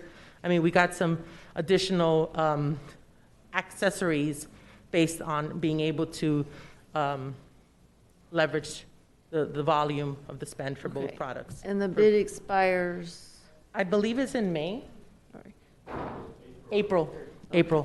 Okay, thank you. So we brought it with ample time, because normally I know the board asks for us not to put them against the wall to approve these items. We brought them with ample time, considering the strategy that we had put forth by combining the products. So if the phone soap, I'm sorry, May 31st to 2021 is it when it expires? In 2 months. And then we wouldn't be able to, I guess I'm trying just to figure out, so how long, if we said no, would the schools be without hand soap? It's not a matter of being without hand soap per se. I have to, again, I don't have that item in front of me. I have to see what if there's any spend authority left on the hand soap. The price that we're paying is more. There's just different factors that we have to take into consideration. If there's any extensions available in that prior bid, if we can extend, we have to go out to bid. I mean, there's a different amount of factors that play into being able to give you. I mean, I don't want to say, well, because of the hand soap, you should approve this. No, that's not my goal here. The goal is to have a solution that we can bring forth to the schools for both the floor care system as well as the hand soap, to give us that time that we need, because we are bringing forth the best price for one of the 3 approved products. Okay. Thank you. The key here is approved products. Okay. As we continue, I just have a few questions that I would like to have answered on the record. So we bring them together like this because that's the way we purchase them. Is that correct? I'm sorry. Yeah, it's a system, so yes, that's how it's packaged. Okay. And when we did this procurement process, we are certain that it was done properly and fairly. Of course, yes. Okay. Let's see if I have any other questions. Okay. Also, there was some information shared that NCL was prohibited from bidding or was not able to bring forth a bid, that the ITB included only 3 product systems, which excluded NCL. So let me explain. It's not that it excluded NCL, it excluded any vendor that wasn't that didn't have an approved product. So the whole purpose of the RFI for the request for information was to obtain a gamma of products so that PPO can test. There were 8 systems, only 3 passed. Therefore, the ITB brought specifications that were related to those 3 products. So of course, NCL couldn't bid. It's not that they were prohibited, but they didn't qualify to bid because they didn't have those products, as well as any other vendor that wasn't part of those manufacturers. And it's not 3 products, it's 3 systems. Yeah, I'm sorry, 3 systems, correct, 3 systems. And finally, my last comment is directed to Mr. Runcie. as one board member, I would like to be made aware of if we have products that we're getting claims on and people are getting sick. I think that helps me as a board member, and it's also our expectation hopefully everybody agree that staff would take immediate action. I mean, if we're getting claims, that we're paying claims, it says that we're using something that's not correct and we're paying for it. And I think that we should have conversations and would hope that staff would address that immediately. Are there any other questions? Okay. Okay. All in favor of 0020 indicate by saying aye. Aye. Any opposed? No. Okay. Thank you. I'm sorry, Ms. Rupert, you had your hand up as no? Okay. Roll call? Mrs. Alhadeff. No. Mrs. Good. Yes. Mrs. Hickson. No. Mrs. Korn. Yes. Mrs. Leonardi. No. Mrs. Lori Richard Levinson. Yes. Ms. Murray. No. Dr. Osgood. No. Mrs. Rupert. No. The item fails 6-3. Not 4-4. That again? What do we do now? May I have a motion and a second to move item 0019 to the floor, please? Second. Okay, it's been moved by Ms. Rupert, second by Ms. Korn. Any Just- public input? Just want to point out on 0019, we're asking you to vote that down. So Okay. you will vote no for 19 if you're agreeing with our recommendation. Madam Chair? I'm sorry, just really quick on the last item, who voted no? I was trying to write it down, I'm sorry, and I, The noes were Mrs. Alhadeff, Mrs. Hickson, Mrs. Leonardi, Ms. Murray, Dr. Osgood, and Mrs. Rupert. thank you. Is there any public input on 0019?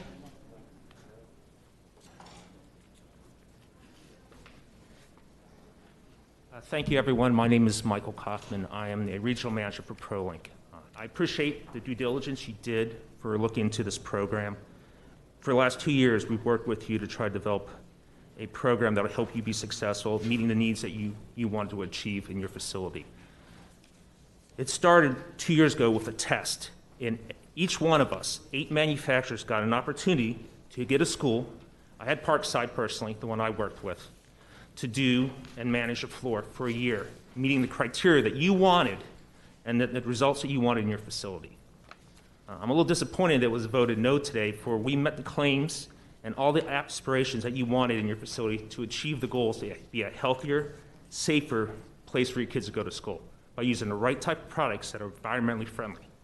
We have that type of product. In fact, you have the documentation. Our one product that you asked about last time was our green lightning stripper that was brought up. It's eco-logoed. That's the most commonly formed use of green certification in our industry. I again appreciate what you did by evaluating 8 companies. It was a pleasure to be one of the last 3 that got accepted to be in that final total, in a bid that was actually shot down by one of our competition. And then you decided to get rid of the bid itself. But I stand by those claims and those actual testing results that you had in your facilities. I think that proves that you had quality products, not just mine, but 2 other manufacturers could achieve the goals that you wanted. I'd like to bring in the next 2 minutes one of my partners from South Florida, Janitorial, talk about his side of the business and what he does for you as well, if I can. No, he can speak on his own 3 minutes. Okay, then I will do 1 more minute for myself then. Again, I appreciate what you do and what you're trying to do for your students, because what you have is a place to live and learn in, and should be a healthy place to live and learn in. And the products you've used in the past have caused issues along those lines. I'm very disappointed that you decided to go with price and convenience over what's going to be safe for your facility. Thank you. And right now, we're on item 0019. Any other comment on 0019?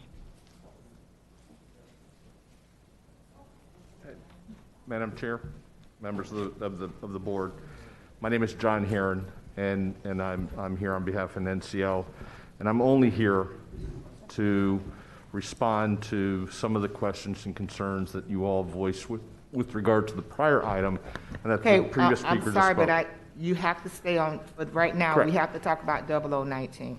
All right. Well, speaker spoke on an item that wasn't 019. Will I have an opportunity to respond? No. He spoke on 0019. Well, then, I will use this opportunity then to speak to 019 to the extent that you all believe it's not pertinent for you all to decide. The system was flawed, simply put. In fact, that was the basis of the bid protest that was submitted.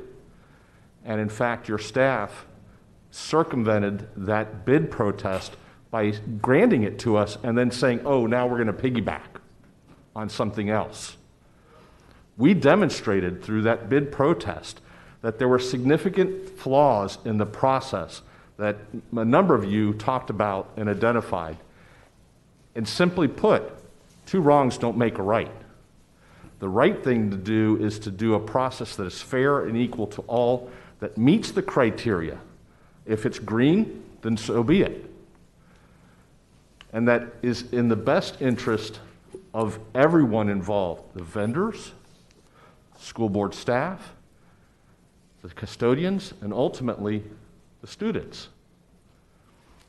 I will tell you that in the years that NCL has been the provider of the products that have been discussed here today, it was only through this process that we're even being made aware that there were custodial issues and risk management issues, and it only came up during the process of the bid protests. First we ever heard of it.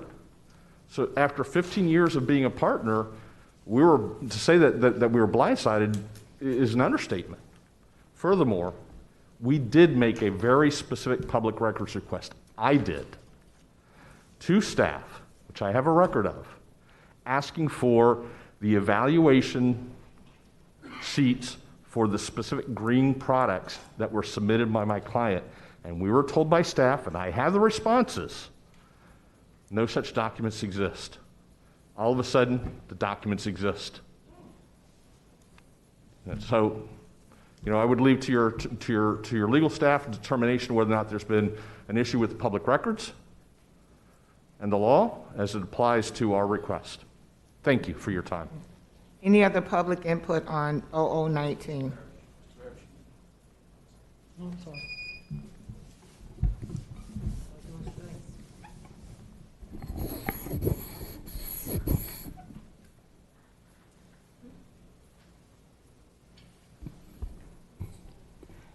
Probably Barish.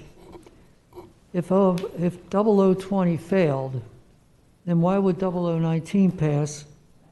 Because now you'll be paying $124,500 more. That don't make sense to me. So I would suggest that Ms. will vote that one down too. Thank you. Okay. Any additional public input on 0019? And again, I would just remind the board that the staff is recommending that you vote down 0019. Yes. So if you agree with that recommendation, you will vote no. Thank you. Good afternoon, everyone. I'm George Gross, South Florida Janitorial.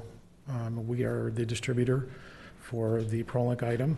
We are also the distributor for 3M. And as far as 0019 is concerned, again, there was a year-long testing process by 8 companies, okay?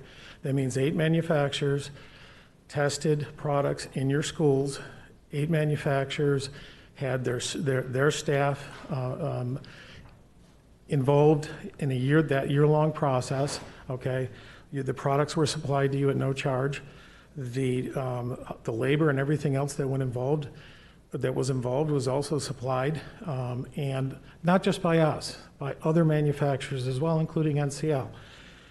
At the end of the process, which had nothing to do with us but had to do with your staff, is 3 people were chosen, and that was 3M, Procter & Gamble, and ProLink. So again, I'm a little concerned that we're here because after the year-long process, and everybody had the opportunity, if this was a flawed situation, then why is only one company the incumbent? Okay, why are they the one complaining in terms of it was flawed? Because you would think that there would be 5 other manufacturers who didn't, or 4 other manufacturers that also had failed, would have that same complaint. And that is not the case, okay? So I am a Broward County taxpayer. My children have all gone through the wonderful Broward County school system. We are a minority business, and we're a small business as well, certified with also Palm Beach County School Board.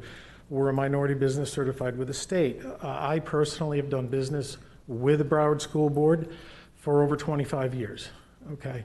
So I want to make sure that our integrity is not put to question here.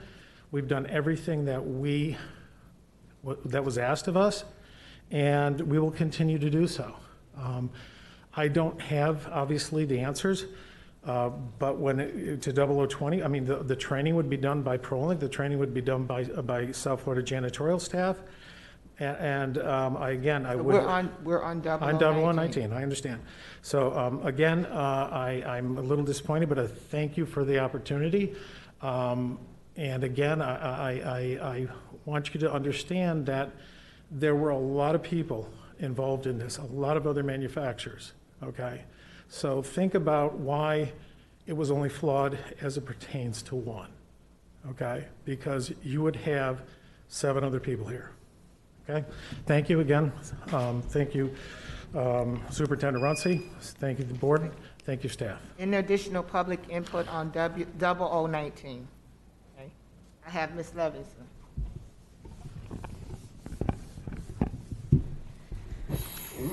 Okay, Ms. Myrick, I'm a little confused about and I guess it's not a legal question, or maybe it is.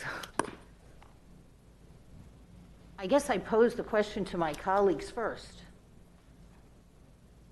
You all want to to strip our floors this summer with the stripper that we know has caused health and safety concerns? Because that's where we are now. Since that item was voted down, where are we right now? I believe that's where you are, because to go against the staff's recommendation to vote down 0019 would cost you more money. If you wanted to, the only thing you could do would be to reconsider 20, but 0020. But yes, at this point, to continue what the contract, if it even can be continued, I don't know if it can be renewed. It might have to come back to you as another item between now and May 21st, because I don't know if it has any more renewals in it. I just haven't looked at it, so I don't know that. But yes, if you do that, you will be continuing the contract with the same product. The only other comment that I would like just to make is the continued comments that this was not appropriately bid or whatever. And you all approved probably one piggyback almost at every meeting. And piggybacks are appropriately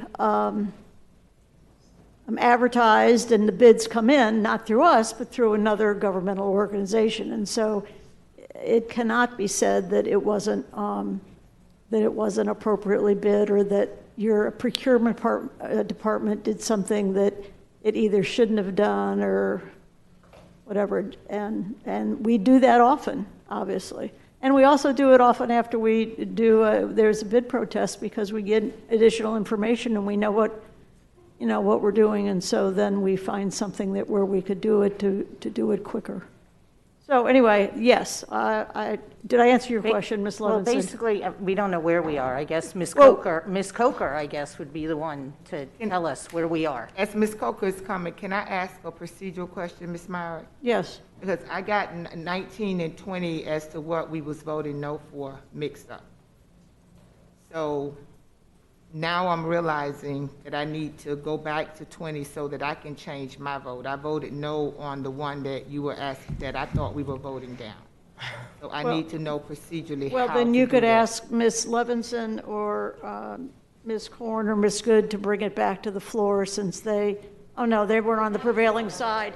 You were Well, on the I know I prevailing, you were on the prevailing side. Right, I so know you that I could can ask- pass the gavel and do it, but now No. we have 0019 on the floor. Well, you need to do away with 0019, Okay. and then you need to get somebody on the prevailing side, which is somebody who voted no on 20, which is Mrs. Aladeff, Mrs. Hickson. No, Ms. as Minari, the or chair, yours. I can give the Yes, gavel to the you vice can. chair and make the motion Yes. myself. Yep. I'm clear on that part of parliamentary procedures. I just need to know how to get out of 0019. Well, I would suggest that you vote down 19 anyway, because it is more expensive. Correct. If you vote for 19 instead of 20, it's more expensive. It's the same product, Right. it's the I same get it. thing, I but get it's it more now. I expensive. get it. So I would suggest that you vote it down I get and it. then get 20 back on the floor if you think there's going to be a change. Okay, thank you. Okay, so, I mean, I would wait, if we're going to have a discussion on 0020, I'd rather go back to 0020, because 0019 is more expensive. This is not the one that, if that one was voted down, there's no way this one's going to be voted up. So I would like to dispose of 0019, vote it down, and then have more of a discussion. But I do want to just comment about the comments we just received. We have one vendor who's had the business for 15 years here. We don't have the other 5 or 4, excuse me, who didn't get it. So again, I think that's relevant, what was just said to us, and I'm just confused. I understand some of my colleagues have problems with the public records, which that's something that can be dealt with separately, but we are not going to have a floor care system to clean our floors over the summer if we postpone this and drag this out farther. I mean, this is when we do all of our floors over the summer. And if I may, we don't actually have a contract either because the bid expired. So we don't even have a contract with NCL. So we have nothing. Because it expired because of the long protest, it expired. So we are left with nothing, where we have to come back for a piggyback, again, with the same 3 approved vendors, maybe at a better price, if we can do that, where then there wouldn't be a $94,000 increase. That's the only other option, because we can't go back to using, we'd have to do an agreement with NCL or piggyback from another NCL vendor that's available. But at this point, we don't have anything to purchase from. Okay. Ms. Good? I'm just, thank you, Madam Chair. I'm just at a loss for words, honestly. I really am uncomfortable with, I mean, we always ask questions with regard to procurement that's before us. But I think we are really getting into some real details that I'm feeling very uncomfortable about. And past boards got into real details of procurement process, and it was not looked upon very favorably. So I would just say that, you know, again, it's one thing to ask questions. Staff needs to ensure that things are properly submitted. I know you do your best. I think today you could have done better. I think information was a bit confusing. But again, you were being asked a lot of questions back and forth, and it becomes a little bit of a nerve-wracking situation, correct? So I don't know what's prudent. I certainly want our floors to be done during the summer. I want the process to be extremely crystal clear, black and white. There's going to be somebody not happy, but what I don't want to do is be involved in the procurement process. That is why staff has a procurement department, of which you do your bids, and, you know, Protests may happen. There's a process for that. Issues regarding chemicals, this one's a little bit more complicated because, of course, there's this issue of the potential health concerns. So it adds another level of review, so to speak. I also believe that those situations need to be black and white if they're going to be reviewed. So I'm really perplexed, to be honest with you. I haven't said much because I've been listening to all the commentary, and I know that we pride ourselves in asking a lot of, good questions, and I really applaud my colleagues and the board for doing that. But I think that at certain point, if we're not comfortable with the process, then we vote it out. We ask them to go out to bid again. If we're in a dilemma as far as time and issue, then maybe we limit the amount of time that the bid is out instead of an entire year. But we're now between a rock and a hard place because we don't have a lot of time to bid this out again and then get our floors done during the summer. So I myself do not like to be put in this predicament. And I just caution my colleagues to the extent that we get into the details of the bid process. Madam Chair, may I say something? I think I want to just correct something. I rarely correct Ms. Coker because she certainly is the expert on procurement. But I think she said we either do a new contract or we find a piggyback. We cannot do a new contract with NCL without going out for bid. Correct. So if we couldn't find a new contract with the old, the ongoing chemicals that we used before, then we really would not have anything for this summer. So we would have to find a piggyback that used the same chemicals that you all seem to approve on by voting down the other thing. So I just want to be clear. Through the chair, if I may, it's important for me because I pride myself in the procurement process that we have. Since I've been here, I can tell you that the problem here is not the procurement process. We didn't do anything wrong. We went out, we did an RFI like you're supposed to. We identified, PPO went, tested the products. We identified 3 products. We found the piggyback, which is allowed, and it was the best solution to bring forth to this board. So there was nothing wrong with our process. The process in question here is the actual quality or process or formality of the testing, right? What took place? Were the evaluation forms correct? Was there a summary of the evaluations? Were they the same floors? Were they not the same?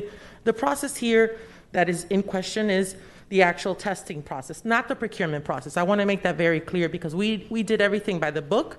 We procured it through a piggyback, which was competitively bid. There was no flaws in our procurement process.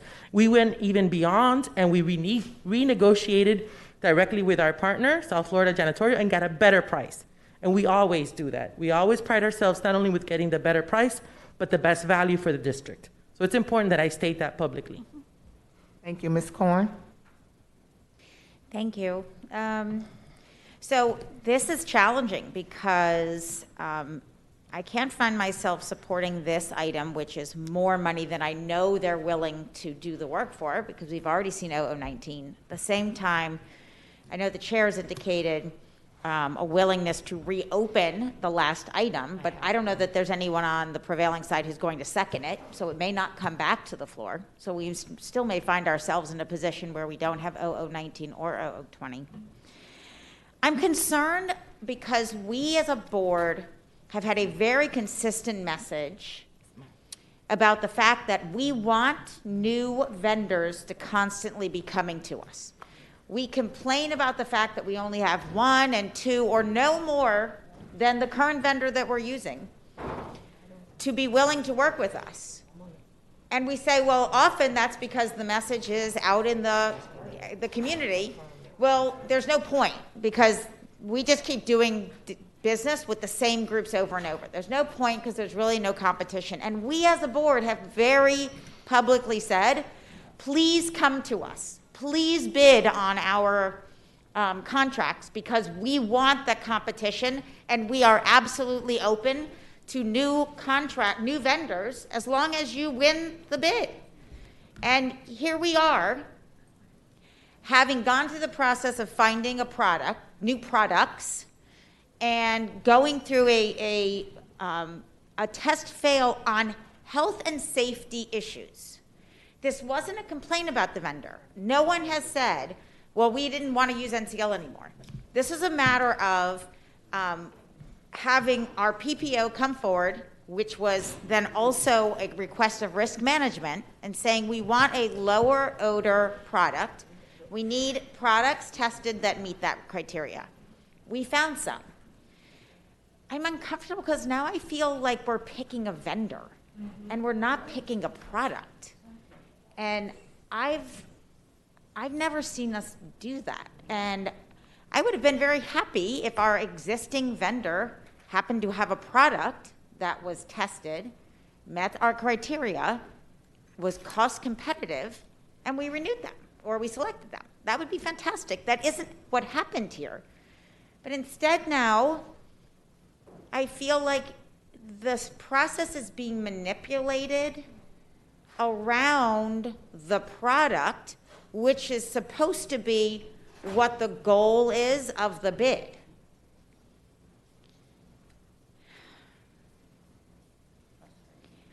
If we want to tell staff that we're not willing to pay more for a product, then we need to tell staff that.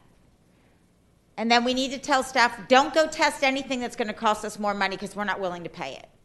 But if that isn't the message that we're sending, then, and we're saying we want it to be eco-friendly, and we know the odor has been an issue, so we need low odor products, and those low odor products may cost more money. I don't ever want to pay more money.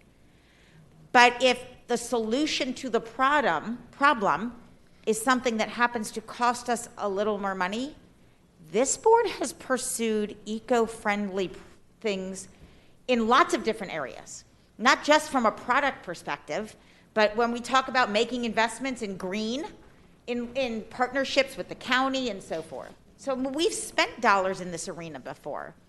I'm very perplexed, and I will tell you that in my conversations around this item, I said, we need to have a remarkable reason why we're going to pay any more money for the same product. But I feel as if that was demonstrated. At the same time, I also feel like there's an opportunity going forward after this. We can potentially have both. Have the eco-friendly answer and potentially have still some cost savings going forward. But I don't know how voting down 0019 and 20 got us there. But 0019 says we're going to pay more for what we just voted down 0020, and I can't do that either. So I don't know what to do as a board member, because now I don't have an option that's available to me so that we still have the product, that we're doing the low odor eco-friendly solution. I will tell you the public records request for me is a foggy area. It is outside of this. But I am concerned that we now have a document, which I appreciate was just recently created, right? But if it was just recently created, there had to be something by which that information was discerned.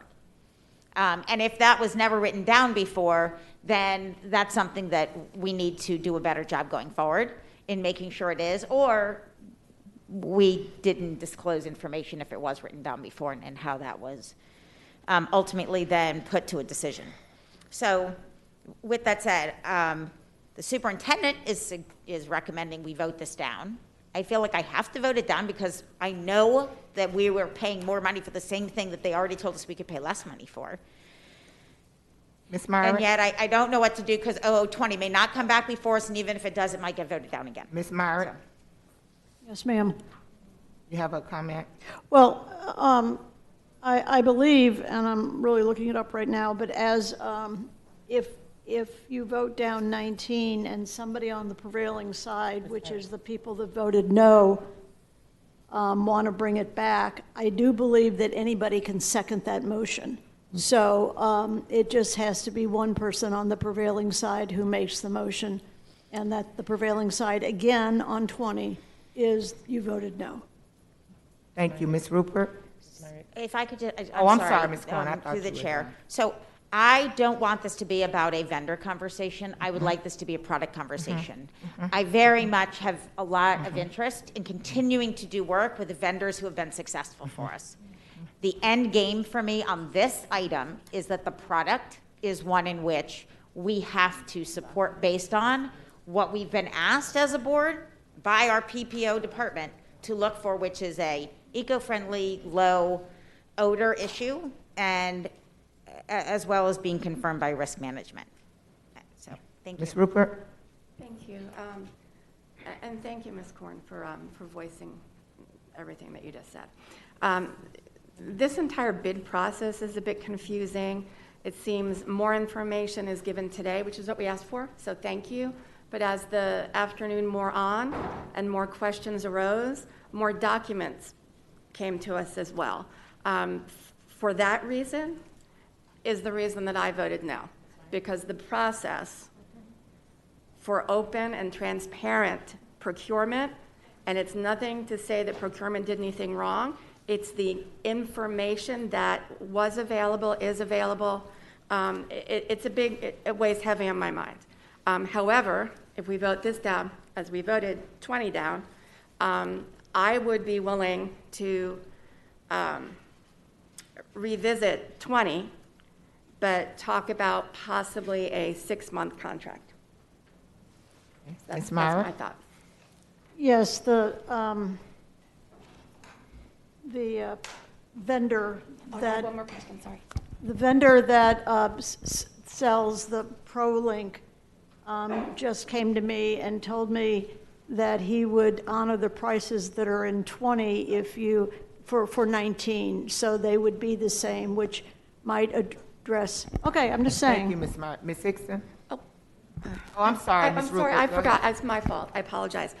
Ms. Coker, how much flooring products are in the warehouse and how much would it get us through? Because I don't think anybody asked that yet. So I don't have the numbers in front of me of how much inventory we have. I can tell you, it's very little product because since we were under a protest, we were waiting for the protest to be resolved, and we didn't want to continue to buy more of the odor product, the product with the odor. We were buying just enough to use, so we don't have a lot of inventory. I could get specifics if you need. No, and the reason I asked is... but it would probably not carry us through the summer. Right, is that I know you well enough, and especially you working with Ms. Marte, that you guys order so we're not caught short. So that's why I wanted to give you the opportunity to say that we had inventory or we didn't have inventory to bring us through. I believe from what I was just told by Mr. Bays, apparently he asked that question, we don't have enough to bring us through the summer.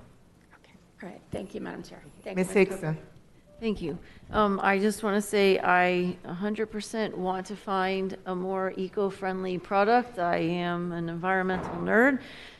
So my reasoning for this, for saying no, wasn't that I didn't want the product. It just seems so much was very foggy and not transparent.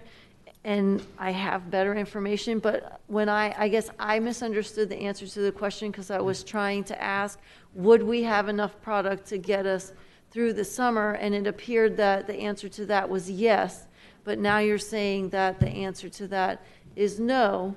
And so I would also consider revisiting 20.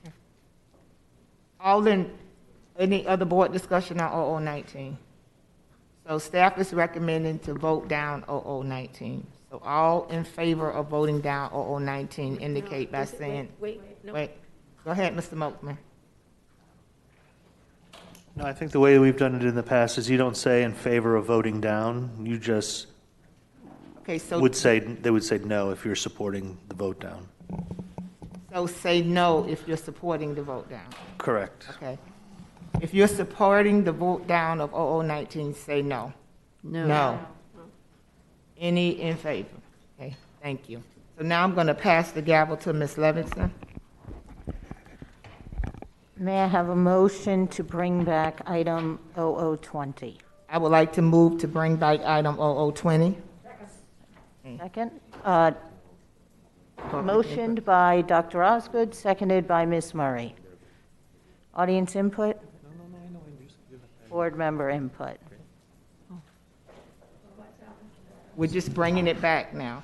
Board member input? Okay, all those in favor of... Wait 1 second.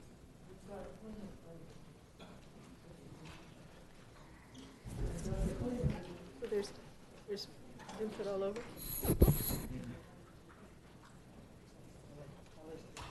Just through Ms. Levinson, is the public input on whether or not to bring it back only, or these merits of the item?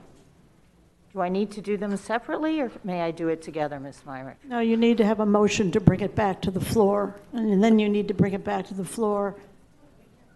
And then once it's on the floor, then you can vote on Right, it. no, my comment was the So this public was to input bring it back to the is floor. only to the bringing back item. Yes. I just wanted, before we get into a lot of discussion. Right, so the audience input will just be bringing the item back to the floor. We'll have audience input on the item as well. So would you like to wait, Mr. Barish, till we're on the item? This is just about bringing it back to the floor, whether Okay. you think it should be brought back to the floor or not. I have a reason for it. Yeah, it can be brought to the floor, yes, but I want to tell you why. Okay? Go ahead, Mr. Barish. I agree. I agree with Nora Rupert. I think that they should bring it back to the floor, but for only 6 months. That's what I think. Thank you. Okay, thank you, Mr. Barish. Board members? Okay, all in favor of bringing 0020 back to the floor, please indicate by saying aye. Aye. All opposed, say no. Okay, passes unanimously to bring 0020 back to the floor. May I have a motion on 0020? So moved. Second. So moved by Dr. Osgood, seconded by Ms. Rupert. Audience input.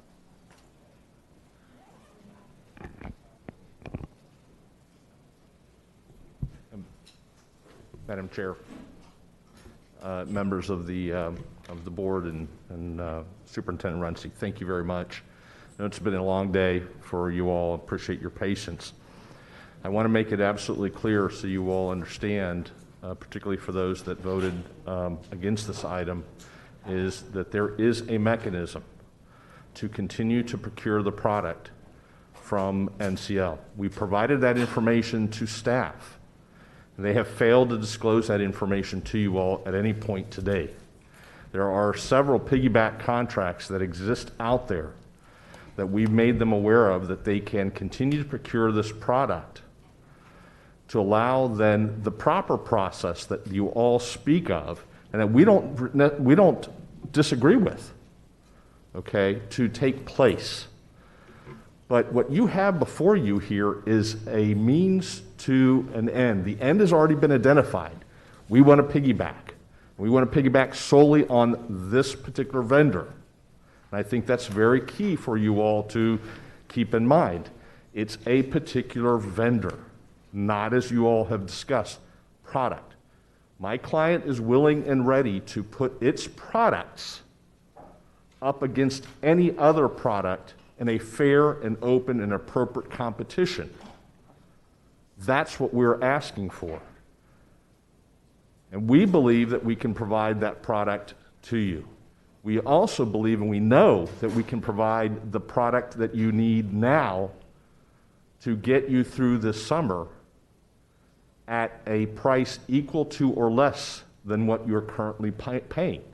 We can provide that to you. We provided that information to staff. So when staff says there's no mechanism to continue to procure the existing product, that is an incorrect statement. That information is available to them. We can provide it to you here if you wish. There's an existing contract that multiple school boards in the state of Florida have through a purchasing consortium based out of Dallas, Texas, that we have all of these products available to you if you decide to go that route, and at a price equal to or less than what you're currently paying. So when they sit there and they say, oh, well, we've negotiated a lower price, they've not given us that opportunity. So again, your staff is singularly focused on a particular vendor. That's what we want, and the heck with anything else and how the process may be questionable. And that's wrong.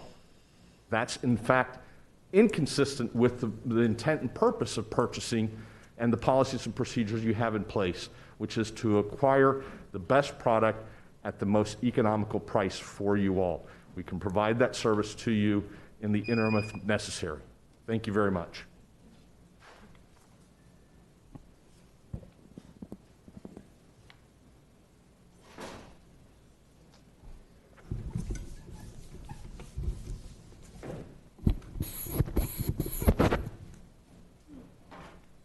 Thank you again for letting me talk to you again. My name is Michael Kaufman of ProLink. I appreciate again that you took the time and effort for over a year to test products at your facility to meet the criteria your management staff and your environmental services staff designed for their safety of their employees. That was 8 manufacturers got to do that. We were lucky enough to be one of those 8 manufacturers. And ProLink is a network of distributors, so when they say there's only one distributor, we have a member in Miami, we have a member in Sarasota, we have a member in Tampa, we have a member in Lawton Brothers in Orlando, we have a member in Jacksonville. So we're all over the place. But they are distributors that are state-bound that are paying taxes in your state as well, by the way. Not a manufacturer that's out of the state that doesn't do that with you. Let me put that in point, because I think that's important to support state companies. But let me go back to those 8 manufacturers that tested. We were lucky to be one of 3 that made your qualifications. We all have good products. They have good products. It's not the question. It's meeting the standards that you asked for in the RFQ that you sent out to us and the testing you gave to us afterwards. Your employees picked the people you wanted for the last 3. All of us would want to be the last 3. Your employees picked those people for the criteria you want: safe of use, easy to use facilities, performance, and quality of the products. We met those criteria to help you have healthier, safe facilities. Meet the criteria for your employees to use those products properly so you can have good, clean, safe facilities for your schools, for your kids. I know that we could be a good partner with you if we were given the chance. I'd like to have that chance with you. I know NCL was probably a good partner for you in the past. They're a good manufacturer. That's not what's in question today at all.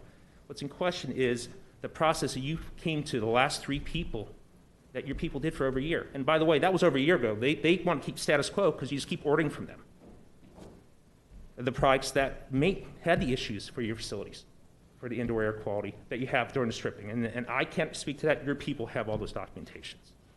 But that's what was talked about today. I just want to go back to the process. You here today for the 3 people that made it. Again, I was very honored to be one of those 3 people. I hope we can have a chance to work together in the future with you to prove that's the type of product you want in your facility. Thank you very much.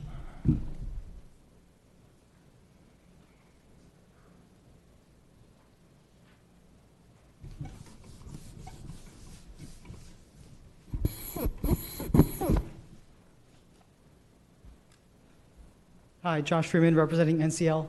I would like to reiterate the facts that Mr. Herron stated, which is that NCL does have a contract that can be procured through a cooperative that can be piggybacked just as they would piggyback this other contract. And on top of that, no one's approached NCL to get their best and final price, so they could actually possibly negotiate even lower than what the prices have been presented to you, and that has been presented to staff, but again, not forward to you. I'd also just like to talk about one issue that has been conflated that I don't think has been properly explained, and that is there's 2 different standards. There's an eco-friendly standard and a low odor standard. The RFI initially asked for something that was eco-friendly certified. In the ITB, only one of the 3 products that was brought forward to you was eco-friendly certified. If their staff is now saying they're low odor, I'm not sure that they're conflating those things. We have a low odor product that is the same line of the product you currently use, and that has passed tests by the district and could be made available to you also. But again, that's something that's not being considered. I just wanted to point out that there's 2 different standards between the odor and the environmental impact. And that's all. Thank you.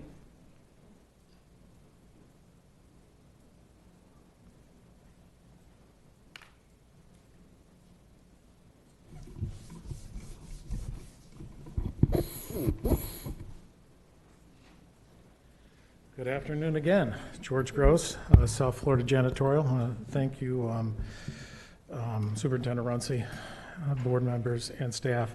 A few things that I need to refute because it just doesn't make sense. Again, the testing was done for over a year. NCL had the opportunity to bring their best products forward.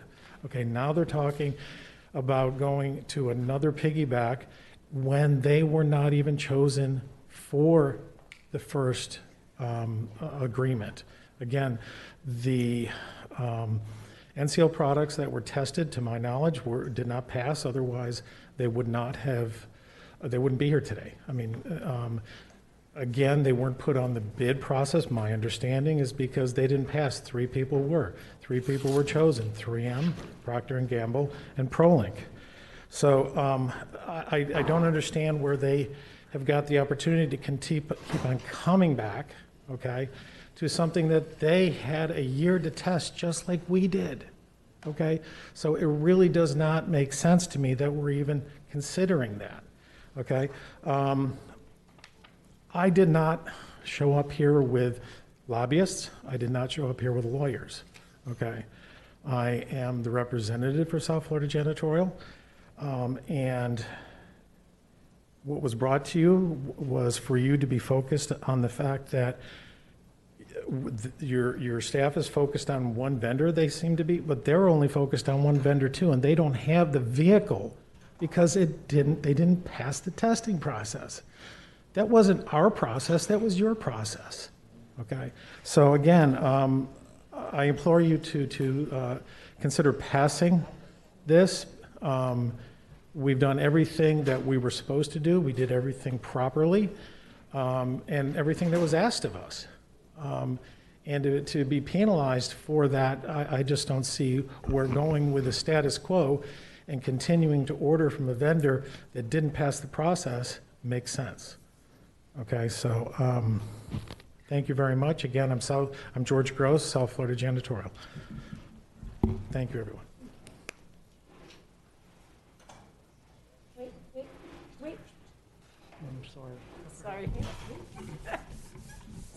Keep forgetting.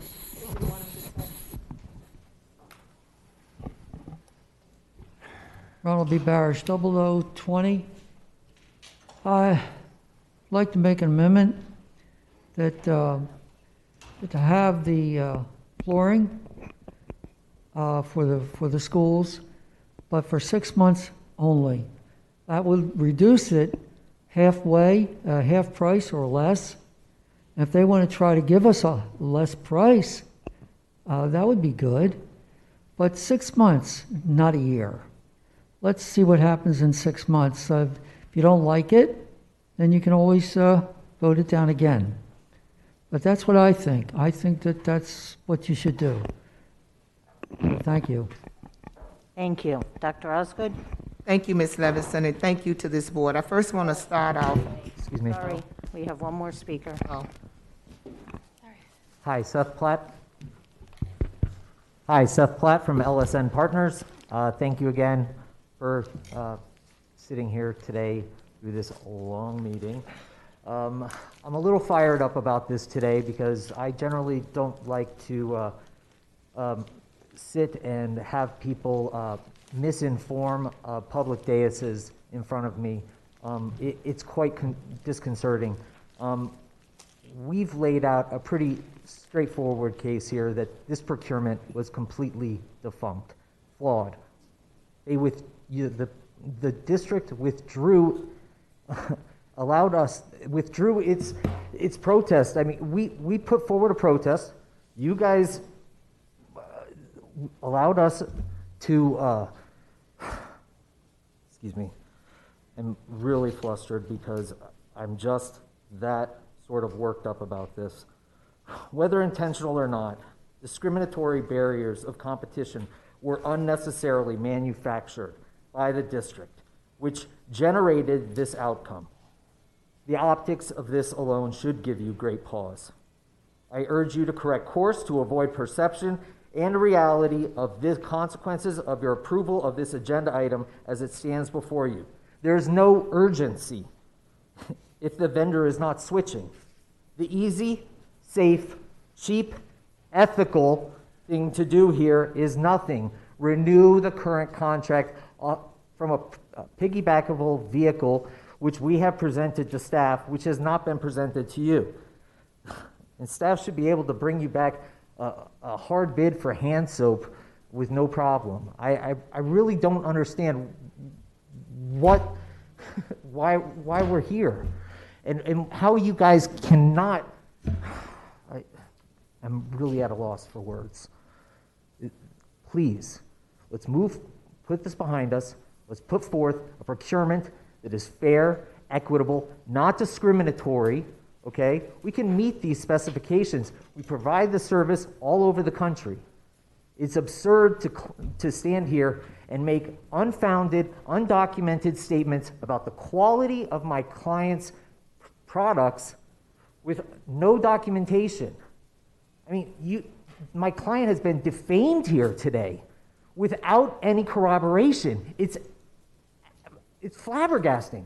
And then public documents haven't been provided? That's against the law. Let's get this right. Dr. Osgood. Thank you. I first want to start off by apologizing to the board and to the public. I was shuffling so many papers over here, and with the pink and the yellow copy, I got my notes mixed up.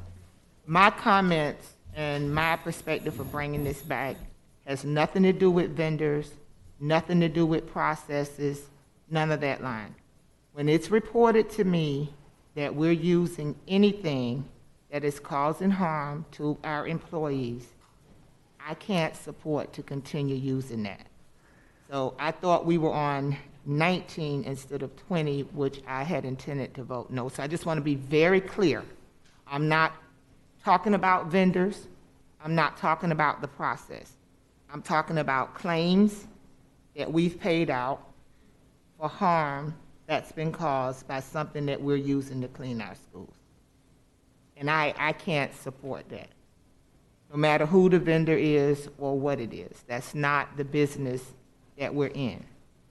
So that's why I asked to bring this item back once I realized we were on the other item. And I just want to be clear about that. Thank you, Dr. Osgood. Ms. Good?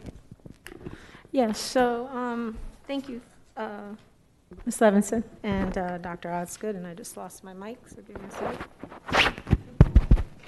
Can you hear me? Okay. So, so there's a couple of things. One, I just want to know from staff what's their intentions on going out with an ITV or a bid process. When would that occur? Good afternoon again. Mary Coker, Director of Procurement and Warehousing Services. So depending on the outcome of today, we're left with nothing. We would have to go out. No, that's not my question. Okay. So this item's before us. We're going to vote it up or vote it down. Regardless, what if this item were approved, what was staff's intentions, even if you had before us an item that was for a one-year period? So was there the intention of staff of going out to bid during that 1 year? Yes, that was the intention. That's what I'm trying to ask. Yes, I'm sorry. The intention was, again, I always said this was an interim solution. Yes. The intention was to go out to bid, but Ms. Korn brought upon a very good point, and I believe the manufacturer also indicated that there are additional distributors. So this is not about a vendor, this is about a product. My question, I really don't want to get into all the other conversations. Okay. Just, I want to understand staff's intent regarding the 1 year period. Yes. Is it your intent to go out to bid during that 1 year period? Yes, when we go out to bid that 1 year period, we would be going out to bid for the 3 approved products, approved systems. Okay, and when you say you are only going to go out for those specific products, on the basis of what? Because those are the ones that are approved by PPO. Okay. Therefore, would it be the will of the board, the RFI there could be an RFI that would allow us to add additional products okay, so that more products can be added to those 3 systems. Okay. So, and that can happen tomorrow. You can issue something like that for additional products, correct? No, but, well, go ahead. Yes, and that's the beauty of the piggyback. But you have. No, but this is my question. but they have to be The reason tested. I'm asking, Mr. Runcie, the reason I'm asking about the products, which is what I'm trying to focus on, is, and I think the word optics was used, and I concur. We really, Mr. Runcie, we really have to have a cut and dry procedure as it relates to testing the quality Correct. of Yes. products. Yes. It can't be gray. Correct. So either it has to look and be unbiased. The makeup of whoever is testing the products, how they're being tested, and the information has to be captured in a way that everyone understands it. Because when we say one product is not, and I'll just use not the same quality as another, we have to be able to make that known to all those who use that product, product A versus product P. So for me, that has been probably my biggest concern during this entire conversation we've had today, is the how exactly the product was tested, concerns raised where we may have issues with certain custodians bringing up issues. So I guess to me, that's what's not been highlighted the best. And I don't know, you pointed to Mr. Bays. I'm so- going to defer the question to my counterpart here, Okay. because I don't oversee the testing. In like a quick, Yeah. Sorry, Mr. Runcie, did you want to comment? No, I mean, I was just Forgot gonna. that I'm chairing. so- Sorry, Dr. Oz. So staff could correct me if I'm wrong on this one. You know, we're going on, I don't know, 3-4 hours on this item. if I you understand, consider Mr. us Runcie, item. but this is a But huge so- item. I mean, as far as cost and financial But- impact to the district. So I'm just trying to understand, and I apologize, I'm not an expert in testing products utilized for flooring. So my takeaway is, based on the conversations and what I've read, it's not crystal clear to me. So that's So- why I'm trying to. No, and I understand that. What I wanted to say is that the process, so forget about the products, forget about the vendor.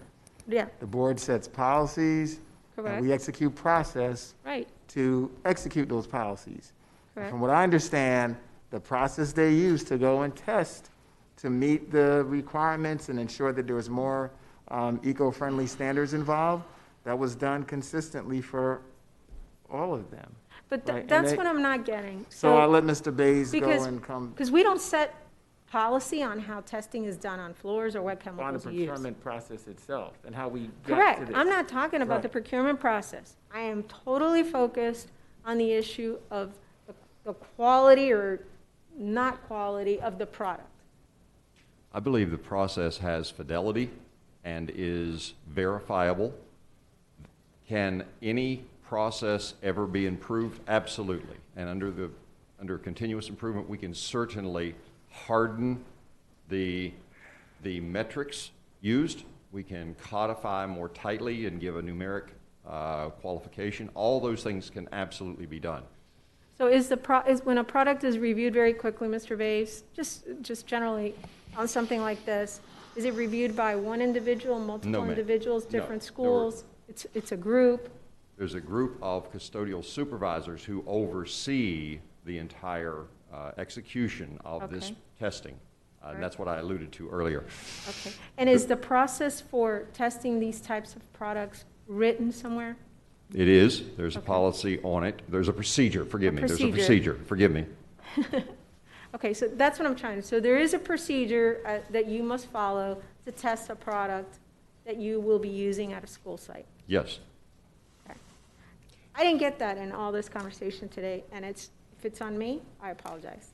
So all I say is that kind of information, though, is critically important in the conversations that we've had today on how that's done, because what the takeaway was and all this that we've been discussing today is just a clear, concise process for reviewing the chemicals, because when we make statements that some are not of the same quality, we really need information to back that up, right?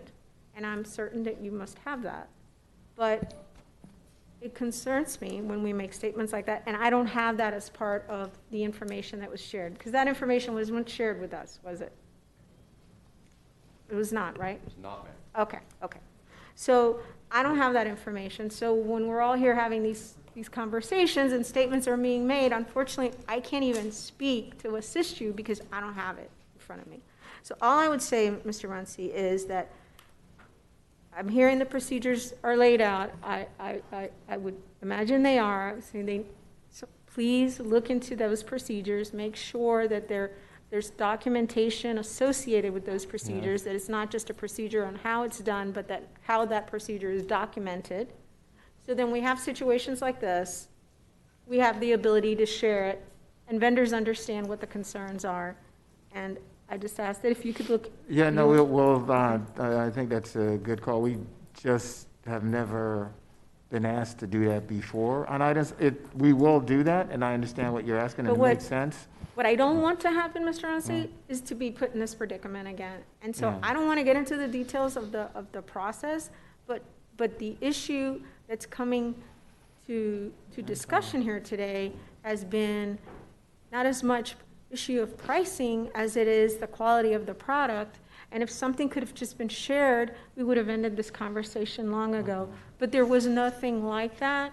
And so all I'd say is if we're going to use that, because staff said the process was followed, however, there were issues with quality of a product. And so when we include that in the statement, the quality of the product becomes part of the bigger question. Yep. You see what I'm saying? Yes. Had that not been raised, I wouldn't have the issue. Yeah. And I too, I would need to ask staff if we have this contract for a 6-month period, would that get us through the time? I mean, if you have it 6 months or you have it a year, you could use your 6-month time period and pull out all you could use your $2 million in 6 months, I would imagine, or Yes. will there be? Yes, we can. If the board decides for 6 months, we can do 6 months. We chose 1 year due to the fact that it's a lengthy testing process, and we wanted to make sure that we would not be without a vehicle to purchase the product. But my question is, and I don't want to think that I'm doing something and the result is different. Let me see if I can ask this. So the item is for a total of, is it 2 million? 2? Yeah, it's a little over 2. Right? Yeah. And it's for 1 year? Yes, but remember, please, the soap is in there too. No, yes. So what I'm asking is the item is for lack of a better word, $2 million, and it's for a 1 year period of time. What I'm asking is that $2 million based on the 1 year period of time, or are we going to vote for 6 months and then you turn around and use the $2 million within 6 months? So we really didn't really. No, it's for the 1 year period. Okay. So you've estimated based on certain utilization. But the bulk is going to be used over the summer. Correct. So it's not going to be proportionately over the months. I just want to, before I change the time period, I want to understand the outcome, right? So whether it's 6 months or a year, potentially you're probably going to use the majority of the amount because of the summertime. Yes. And again, if we're going to go out, whether it be for testing, for additional testing, which maybe, I know it takes a year, but maybe we can work and make that process maybe more efficient and come back sooner. Or even if we go out to bid, we're going to need a minimum of 6 months. So that's why we decided for the year, it would give us ample time to include the summer plus the additional months that we need for the whole amount of money process. Allocation that or potential bid spending, you could spend it in 3 months, 4 months, 5 months, because the bulk of your work is during the summer. Maybe I'm not saying it right, but, right? Yeah, no, that's Okay, correct. The majority of the work is All during right, the summer. thank You're you. correct. Yeah, because we purchase upfront the inventory so that when the schools start asking and placing orders with the warehouse for the products, they have it now available in June. Ms. Korn? Thank you. Ms. Coker, I don't know if it was yourself or Mr. Dorsett, who brought forward ProLink as the recommendation? Obviously, it was through Mr. Runcie, but ultimately, was it procurement or Mr. Dorsett who brought forward ProLink? Well, good afternoon. It was the recommendation for PPO and environmental health and safety that made the decision to go, not necessarily ProLink, but an environmentally friendly product. No, I understand that. I'm asking who made the decision, and I'll tell you why I'm asking. There was a statement made that this was a decision made for a singular vendor. Who made the decision to bring ProLink as the recommendation? I don't recall doing that. So basically, we brought it forward because when we initially looked for a Perfect, that's all I needed to know. Ms. Coker, did you singularly select the vendor, or did you select from the basis of the cost of the 3 systems?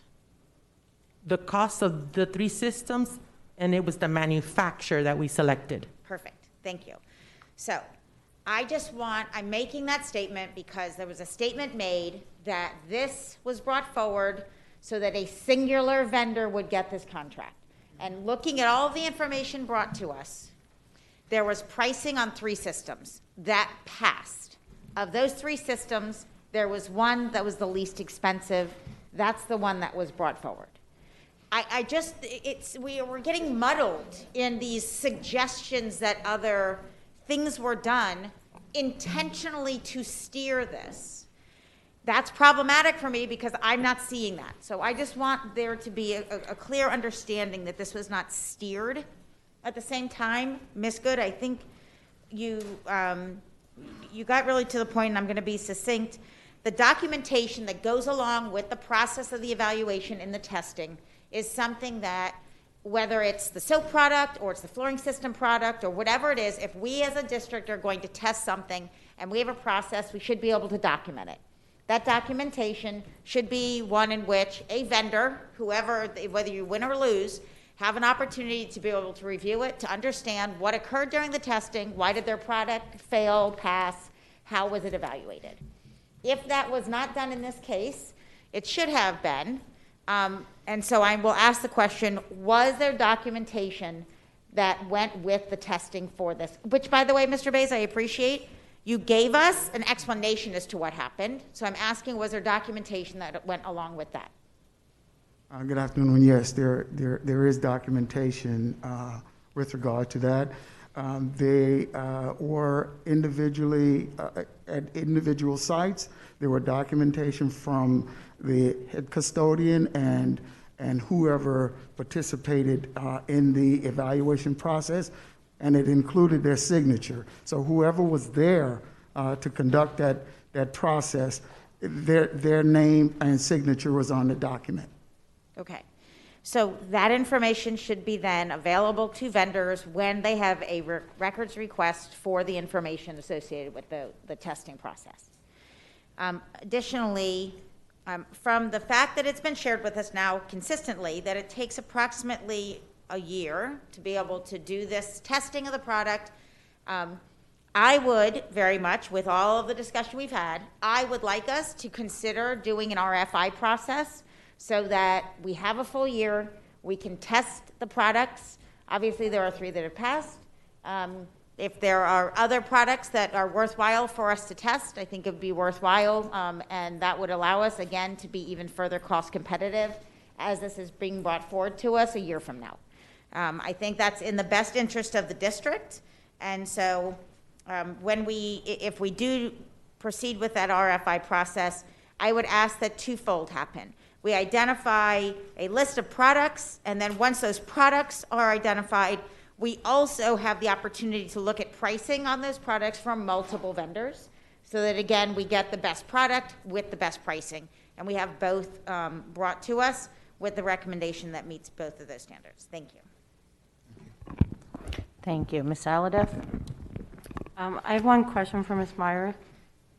Ms. Myrick, would the manufacturer or vendors, shouldn't they be responsible for any claims on the products? I don't know what you mean by claims. Like you said that that $95,000 of claims were brought against, I don't know, to the school district, but wouldn't that be responsibility through the vendor or manufacturer? I didn't say that. I think Aston Henry said that, and those are workers' comp claims. He's back. Mr. Henry's here. No, yes, you did not say that. That's all right, but I think it was workers' comp claims, but Mr. Henry can explain. Good afternoon again, Aston Henry, Director of Risk Management. Can you repeat the question, please? So the $95,000 that you spoke of claims, wouldn't that be the responsibility of the manufacturer or vendor? No, that's a workers' compensation claim. Okay, thank you. Ms. Leonardi? Yeah, I just want to go over my concerns again. First, if staff is being harmed by a product, that's obviously unacceptable. I'm just wondering why this is coming up now after years of using this product. Two, I know that everyone's saying that a public records request is not in the purview of this item, but for me, if someone is asking for documents related to this item, they should be getting those documents. Three, when I was asking about if a product was, or products that were not environmentally certified were tested, I couldn't get an answer to that. I think there's a lot of confusion about if something's eco-friendly or low odor. It was my understanding that eco-friendly was in the RFI, so maybe someone can clarify that. And if so, then why were not eco-friendly products tested? And finally, information was presented to us tonight about a piggyback that could be done. So I'm just really struggling with the information that has or has not been provided, and I don't feel comfortable making a decision like this based on the foggy information that's been provided. Through the chair, if I may just respond to her last question, which is the one that pertains to me. Yes, on the Ms. Coker. piggyback. So it was mentioned that pricing was brought forward from the current vendor and that we didn't negotiate or ask them or bring forward that pricing. I am only to negotiate with the approved products of which were part of the piggyback that we're bringing forward. So in the event that I would be using the previous product, indeed, there is a piggyback that we can use. And when I said that there was no vehicle to use, I am correct, because the product today that we use, the contract expired. Therefore, if I were to use the product piggyback that they say exists, which I verified it does exist, and we can piggyback because we verified with legal, we have to come to the board and bring it. Therefore, I don't have a vehicle until you approve it in the next board meeting.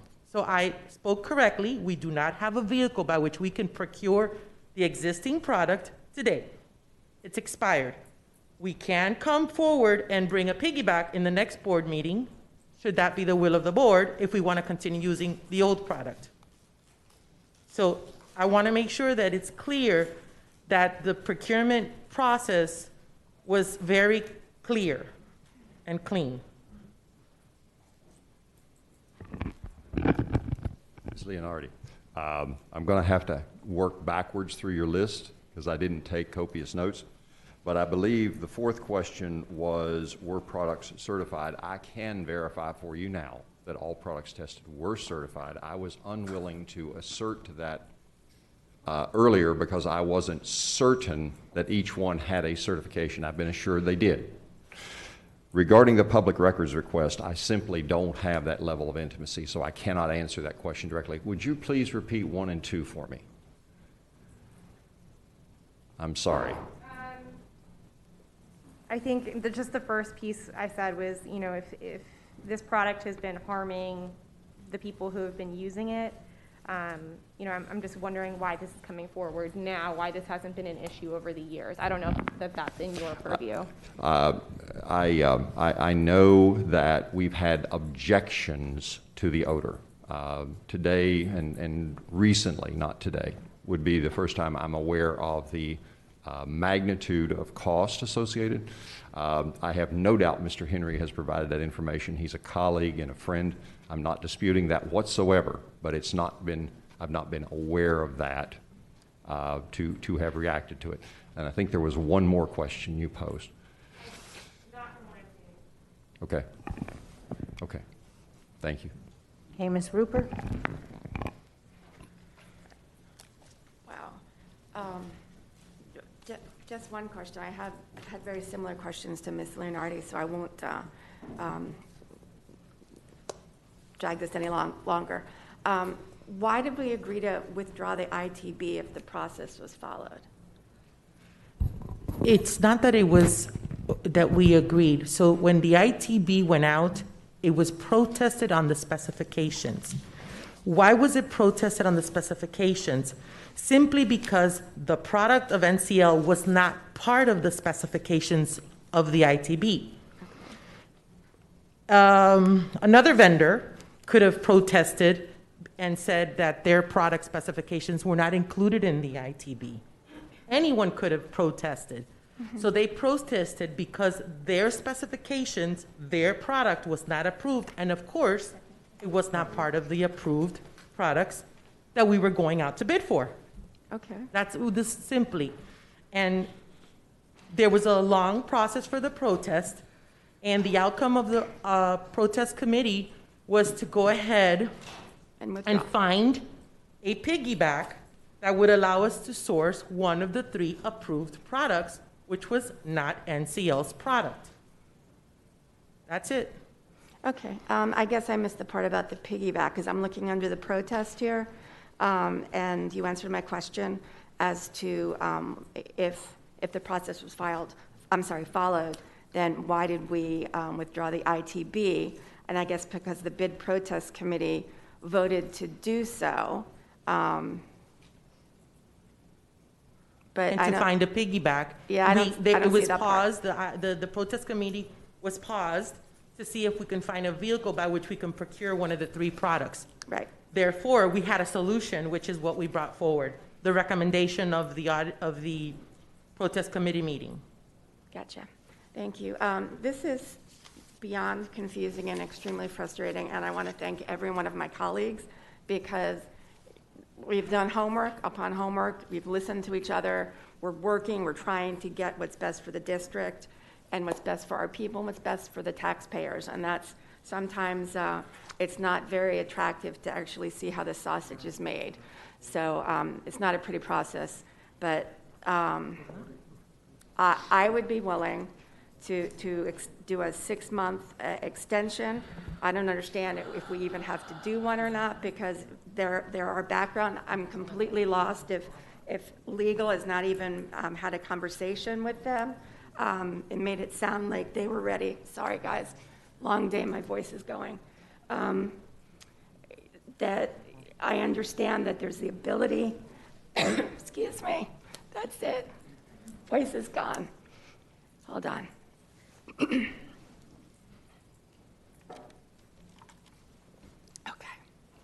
I'm going to try a little bit now.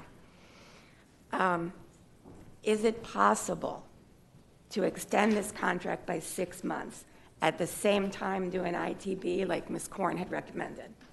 The answer is no. There's no further extensions in the current contract, and the current contract is expired. There is no contract on the table to continue, to extend. What if we were to do a 6-month contract with our... with who? With the current... We would have to... there's no contract, we can't extend, so if we don't, again, find a piggyback... Right.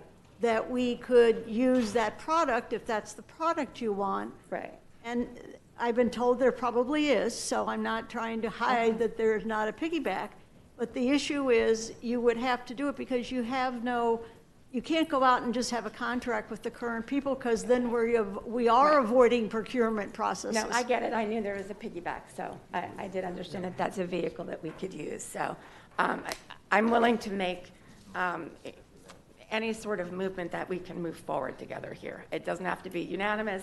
I'm trying to work and find something in the middle, and I know Ms. Korn is trying as well, everybody up here. So I'm at a loss as to what to do. I would prefer to just kick this to April's meeting. That would be my preference. Then we'd have plenty of time to look at this and get every bit of documents that were said to have been received and not received. I think being in this conversation for 3 hours, or it may be 4, it's exhausting, and I don't think we'll be able to do very great work and do a service to any of our vendors if we're rushed into a decision that I, for one, am not ready to vote for it either way, up or down. So I know there's a motion on the floor, but should that not go, I would do a motion to table to the next meeting. So. Okay. I just want to summarize a little bit of where we are right now. We started out at the beginning with Mr. Bays explaining the entire process, because I asked him that at the beginning to explain. So I agree with my colleague's comment about, a couple of them, about including testing results in the future. I think that would be helpful, because you went through the whole process, you explained to us what you did and how you got to the 3 manufacturers that you selected. I also agree that when we do look at a new RFI, we should look at distributors as well on the product that we select, because that will just be another way of lowering the cost more. Where we are right now is we went through a process, which was how long? How long ago did you all start this? Started in 2018, the summer of 2018. Okay, so this has been a couple of year process to test these products and come up with the 3 that pass the test. It is a pass-fail test. You don't provide numbers. It either removes it or it does not. There's nothing in between. So I just want to make that clear. That's why it's a pass-fail test. That's what the stripper does. And I appreciate all my colleagues trying to shorten the amount of time, but it took 2 years to test the items that we had. Whether that is appropriate or not, I'm not even going to comment on that. But we need a supply to get through the summer, and I support having the year contract. Staff has gone through all this to get us here. While we use this piggyback, they have stated what they're going to be doing in the meantime. If we do 6 months, we could press ourselves up against not having it done in time. And they just explained how long it takes. So I think we've asked many, many questions, and I thank all my colleagues. I think it's been more than thorough, but I think it's time we need to move forward and make a decision on it. Mr. Mokman, did you want to add something?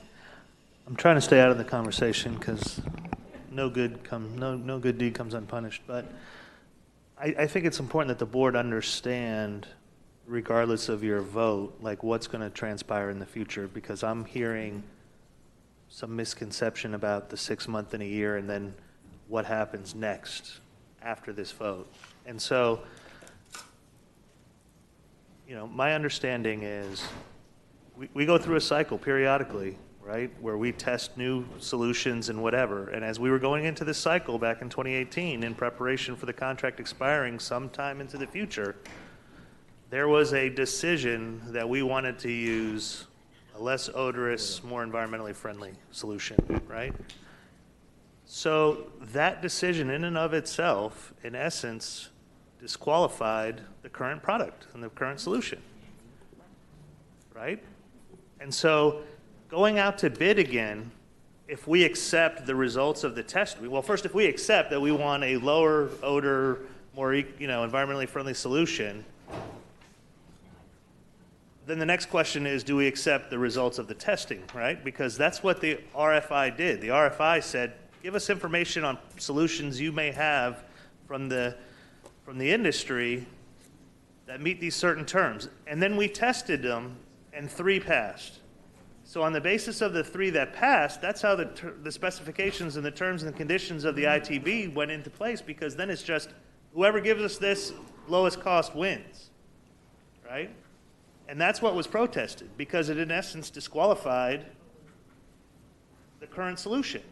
And so even when you hear Ms. Coker talk about going back out to bid, the question is, are we going to accept the results of the testing we did, or are we going to go back from square one over the course of the next year and go through the process again to potentially get more than just the 3 solutions that passed? And then there's another question. Are we interested in a environmentally friendly solution, or are we just interested in the lowest cost solution that works? Because there's other solutions out there that are much more cheaper, including the current one. But there was a decision made on the front end that shrunk the pool of what we would accept and then go out to bid for. And so, regardless of how you vote on this item, the question becomes, are we satisfied with the testing that we did or not? We want to retest. But more importantly, are we satisfied with trying to shrink the pool to only be those that are lower odor and, more environmentally friendly? So. Okay. Are we ready to vote? All those in favor of item 0020, please indicate by saying aye. Aye. All those opposed, say no. No. We have a roll call, please. Mrs. Alhadeff. No. Mrs. Good. Yes. Mrs. Hickson. Yes. Mrs. Korn. Yes. Mrs. Leonardi. No. Mrs. Lori Rich Levinson. Yes. Ms. Murray. Yes. Dr. Osgood. Yes. Mrs. Rupert. No. On the revote, it passes. Thank you, Mr. Moquin. I'm going to turn the meeting back over to Dr. Osgood. And I have a motion and a second to move item 001 to the floor. I'm sorry, I'm sorry, hold up, I'm sorry. We need to go to public comment. To vote for what? Sorry. Public comment, Oh, I'm sorry. yeah.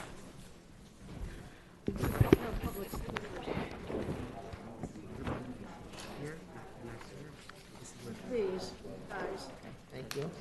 real public speakers. Okay. I don't know. So we will now take public comment.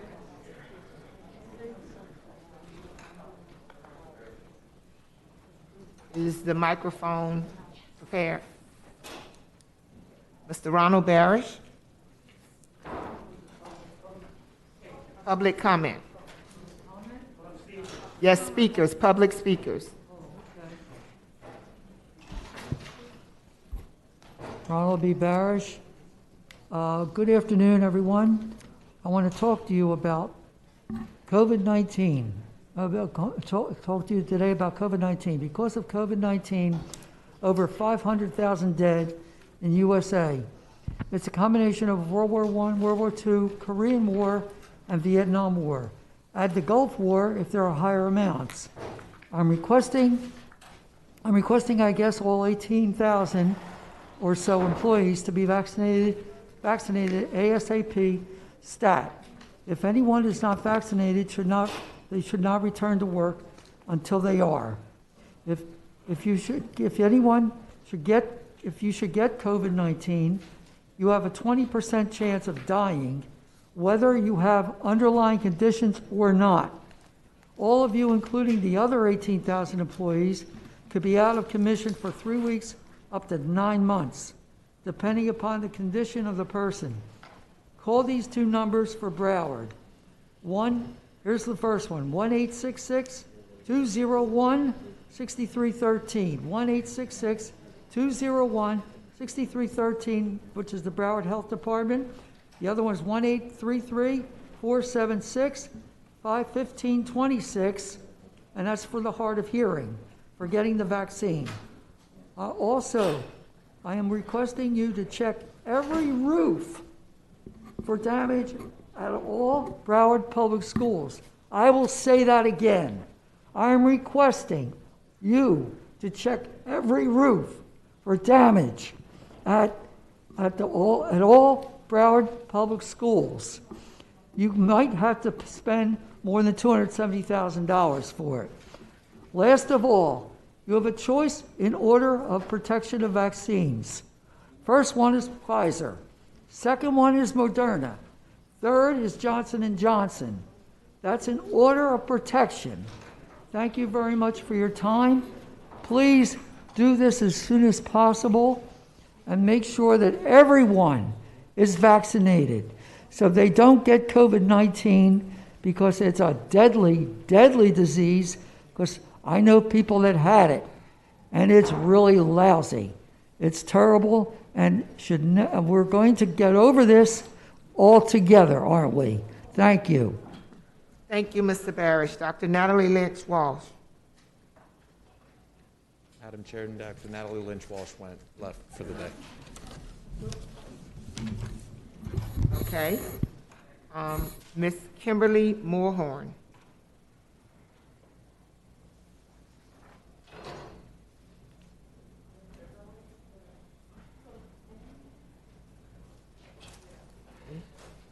Samuel Moorhorn.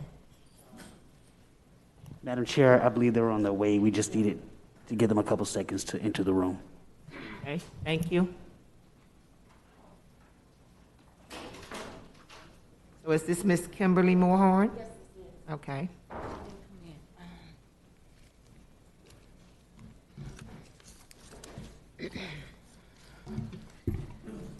Good evening, everyone. Good evening. We also have a parent that wasn't able to speak last week, and she wasn't able to get on last month. So we just wanted to know if it was okay for her to take Samuel's spot as to speak. I'm sorry, I'm not able to do that. I have to go with the names that are on the list. I'm sorry. Okay. She was on the list. Okay. All right. All right. Well, good evening, everyone. My name again is Kimberly Burke Moorhorn. Hold on a minute, Okay. Ms. Moorhorn. Yes. Could we restart the clock, please? Thank you. Thank you. Proceed. Thank you, ma'am. My name is Kimberly Burke Moorhorn.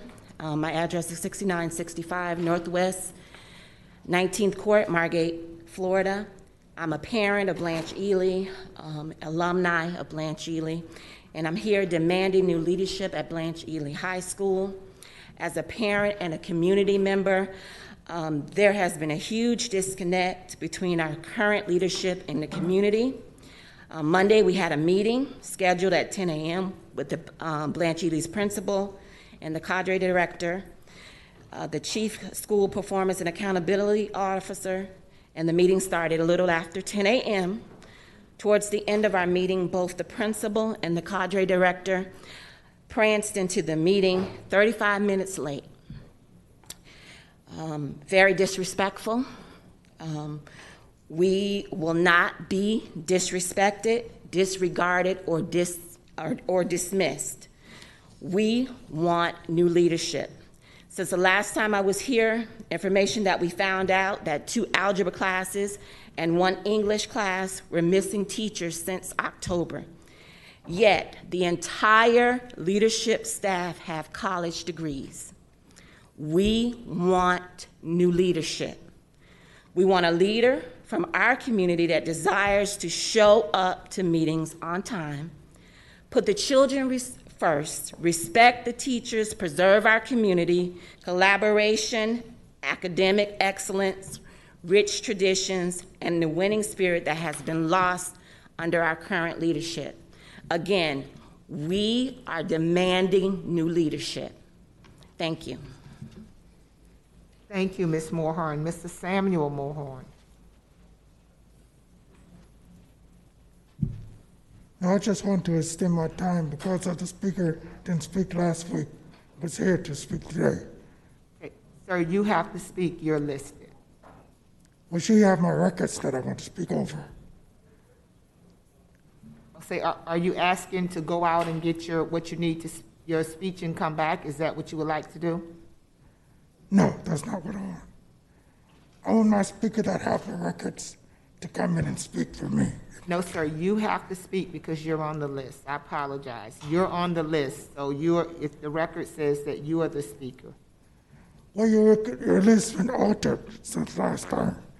Y'all moved the meeting up before. Okay, and Dr. you Neil started- Smith, I'm going to ask if you could help me to get some clarity with this gentleman because I certainly want to hear from him, and I'll come back to him. I'm just not understanding the back and forth, but if you could assist him, and then we can bring him back as soon as you let me know. Mr. Mohorn, could you go with the staff over here so we can work this out, and then we'll come back.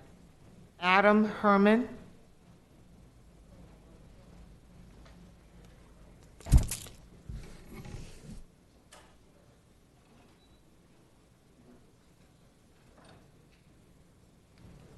Thank you. Good afternoon, everybody. My name is Adam Herman, and I am the proud parent of 3 Broward School students. All of my children have been back in school since they first had the opportunity to in October, and all of them are better off for it, so why am I here? I work for an international organization with offices in 20 countries and clients in over 100 countries. When I first started with the company... I'm sorry, Mr. Herman. Yes? Could you help me out? Could you just step up to the mic a little more? I apologize. I'm having trouble hearing you, and I really want to hear what you're saying. That's fine. Thank you. That's better, sir. Thank you. I work for an international organization with offices in 20 countries and clients in over 100 countries.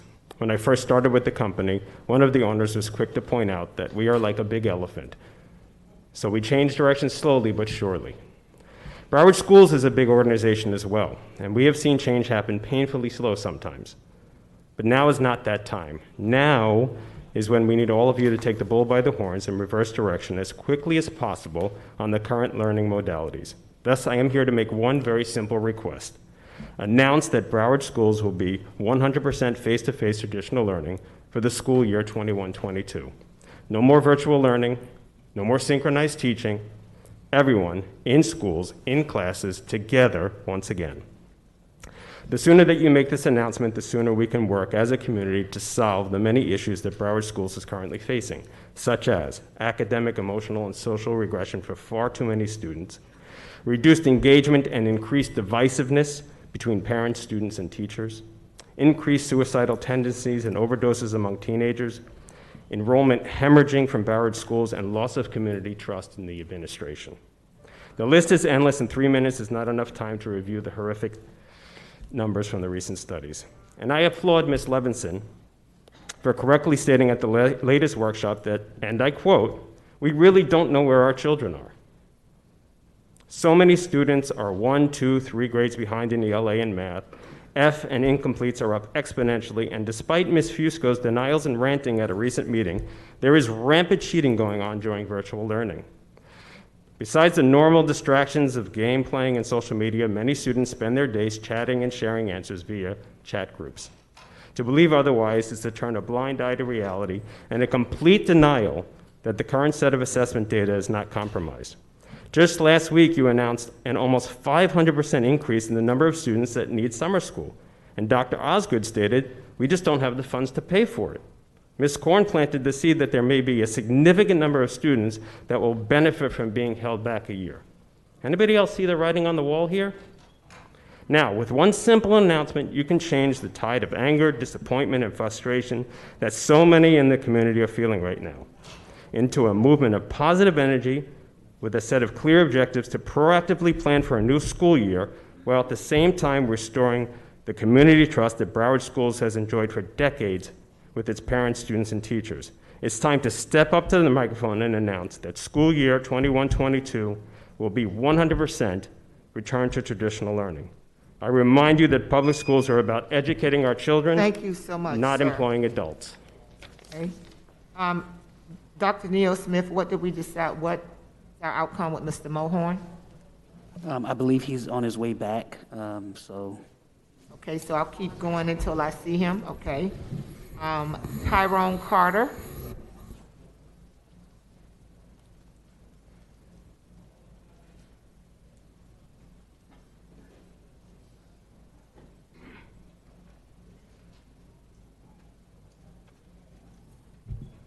Good afternoon, Madam Chair, board members.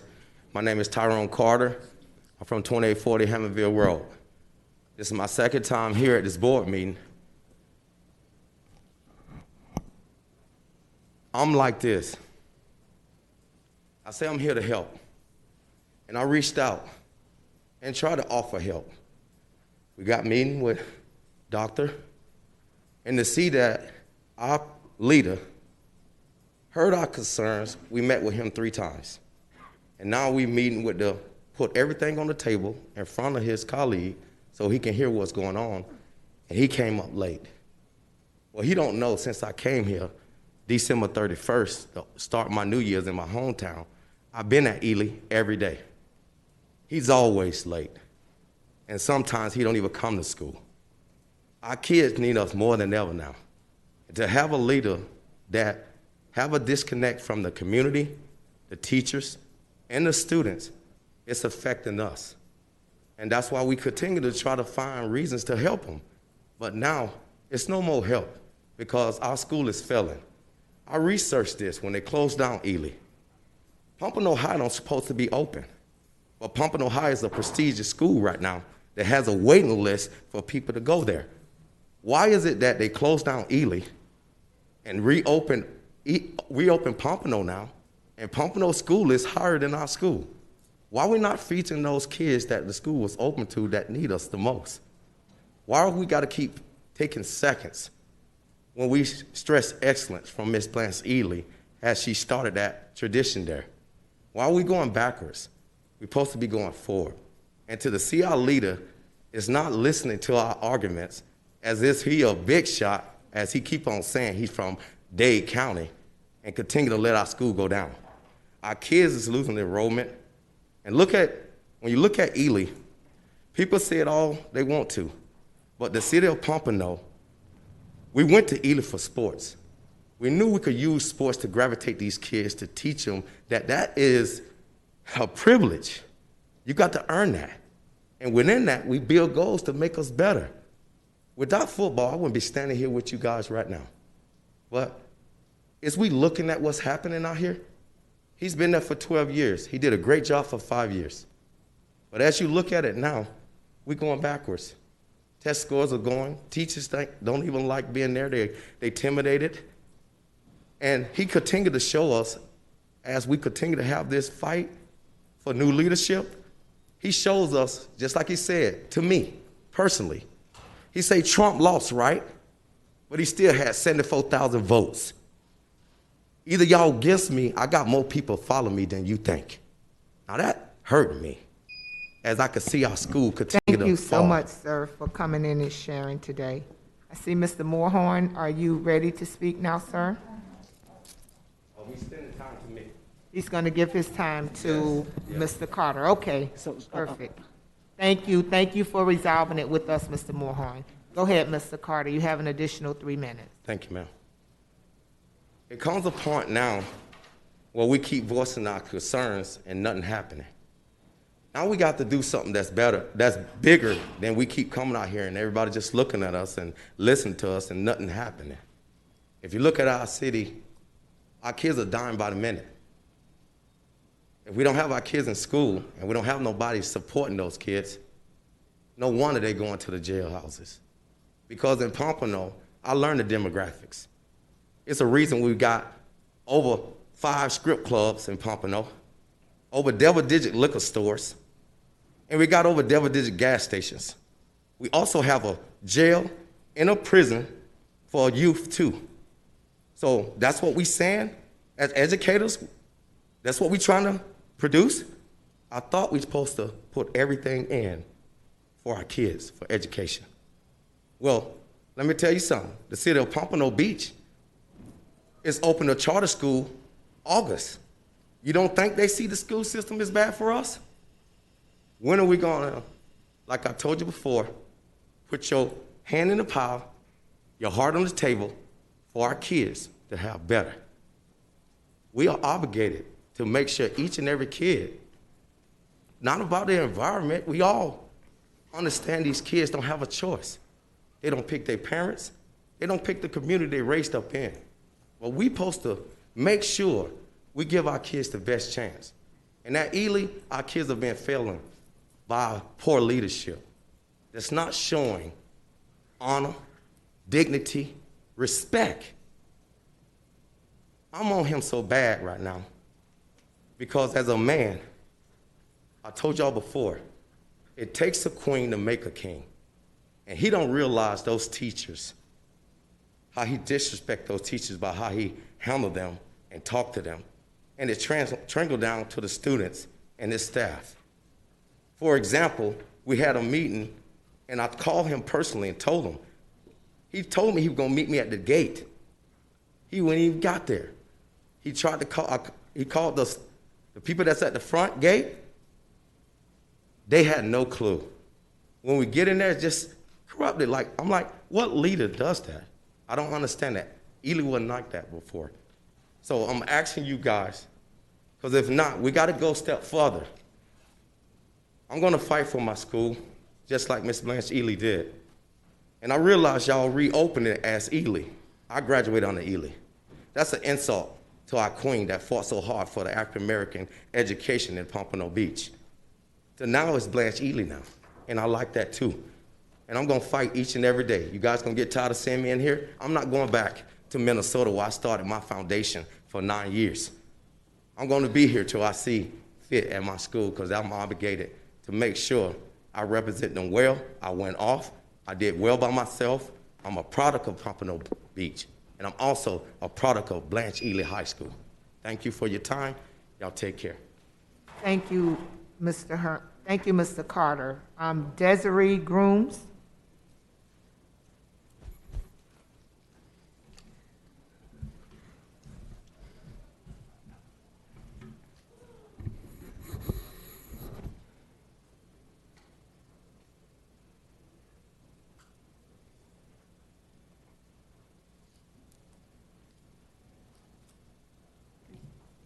Good afternoon.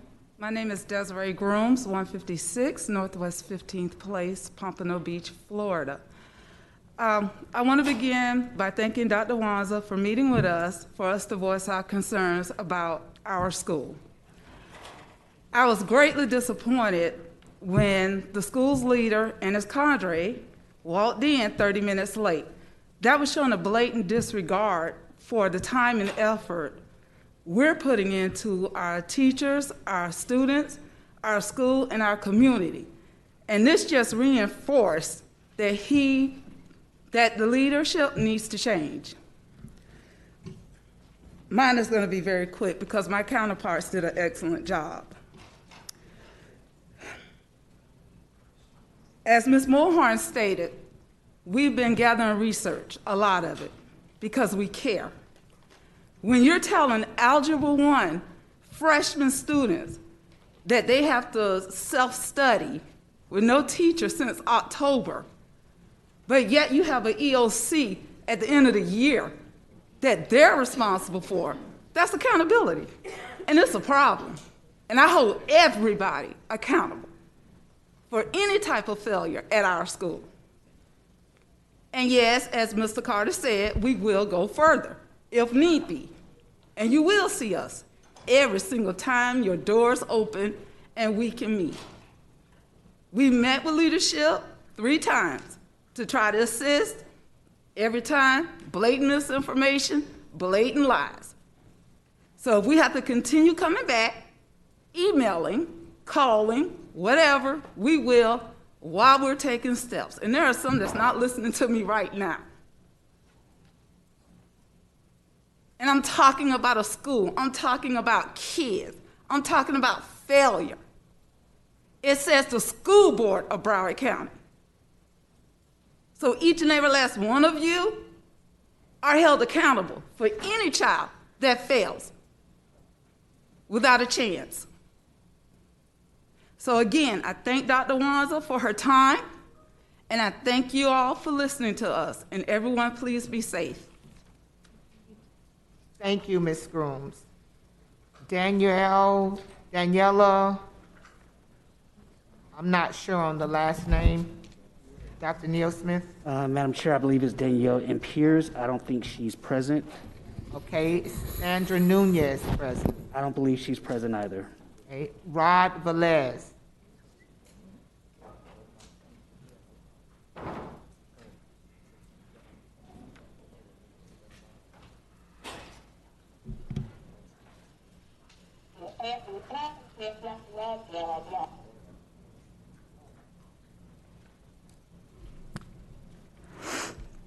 Good evening, everyone.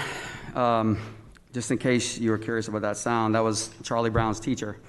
Didn't make any sense, did it? That's what I believe I sound like every time I come in front of you. I speak in front of the school board and everybody else that stands in front of you. It's just that same kind of sound, I believe. There's no response, answers, anything. So I'm going to read a paragraph of a public comment that was submitted today by Dr. Trudy Germanovich. We should not be requiring high-stakes testing at this time. Therefore, many parents will be using their right not to send their children into school for unnecessary testing.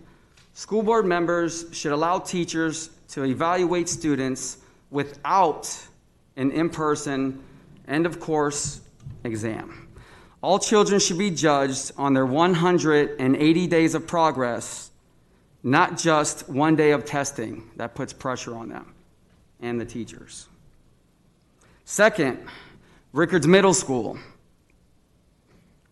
Scott Travis just reported today that Broward schools received a warning that Rickards Middle School roof might collapse 42 years ago. With a disaster, I wish I could have said I didn't see this coming, but I did. What's next? With a $10.5 million smart bond project, which includes building envelope improvements, electrical improvements, HVAC improvements, fire alarm improvements, fire sprinkler improvements, safety and security upgrades, and last but not least, media center improvements. Thank God there weren't hundreds of children and teachers in there. What happened?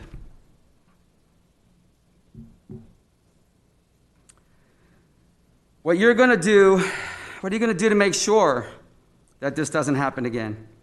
How are you going to assist with the mental health aspect of it? What are you going to do for the faculty and the children that were affected by this? In closing, I'll leave you with a premonition. In 2022, this school board will become proactive.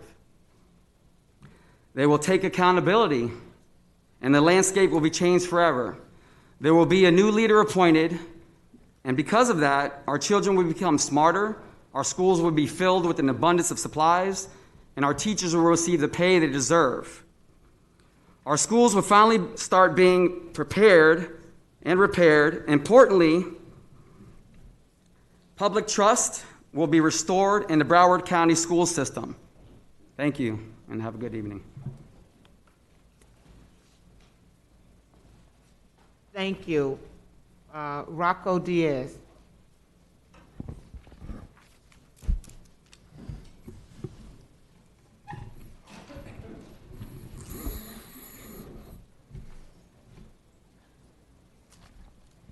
Thank you.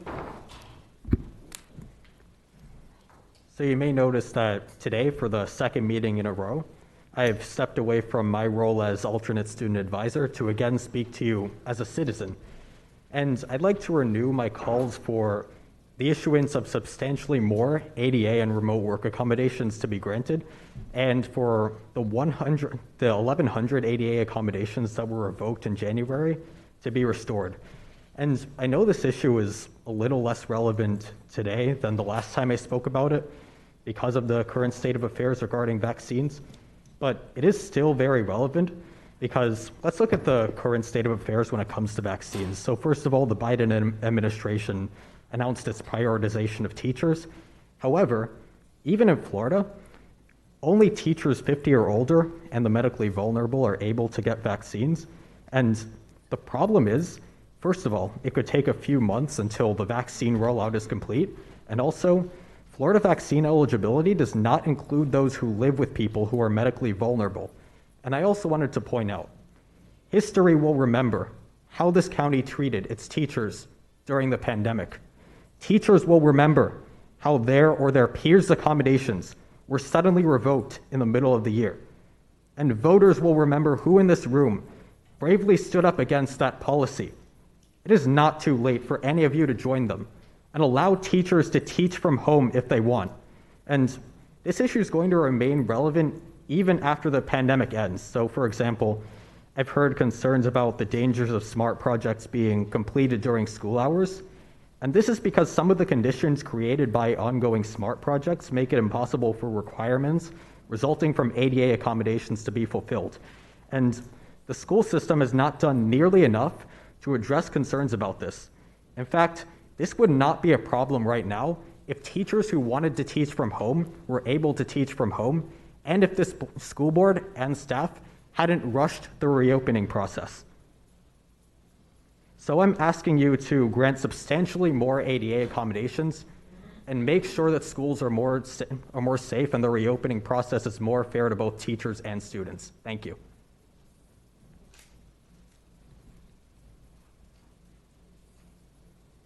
Delvin King.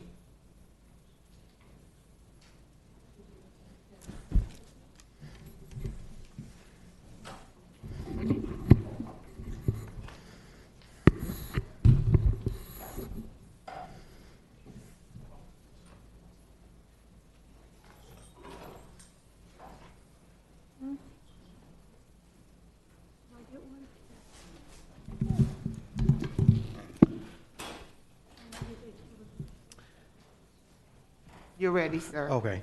Good afternoon, board. For the ones that don't know who I am, I'm Delvin M. King. I'm the principal and executive director of Youth Under Construction Youth Center, a K-12 private school located in Pompano Beach. Before I actually start off, I want to take a few moments to just put on my regalia. Give me 1 second. You can see the time going. This regalia right here represents my education. It represents the degrees and everything that I stand for.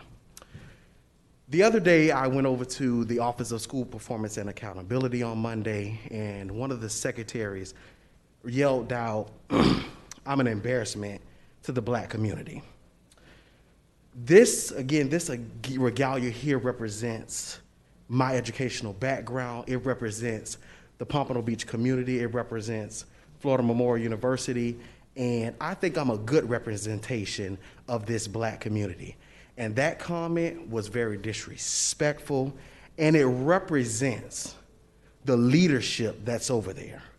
I don't know what's going on in the Office of School Performance and Accountability, but there has to be change in leadership over there. Some people need to be held accountable for the things that they say and they do. But then again, it represents their leader.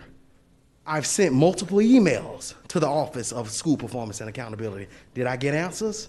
Did I get responses? No, I have not. I sent emails to the board. I sent emails to Mr. Runcie, the superintendent. Did I get answers?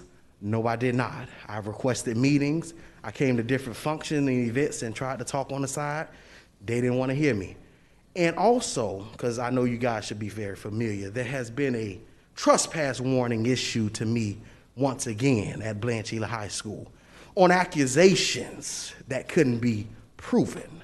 It couldn't be proven in a court of law, but it was enough for the chief school performance and accountability officer to issue a trespass warning. But it wasn't enough for a judge in the courthouse. You know, the courthouse right across the street. It wasn't enough for him, but it was enough for the chief. So when is there a vetting process with this? How can I challenge it? Or we just do what we want to do in Broward schools? Accountability. If we're going to call it the accountability office, let's hold some people accountable. Let's hold some leaders accountable, board. We got to hold some people accountable. Because if not, I guess it's their school board now, not y'all's. Let's step up to the plate. Because I'm a private school owner and principal. I got to be held accountable. Y'all see me on the news. I'm held accountable for my actions. Thank you. Thank you, sir. Nicholas Alvarez. That's our final speaker for today.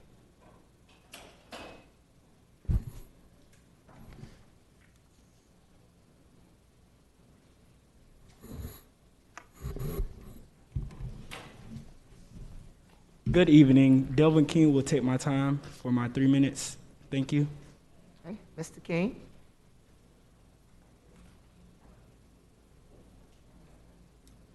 Hello, back once again.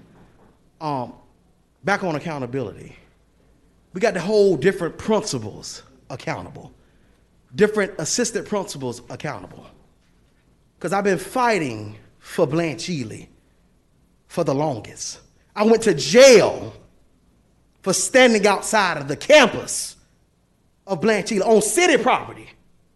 Charges couldn't even be filed because it was a bogus arrest. How could you shake hands with a principal? Take a picture. It's on video. Y'all know it's on video. How could you? How could you do it and get locked up?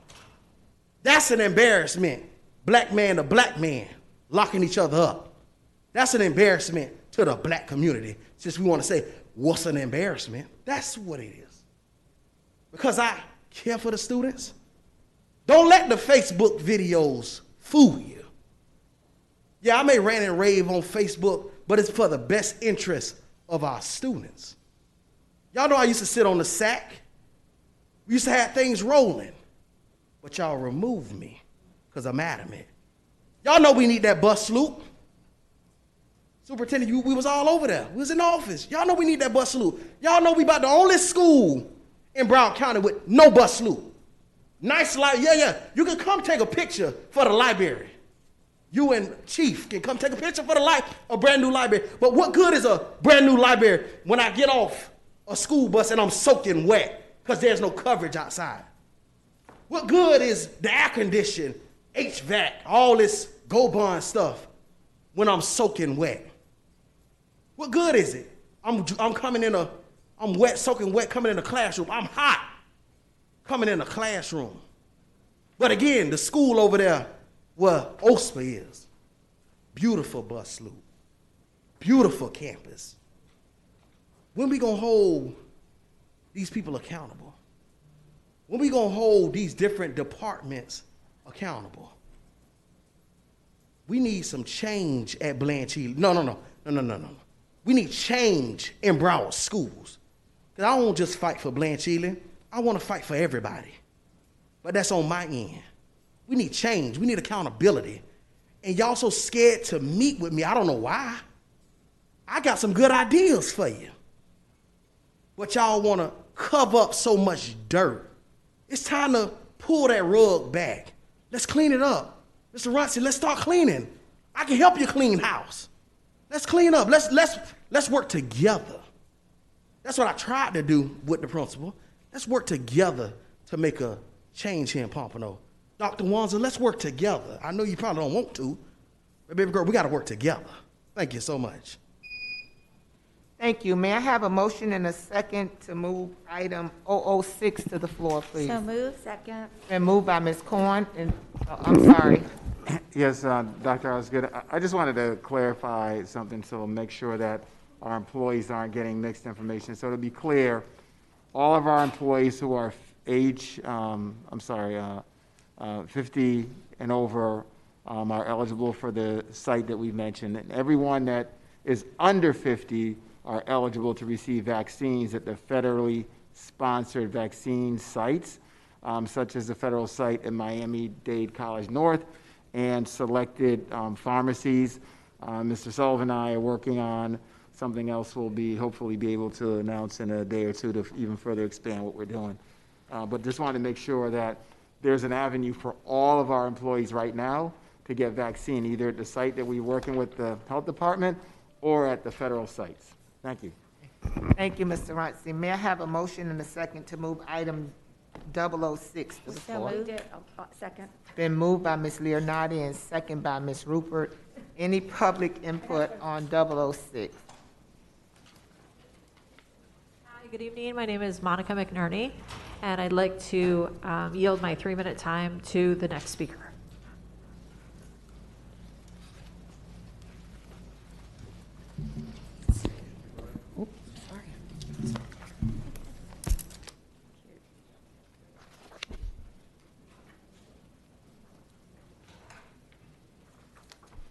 I think I would have known that after being here all day, right? Okay, it is so good to see you all in person.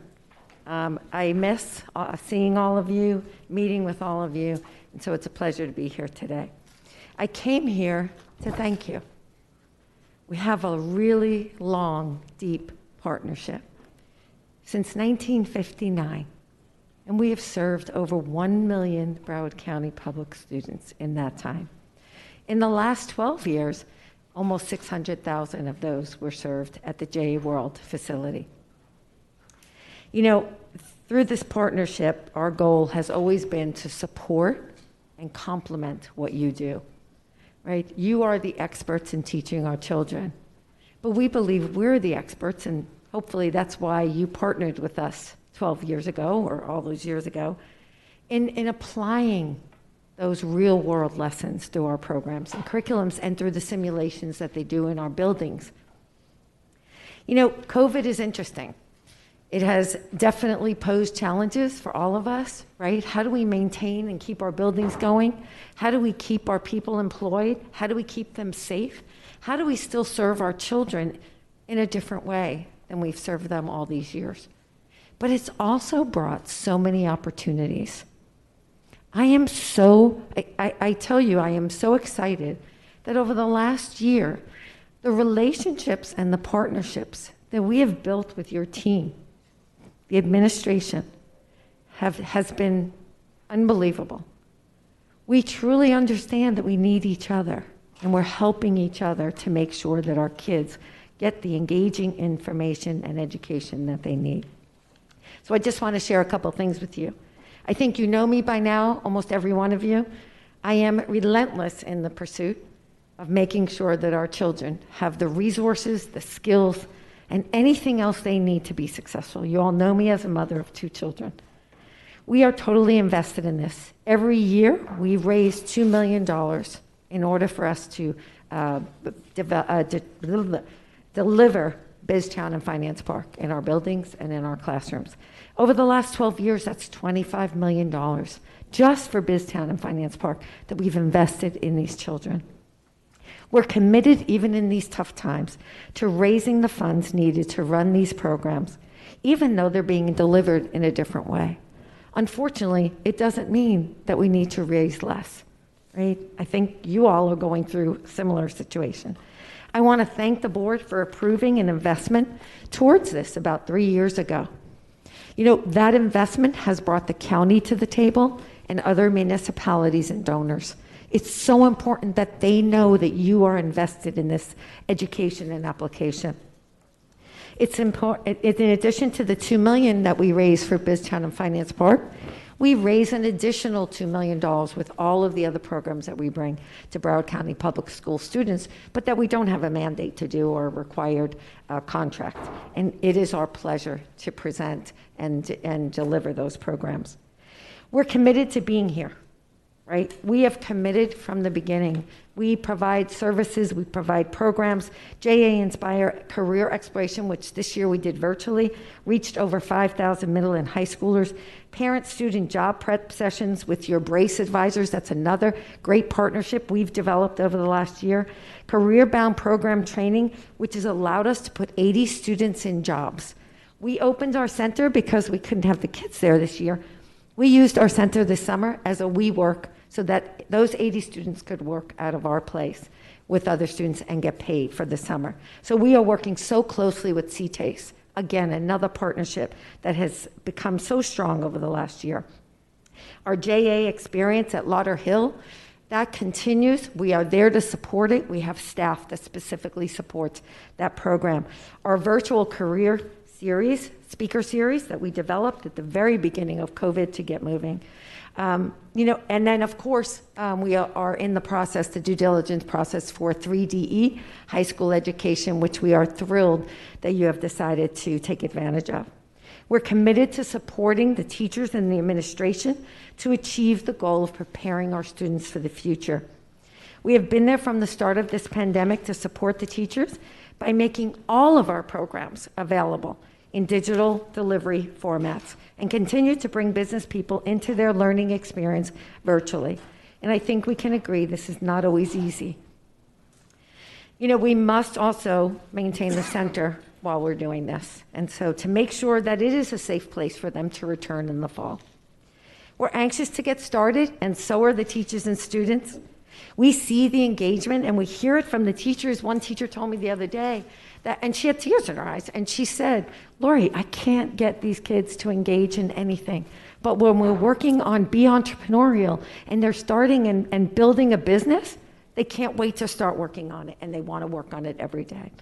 That makes us feel really proud of what we're bringing.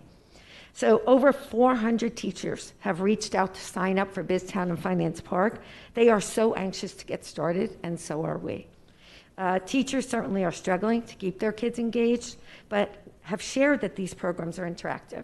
One last story, one of our teachers said that she ran into a student who had the Finance Park program in her class several years ago. Girl said she got a job, and the teacher said, well, what are you going to do now that you have a job? And she said, Mrs. O, I'm going to pay myself first. And she remembered. So thank you for state your name partnership. for the record? I'm sorry, Lori Cellarulo, CEO and President of Junior Achievement of South Florida. Thank you. Thank you all. Is there any additional public comment on item 006? No additional public comment on item 006. I have Ms. Korn.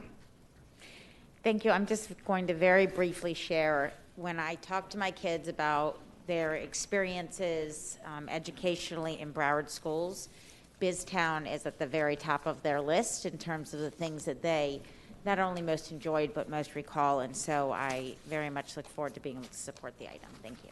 Thank you. Ms. Levinson? Thank you. Also a big supporter of the work that goes on at Junior Achievement, was involved with getting us to the contribution that we now do, that we now give per student. But I have a problem this year with paying the same amount per student for a virtual experience as for an in-person experience. I can't rationalize to myself paying $10 per student to do the virtual activity and not the real activity. So this is $500,000. We cut back on all of our other partners with field trips, with different things, the contracts that came in front of us. And I can't rationalize paying the same price for a virtual experience. And I do commend BizTown, Finance Park. My kids also did all of those things. They're wonderful. But I'm not going to belabor it, but I would not be able to approve this for that amount of money. If we would look at perhaps giving $5 this year, that is something I would be able to approve. But I can't see the same ROI virtually as in person. Ms. Hickson? Thank you. I also am a supporter of JA. I've been there. My students have participated. Marine Industries just built a great little room in there. But I also have a struggle with almost $500,000 for 5th and 8th graders in the district in a virtual world. So I don't know that I support this cost. I do support the program. Maybe if there's a way that we could do a discount for the time. I know that this contract expires June. I guess that's also a question because we're almost done with this year. So is this contract for the next school year or is it for what we're doing right now? Nicole Mancini, Director of Elementary Learning. This is for the remainder of this school year. The difference between the typical environment and this environment is that we don't have to transport students to the facilities, so more classes can participate in the simulation at the same time. So we are able to get all of the students in between now and the end of the school year, and we are working on the contract for next year already. Okay, so yes, I agree that $500,000 for a virtual experience in this world that we're living in is excessive. Hey, Ms. Leonardi? Yeah, I just want to reiterate the comments of my colleagues. Junior achievement does great work. I never got to go to BizTown, but my students who did go loved it. And I think junior achievement, again, does great work. But I have the same struggles as my colleagues, which is almost $500,000 for a virtual experience for 5th and 8th grade for the rest of the year. Ms. Aladaff? Can I just get some clarification, though? Because is this something that we already are in the process of using and receiving for our students? No. So through the chair, Dan Gold, Chief Academic Officer, in building on the remarks from Dr. Mancini a few minutes ago, I would like to directly respond to the concerns begun by Ms. Rich Levinson and then reiterated by several board members. I also began when we reviewed this contract, and it is important to remember that this is the first year we are bringing forth a district contract rather than having the payment flow through individual schools. So it's a new instrument, and it's taken some time. To answer the last question, we have not yet formally received any services that would fall under this contract. That would be in violation of a number of different things. But we have prepped since the beginning of the school year to maintain what is an invaluable experience for our students. I also had a concern about what the price point would be for this contract, and Dr. Mancini could testify, though I will not ask her to do so today, on the number of hours she had to put in to come to understand what the value we were getting in exchange for the dollars was going to be. There are some of it is a restructuring of the pricing. There's intellectual property in addition to the experience as part of the curriculum. That goes on. That is a fixed cost, and historically, our vendor partner, in this case, JA World of South Florida, has recouped that cost through the billing of the $10 ticket price for the physical admission. The experience tied to that intellectual property, the outcome of students coming to understand how small business and personal finance intersect to produce a civically engaged citizen, is still going to be the outcome here.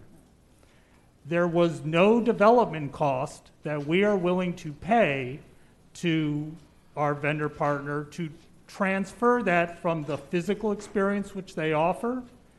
Rather, we told them that in order to bring this contract forward, we needed them to absorb any adaptation to ensure the similar quality experience for students delivered through a virtual world.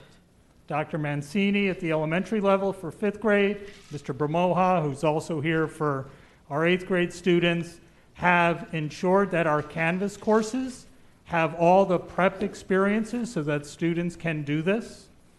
Given the testing schedule that is scheduled through the spring, we have worked it out to ensure that all students will still be able to get this in such a way that it is part of their experience for this school year. I came to understand that we were getting equivalent value for the dollar of this contract, and that's why the recommendation is for the price point it is. How much money is going to be saved without having new busing? Dr. Mancini, you're the one who carried that, thank you. We expend a little over $400,000 a year in transportation. And that is not being spent this year. And that's not being spent this year. Ah, okay.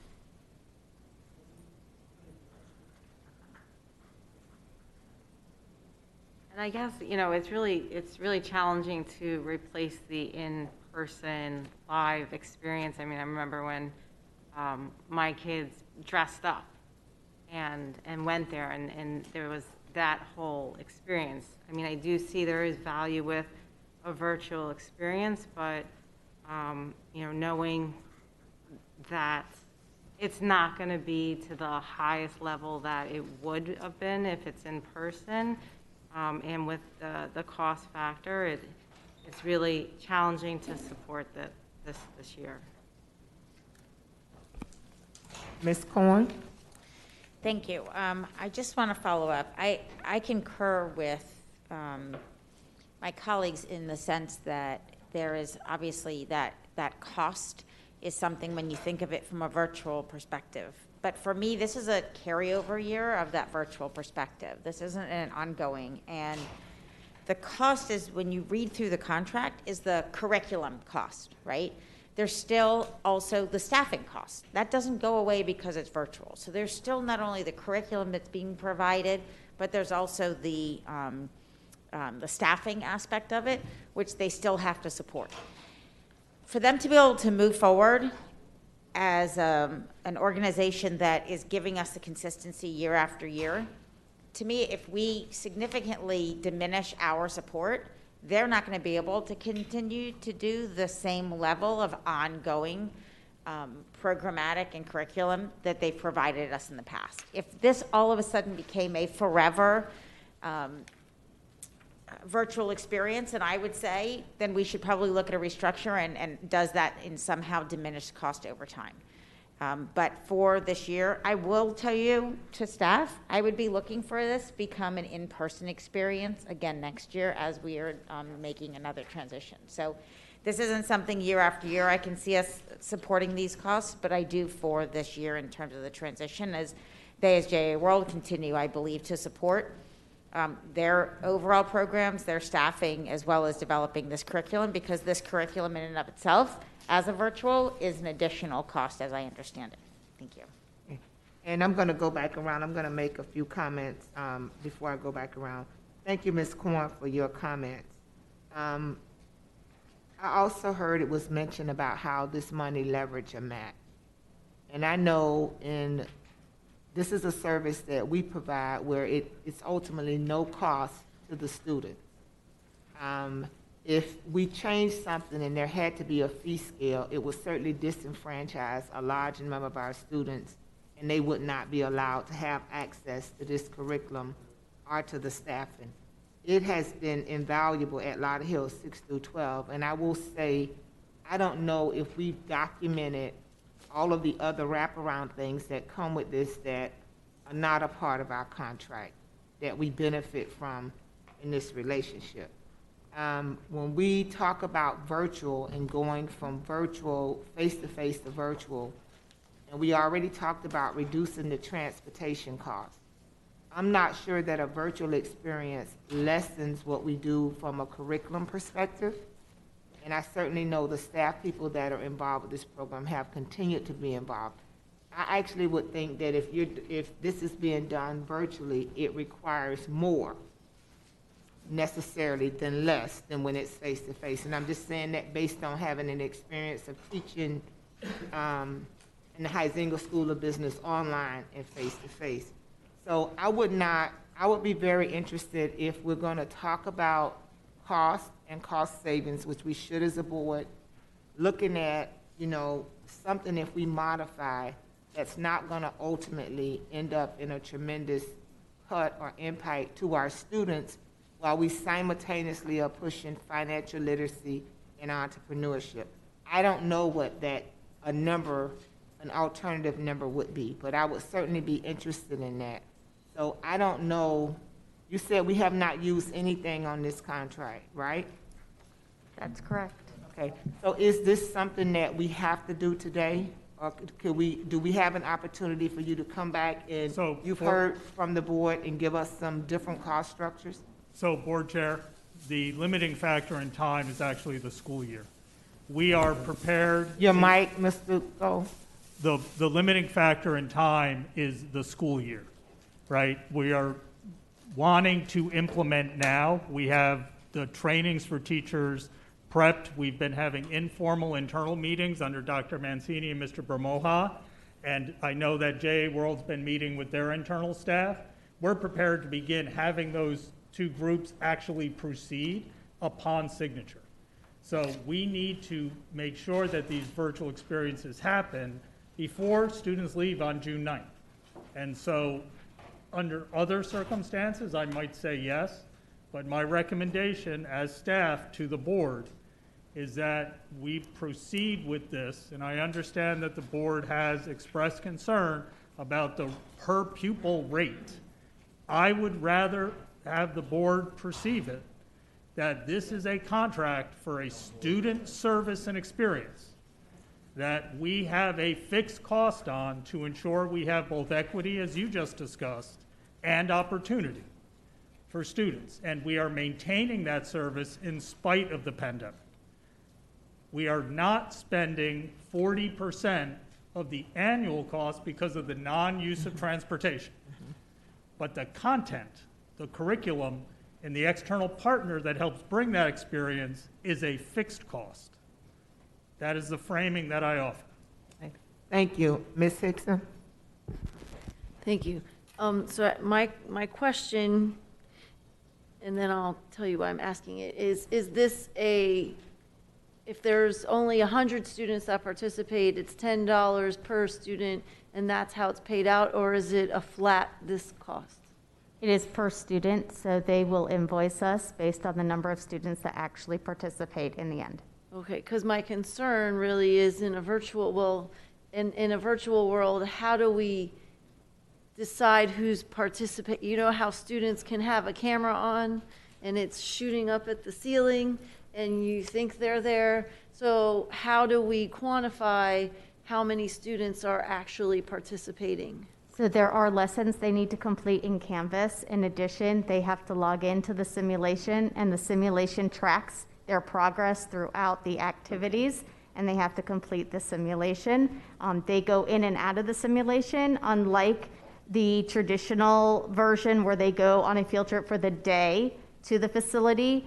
They can spend half an hour, 45 minutes, an hour in the simulation, log out, and then the teacher can the next day have the class log back in and do another hour within the simulation until their simulation activities are completed. Okay, perfect. So if we approve this, we're approving up to this amount. It's not necessary. Okay, thank you for the clarification. Thank you. Ms. Levison? I wanted to make a motion to lower the cost to $7 per student. Is there a second? Second. Okay. The motion is second to lower the cost to $7 per student. Is there any input from the public?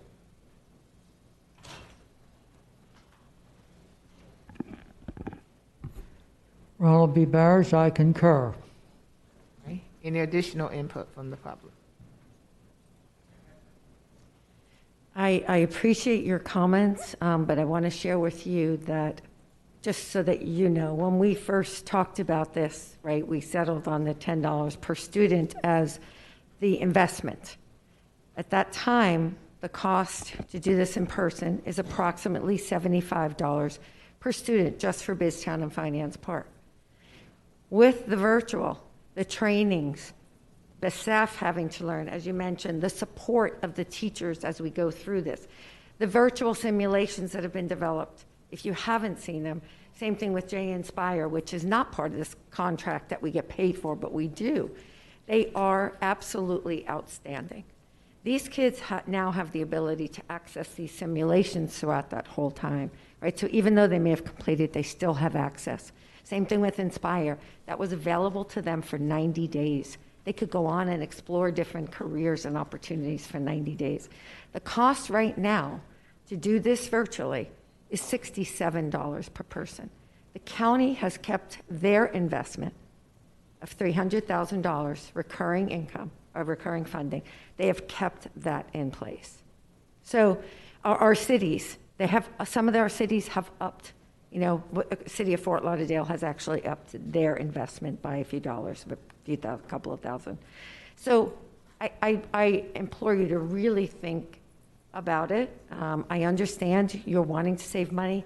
As you mentioned, we're saving over $400,000 in transportation. This education and these simulations are so important for these children. And I think you know me by now. This partnership is built on trust, credibility, respect. We are here for you, and we are doing so much above and beyond BizTown and Finance Park because we want to. We want to bring that to you and to the students. So I hope that you will consider keeping it level, the funding level. It is a tough year, and it has not been easy to transition this, but we have been there for the students and for the teachers from the beginning with all those other programs that are listed in that contract without getting paid. And our staff has been working really hard and has been ready to pull the trigger and go move forward on this. So I really hope that you'll keep us whole. Thank you. Any other public comment?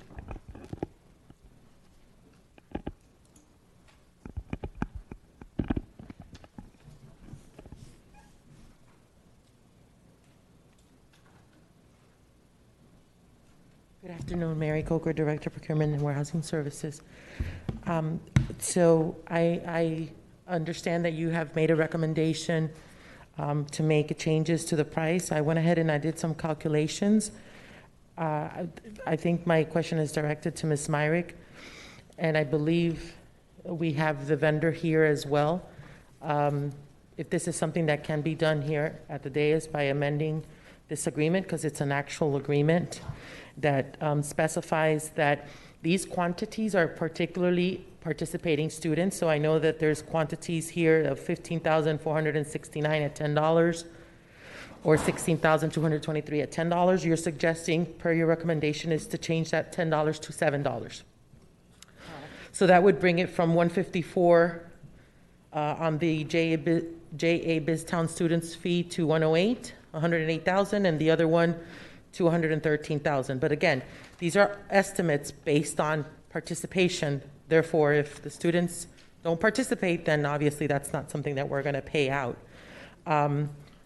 I can make amendments, changes. I made the calculation, but I believe this is something that conversation that maybe we can table this, speak to the vendor. If Ms. Myrick allows it, I'm trying to make the accommodation so that we can get this item passed.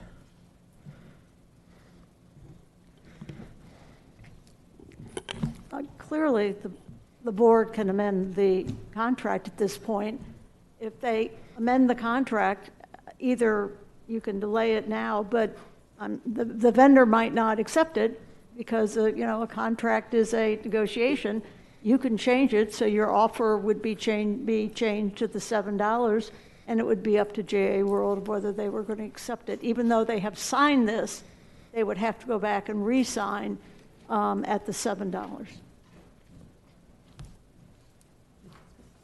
Okay.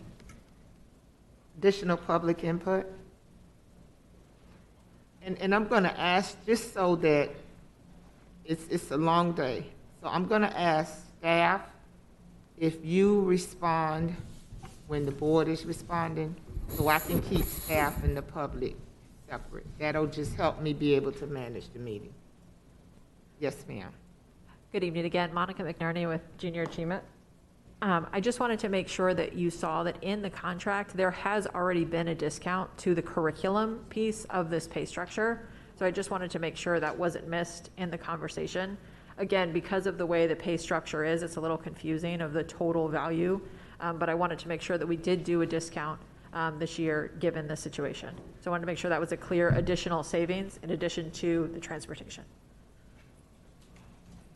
Any more public input?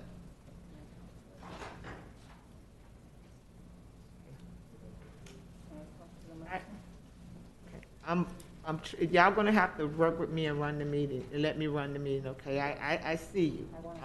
I'm trying to find my way, okay? You made a motion, okay? I'm finishing up public input, and now I'm gonna come to the board. Ms. Levis. Thank you. First of all, transportation has nothing to do with this. It has nothing to do with this contract.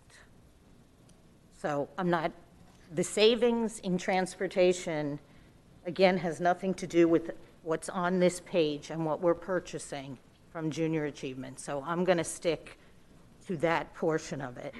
And I just want to remind us that I've been one of the biggest advocates of Junior Achievement. When it was at 5, I worked to get it to 7. I brought an item, brought another one to get it to 10. But I just don't think that in the world we're in, we have cut back on our other contracts. To give the full amount to one vendor and not to the others who have worked with us would not be equitable. So I'm going to have a problem if we keep it at 10 with supporting it, and You know, I do a lot of work on financial literacy, but I just don't think it's our business to make sure that the overhead of someone else is covered in this difficult year. Everyone's had to look at different ways to make ends meet, and it's incumbent upon other organizations to figure out ways to make those ends meet and not to have the school board meet it. So I feel very strongly that $7 is somewhere in the middle, and for what we're receiving this year, would be a fair price to pay. Thank you, Ms. Good. Ms. Good. Thank you, Madam Chair. So just very quickly, the discount that's with staff, the discount that's in the contract, the 40%, was that also included in other years, or is this the first time that that discount is being given? The bottom line number for curriculum is slightly lower this year than it has been in past years for both BizTown and Finance Park. The in previous, Ms. Mancini, in previous years, was it also, I was trying to remember, was it always 5th and 8th graders? Always 5th and 8th graders, yes. Okay. So from what's before us, it's approximately 31,600 students? Correct.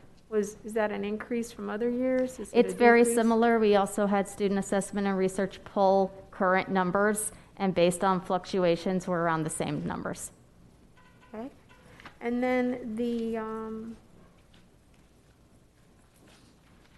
the full semester courses, we've always provided the financial literacy piece. That has always been a part of the program. Financial literacy has always been a part of the program. Finance Park and BizTown are really what we're paying for. We are not paying for anything other than that. JA Inspire and all of those other programs listed on that page that you're looking at, we are not paying for. Okay. Thank you very much. Hey, Ms. Allardyce. Yes, so stay here. So my question on page 641, it says that the spending authority's $440,519 coming from the elementary learning budget. But comments been made, though, that someone else, this county, is paying for a portion of this? No. No, the $440,519 is coming out of the elementary learning department's budget. From us. Building on Dr. Mancini's remarks, this is what we are paying to receive the services. The total cost for operation, design, and implementation of this program, from what I understand through the vendor, is a multi-agency funding mechanism, including some dollars from Broward County. But this is what we are contributing to the students' experiences. Okay, so it really costs more. There's volunteers, there's people behind the scenes, there's people that have to make sure that the simulations are going well, do the troubleshooting, all of that's all behind the scenes. All right, thank you. Ms. Korn? Just something in terms of, as we're looking at the value of this, I would love next year when we have something in person, if there would be a consideration, if we do pay the full $10, that this same virtual be made available next year and supported, and potentially between the in-person and the virtual, there be some type of a discount for the fact that we would have paid this price for this year and helping to cover the cost of its creation. Thank you. Okay. Thank you, Ms. Levinson. Yes, I had looked up what we paid last year for the curriculum. We're paying, this would be $123,599 versus $132,507 last year. So it's an $8,900 decrease, 6.7%. So my point is, we are paying exactly the same amount as we pay for in-person when you compare the curriculum apples to apples and the $10 per student, and that's why I'm bringing this motion forward. Any other comment? Ms. Leonardi? I just want to make clear, if we only get invoiced if a student completes the lessons and simulations, is that correct? So if a kid could start a simulation and then not finish it, and we wouldn't get invoiced? We would probably get invoiced because they have to go through the simulation. They're participating in the simulation. Okay, thank you. All in favor of item, Wait. oh, I'm sorry, Ms. Good. I'm sorry. It's okay, I didn't see you. No, it was just based on my colleague's comment. So we're not capturing that kind of, where a student may start but not complete. We would want the teacher to make sure that all students complete the simulation because it completes the entire program. They've been doing lessons, they've been learning. The whole point is to go through the simulation at the end. Right, but from what I understood, to her point, it's, if they don't do it, we're still paying the same amount of money. So, Ms. Good, I believe in connecting Ms. Leonardi's question with your insight right here and trying to package this into complete understanding. We have the set of all students in the assigned grade levels who are eligible to attend. We then would have a different metric of how many commenced the process, how many began the simulation, and how many completed the simulation. Think of it, to make an analogy to the physical one, just because they walked into BizTown didn't mean they checked all the assignments and did their role. My son was a chief financial officer for a small firm when he went as a fifth grader, right? So if he didn't do all that work, he was still present and part of it. That, to me, would be necessary to be billed because he was offered the opportunity and able to participate even though we didn't finish it. But had he been absent that day and not attended it at all, we should not be billed for that student. So it's really the commencement of the simulation, which is their intellectual property, and the infrastructure costs that they have as a fixed preparation for it, that is the triggering for the billing. So I guess I'm just trying to, and I get it. I guess I'm trying to see the incentive for ensuring that a student completes the program like we envision it. Well, as with anything, one, I think it's highly engaging and it sells itself. Kids who participate tend to enjoy it a great deal, right? Secondly, that's part of our educational responsibility, work with our teachers. That's part of the prep work we will be giving to the teachers that we've prepped to do about how do you keep kids motivated in order to finish it. And so for the last thing, so Ms. Mancini, so certainly we've all discussed in person is just so much better. We actually, we know the year that we've had ourselves. So, but you see the great value in the virtual versus the in-person. You still feel that one equates to the other? They will have to apply what they've learned in that virtual simulation. So they will be going through all the same lessons that they had to do in previous years, and then they will have to apply those same skills and take on roles in the simulation as a group. Thank you for clarifying. Thank you. Any other comment on the motion? Okay. All in favor of reducing the cost from $10 to $7 indicate by saying aye. Aye. Aye. All opposed, say no. No. No. Can we have a roll call, please? Mrs. Allen. No. Mrs. Good. No. Mrs. Hickson. Yes. Ms. Corn. No. Mrs. Leonardi. Yes. Mrs. Levinson. Yes. Dr. Hopkins. No. Mrs. Brewer. No. The amendment fails 5-3. Thank you. So now back to the original item. All in favor of item 006 indicate by saying, as is, indicate by saying aye. Aye. All opposed, say no. No. No. Okay, can you do a roll call again? Mrs. Allen. No.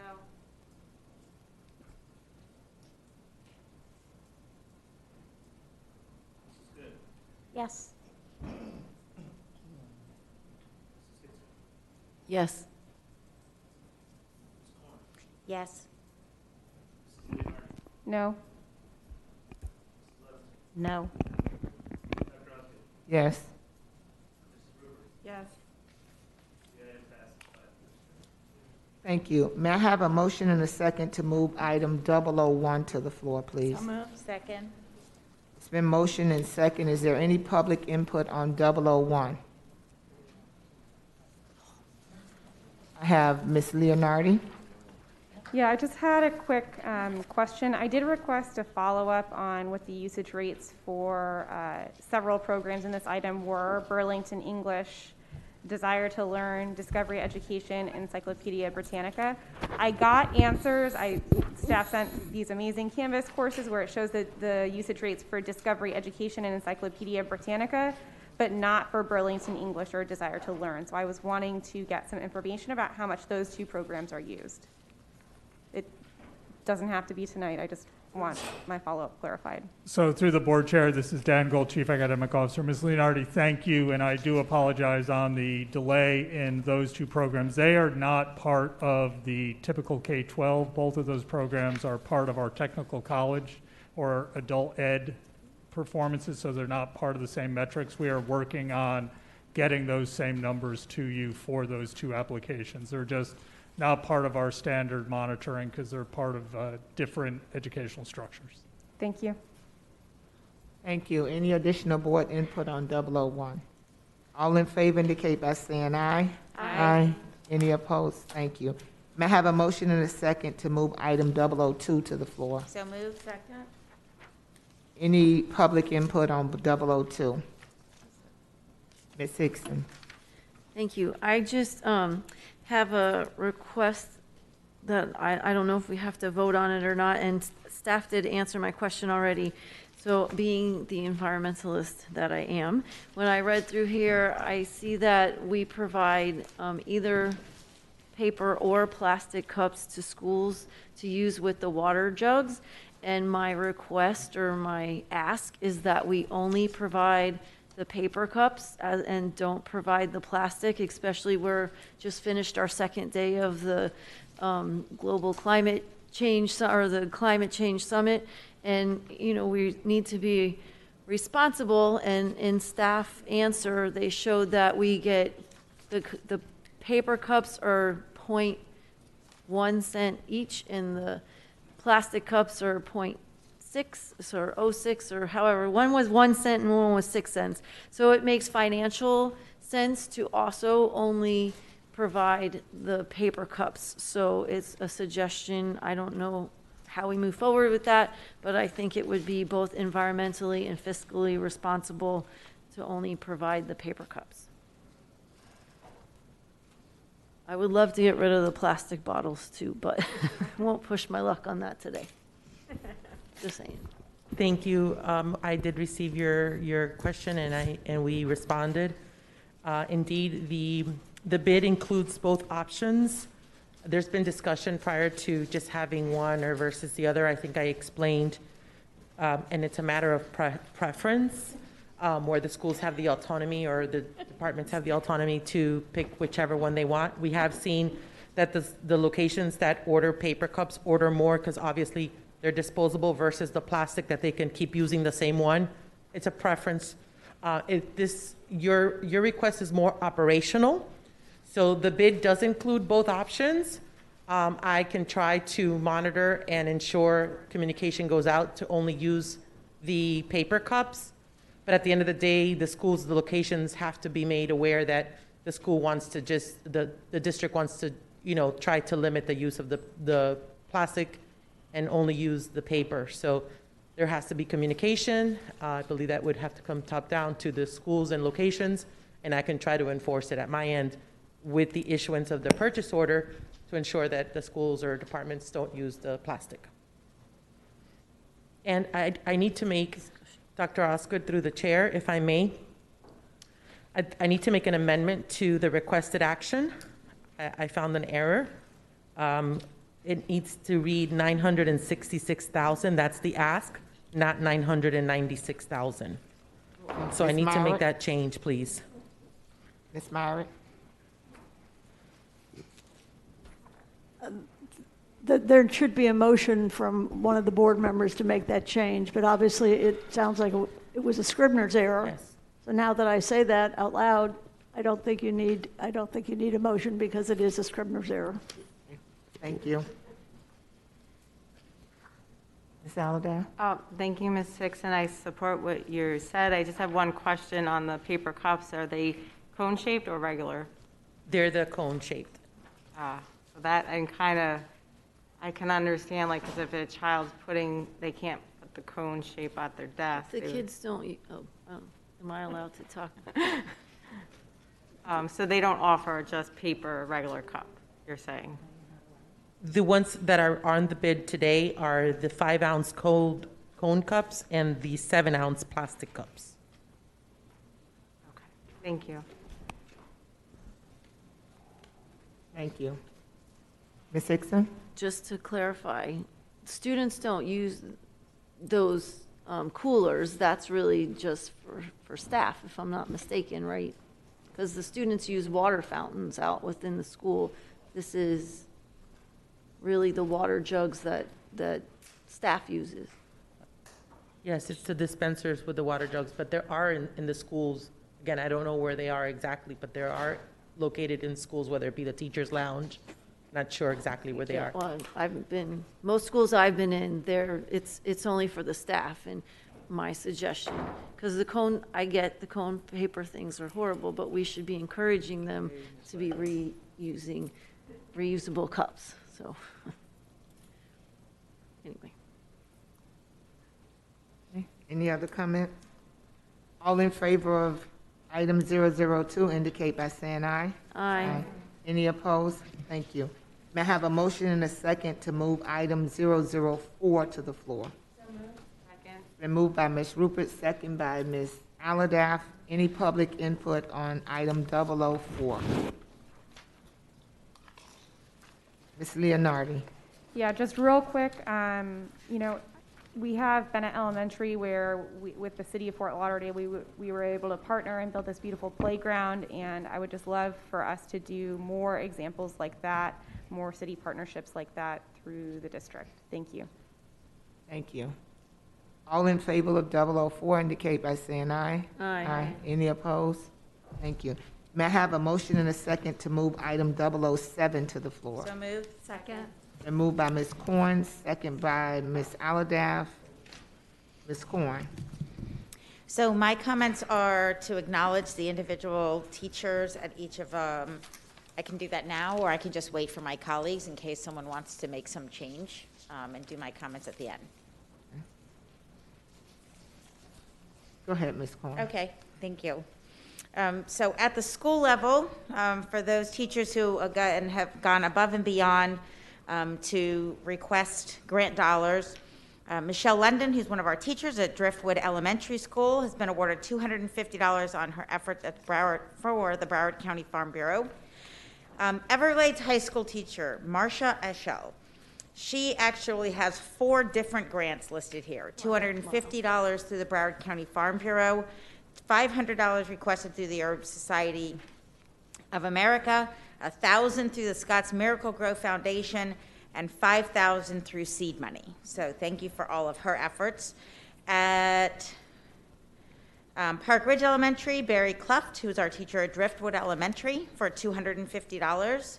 The City of Hollywood has a $267,000 request for their general fund social service agency grant through the efforts of Mary Barba, who is the interim principal at Sheridan Technical High School. Dream in Green is $350 that they awarded through the efforts of Lindsay Brzezinski, who is our teacher at Margate Middle School. Christina Urena, our East Solon Academic Studies Department head at Atlantic Technical College, has a $5,000 request through the Florida Blue Foundation. At Coral Glades High School, Barbara Fierro, our bookkeeper, as well as Roxanne Brissett, the teacher at Coral Glades High School, has a $319 award to the Broward District of Key Club. I think there's one more. Hold on. Oh, a couple more.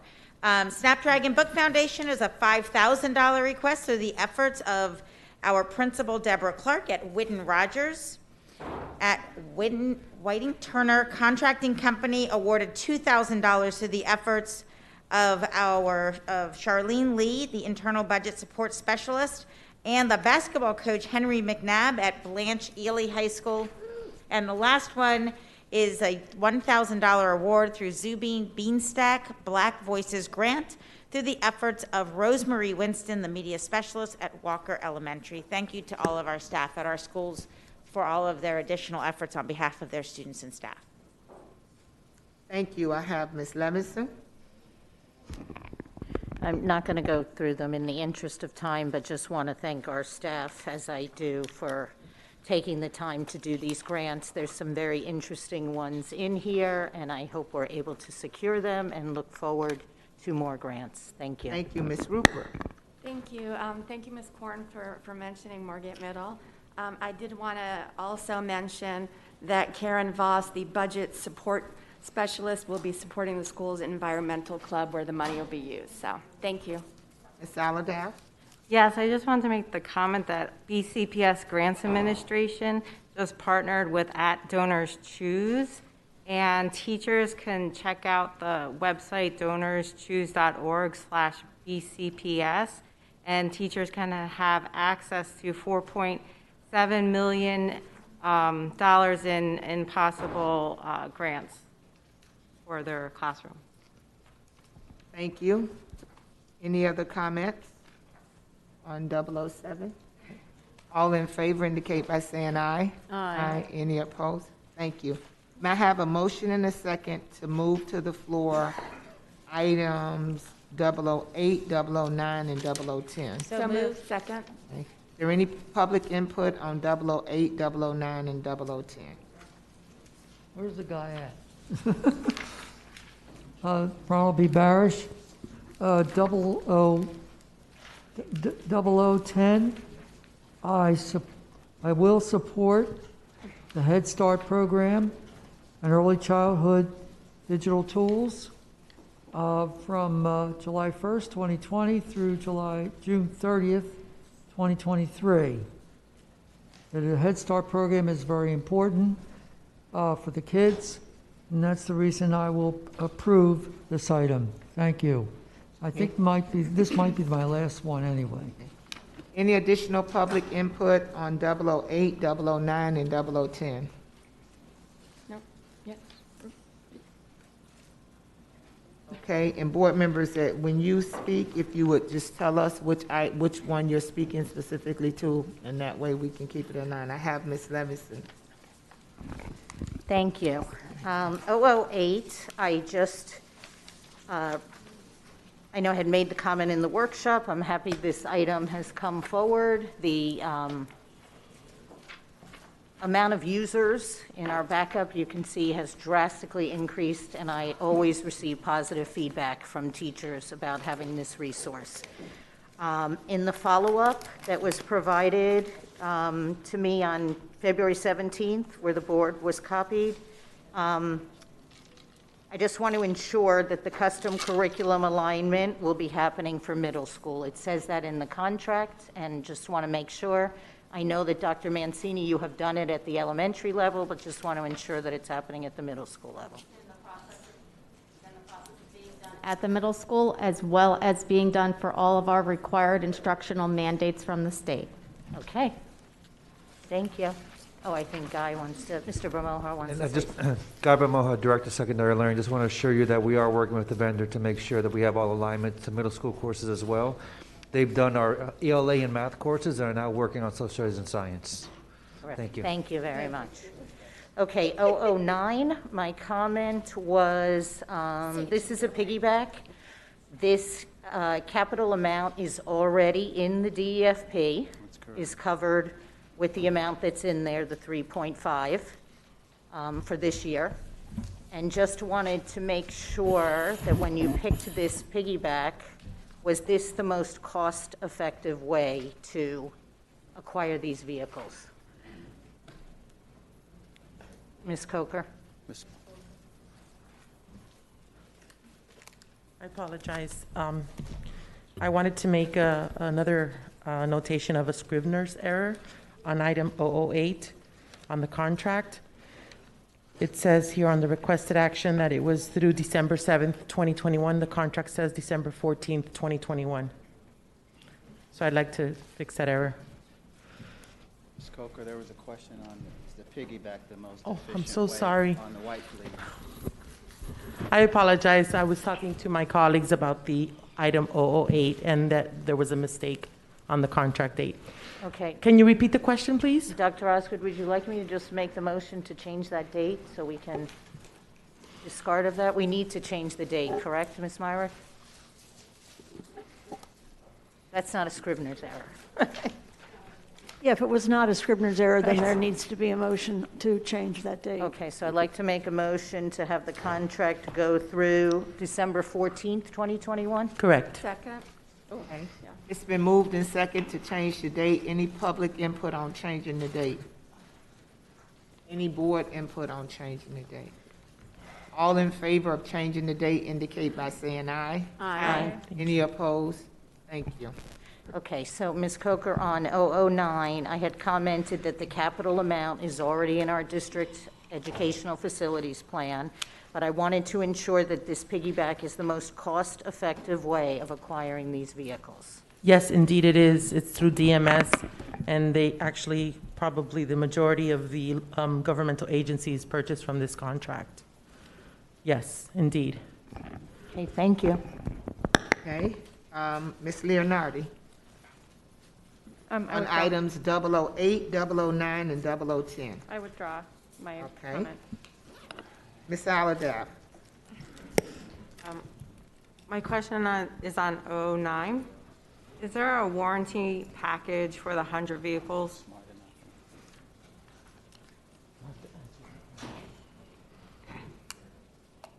Introduce yourself, Tommy. Hello, I'm Tommy Fitzpatrick, Manager of Vehicle Maintenance.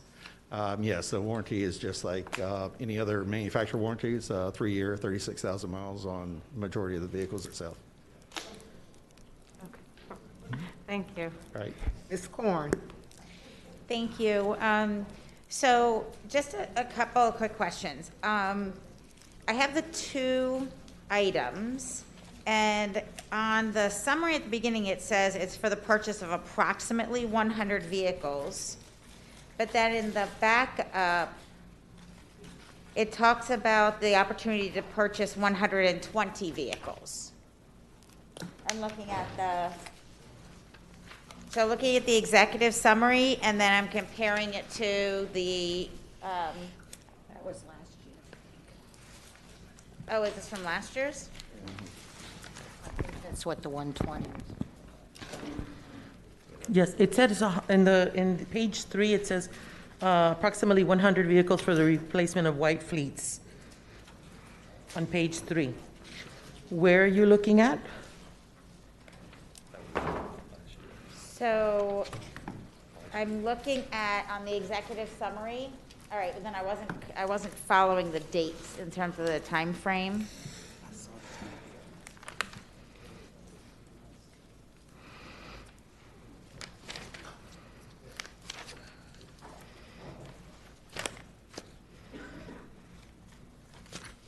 See, I'm looking at the bottom of the paragraph. So under executive summary, it looks like this. It says ITB FY 21-229, which I think is what we're voting on today, provides the opportunity to purchase 120 vehicles. Correct, yes. Right? But then on the background and summary explanation, it refers to 100 vehicles. Yes, it's 100, and it should have been, but last year, if you look at the financial analysis worksheet from last year, you'll see that the amount was more slightly, and it was for that additional. So that is incorrect. It's 100. Okay, got it. So that's what I wanted to, so that's what I was trying to establish. And then in the backup, there is the financial analysis worksheet. It talks about there being an excess of 350,000, I believe, right, of unused authority spending? Yes. And so I guess what I'm trying to figure out is what we have, and again, I'm just trying to go back and forth between them, but the amount that's in the budget is equal to the same amount that you're asking for spend authority, but if we have 350,000 already of unused spend authority, shouldn't that be reduced by that amount? No, because Okay. these contracts are for 1 year, so when we do a new contract, whatever was remaining goes away. It doesn't continue to the new contract. So basically, and I asked about this remaining balance. This was for, I believe, some technical colleges that had wanted to make some purchases that eventually didn't make those purchases. So that's why this money was remaining, but it doesn't transfer to the new piggyback bid. It's a new contract, therefore this money, the spend authority goes away. It doesn't transfer into the new one. Okay, so help me, just so I can understand more globally, because we don't do it that way. If there's spend authority left over, then you ask on a new contract, not in this area, but you ask for a spend authority to kind of match that? No, not for a new contract. Yeah, Mary, if you don't mind, through the chair, this is very consistent with our normal practice of when we're bringing a brand-new contract. If there's spend authority on the old contract, Got it. we'll let it dissolve or go away. If it was a renewal, Okay. that's when we would pull it in I got it. and roll it over, if you will. Yep, and I know we've had that conversation before about the renewal contract and the new, so I appreciate that, that clarification. And with this only being for 10 months, what are we looking for in going forward? Because obviously there is a certain amount of time it takes when we do procurement. So are we planning on doing another piggyback going forward, or will we actually be going out to do this directly as a procurement? with the So district? thank you for the question. If you look, historically, we've done this every year. Right. And normally, before we do the piggyback with the DMS, we look to see if there's other piggybacks or other agencies, or even, because the price that we get is so good because of the leverage across the state. Yes, Right? understood. So it would be harder for us with the amount of vehicles that we want to purchase, 100 vehicles, to obtain this pricing. So it's always best to find an agency that is going to be buying hundreds of thousands of vehicles across the state, which is why we get the pricing we get. So every year we do the same exercise. We go see Yep. if there's another one. If not, we use this one. Okay, but so we have no intent of doing anything directly. This is one of those ones where we know that doing a piggyback on a much larger contract is always going to be in our benefit. Yes. Okay, thank you. Thank you, Ms. Corn. Ms. Rupert? Thank you. My comment is on item 009, and it is on the very first page. We have the primary goal and metric, and we have safe and supportive environment and operational efficiency. I didn't see a baseline or a target. I would think that does fall under the safety and operational efficiency. Do we possibly, or are you planning on doing something like our portfolio of cars, trucks, vans, et cetera, less than 10 years old, a breakdown type of a thing, less fixes? I mean, what's the goal for spending $3,500,000? So through the chair, this item, since the White Fleet touches so many departments, including PPO, food, nutrition services, et cetera, the existing operational KPIs touch on those departments. So indirectly, we're improving operational efficiency, but we can't define one key metric because these White Fleet vehicles touch multiple departments. Well, I agree to a point. But if we are reducing the age of these White Fleet vehicles, then, and replacing older ones with these newer ones, that has to be operational efficiency depending on department of all, because it would make a sense that you're not going to be spending more time fixing the cars and stuff, et cetera. So I'm supporting it. I'm just, well, thank you. Yeah, it's a fair question. So two comments to that. One, there is no existing metric in our strategic plan. And that's where we get the baseline and target from existing metrics in our existing strategic plan. And two, there's not a council or greater city school metric that aligns with what you're discussing. So even if, now we can define one outside of council or greater city schools, but that would have to go through our recalibration process. We'd have to bring it to the board would have to vote on it. then it would have to become part of the strategic plan, at which point we can put those numbers in. Right now, they don't exist. Because the evaluation in your little box, it says based on department's vehicle needs, based on usage, age, mileage, and repair cost and analysis. That's what I'm talking about right there. That's a metric for me. Do you see your little box? It feels like there's a couple questions there, right? So the first question was around the baseline and the 2024 target that's on the actual form. Right. And I provided the rationale around there is no baseline and target that exists But an based on the evaluation definition. is. I'm sorry. But interrupted you me. say the evaluation is based on blah, blah, blah. That would be what you're measuring, would it not? Yeah, we're taking a look at that, but I can't map it to what's in our current strategic plan, which is the primary goal and metric that's on the sheet here. We can do that offline, we take a look at that, but I can't put a number in here because these numbers that are on this sheet come directly from the alignment with the strategic plan. Okay, so Do why you write understand? it then? I beg your pardon? So why write it This then? is just how the form, I mean, I think the intent is to challenge us to think about how could we measure the effectiveness of these initiatives, even for those that aren't in the strategic plan. That's That's terrific. why we wrote that. That's terrific, and I don't want to think that you're thinking, how could we? It should be, we should be, because if it's important enough for me, and it's important enough for taxpayers or employees, that needs are based on usage, age, mileage, and repair cost analysis, we're going to see, when we buy this fleet, that we're going to be reducing those, and that's what would be an easy win to discuss. If this is an evaluation, then when it comes true, you can share that with the public. So you and I are probably going to disagree, and I'm not going to, we could do this all night. But I did want to ask you one follow-up, and it's kind of a Robin Bartleman puddle jump. Did we at all qualify for the state transportation grant that you and I discussed? Yeah. So two things. First of all, I don't think we were disagreeing on the metrics piece. I actually think we were agreeing. Okay. And on the grants piece, so first of all, I want to just take a moment to recognize Task Assigned Director, Executive Director Rolando Alvarez. He's here with us today. He's doing an amazing job, and he has Tommy with him, who's our vehicle maintenance manager, who is, I don't know, a couple years into the league. All right. Thank you. He's been in the league for a couple of years.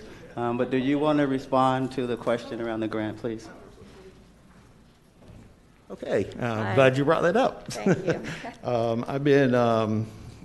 We have unofficially, I got a phone call the other day from the Florida Department of Education, the Florida Department of Environmental Protection that deals with the Volkswagen grant money. And unofficially, we have been awarded grant for over $14.8 million for 60 electric buses. That's why I asked. Yeah. I knew that. So, okay. I Well, knew that. So yes, that's they're why not gonna, I asked that. They're not going to officially give us the letter yet until the governor Right. Announces it itself. But I do talk weekly and sometimes daily to FP&L for infrastructure right now to go ahead and get the ball rolling. That is really sweet news, I got to tell you. Yes. Because, I was like, we got to get this, and Right. Mr. Woods just jumped all over that and Yes. did everything. So I'm glad. I hadn't bugged you in like a month or two, so Yeah. this is my go-around again. But yes, there was always a reason why I'm asking a question. And So, thank you all. And thank you for bringing that to our attention. Thank you. Okay, thank you. We're good. Thank you, Madam Chair. Ms. Levison? I just wanted to make a comment about how wonderful that is. Being on the Climate Change Task Force of the county, they will be thrilled because it's in the new action plan that the school system as well will hopefully be having electric buses. So very happy to hear that. Congratulations. Thank you. All in favor of items 008, 009, and 0010? Aye. Please indicate by, with the date change, indicate by saying aye. Aye. Any opposed? Thank you. May I have a motion to move item I-1 to the floor? So moved? Been moved by Ms. Rupert and second by Ms. Alabama. Mr. Runcie?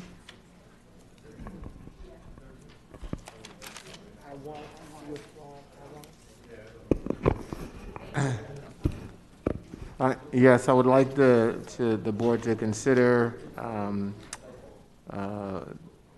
withdrawing I-1 or delaying it till the next board meeting.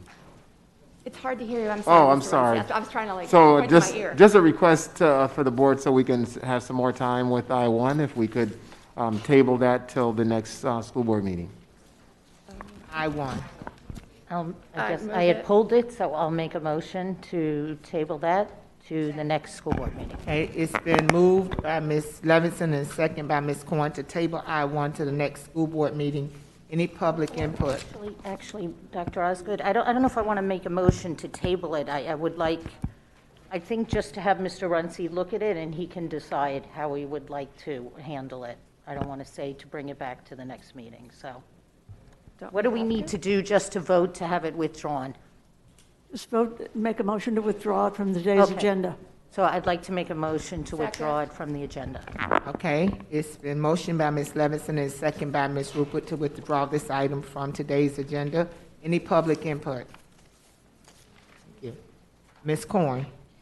Can we just get some direction? It could be after the meeting, just some feedback as to why. We don't have to go into a long conversation now, but I'm not aware of anything as to why it would be removed. So if you could give us that feedback after the meeting, please. Yeah, yes. No, I mean, I could just, I mean, generally, we like to look at opportunities to make sure that what's being offered, that all students who become eligible will be able to afford the opportunity, to be able to take advantage of the opportunity. So that's all. There's still a cost associated with it for students, and it may be on the high side for some, just given what we know about our demographics and levels of poverty in the district. So I'll cover it off. Okay, there's a, I believe there has been, at least in the past, the Miami Dolphins have provided us discount tickets for a specific game that we've done. So I guess maybe you can come offline and explain a little bit more, because I don't understand why this then would be different than that. So if you could help me understand that a little better, I would appreciate it. Thank you. Okay. Any other comments? Okay. All in favor of withdrawing item I-1 indicate by saying aye. Aye. Any opposed? Thank you. May I have a motion and a second to move items 0011, 0013, 0016, and 0022 to the floor? So moved. Second. It's been moved by Ms. Corn and second by Ms. Rupert. Any public input on 0011, 0013, 0016, and 0022? Okay. I have Ms. Good. Thank you, Madam Chair.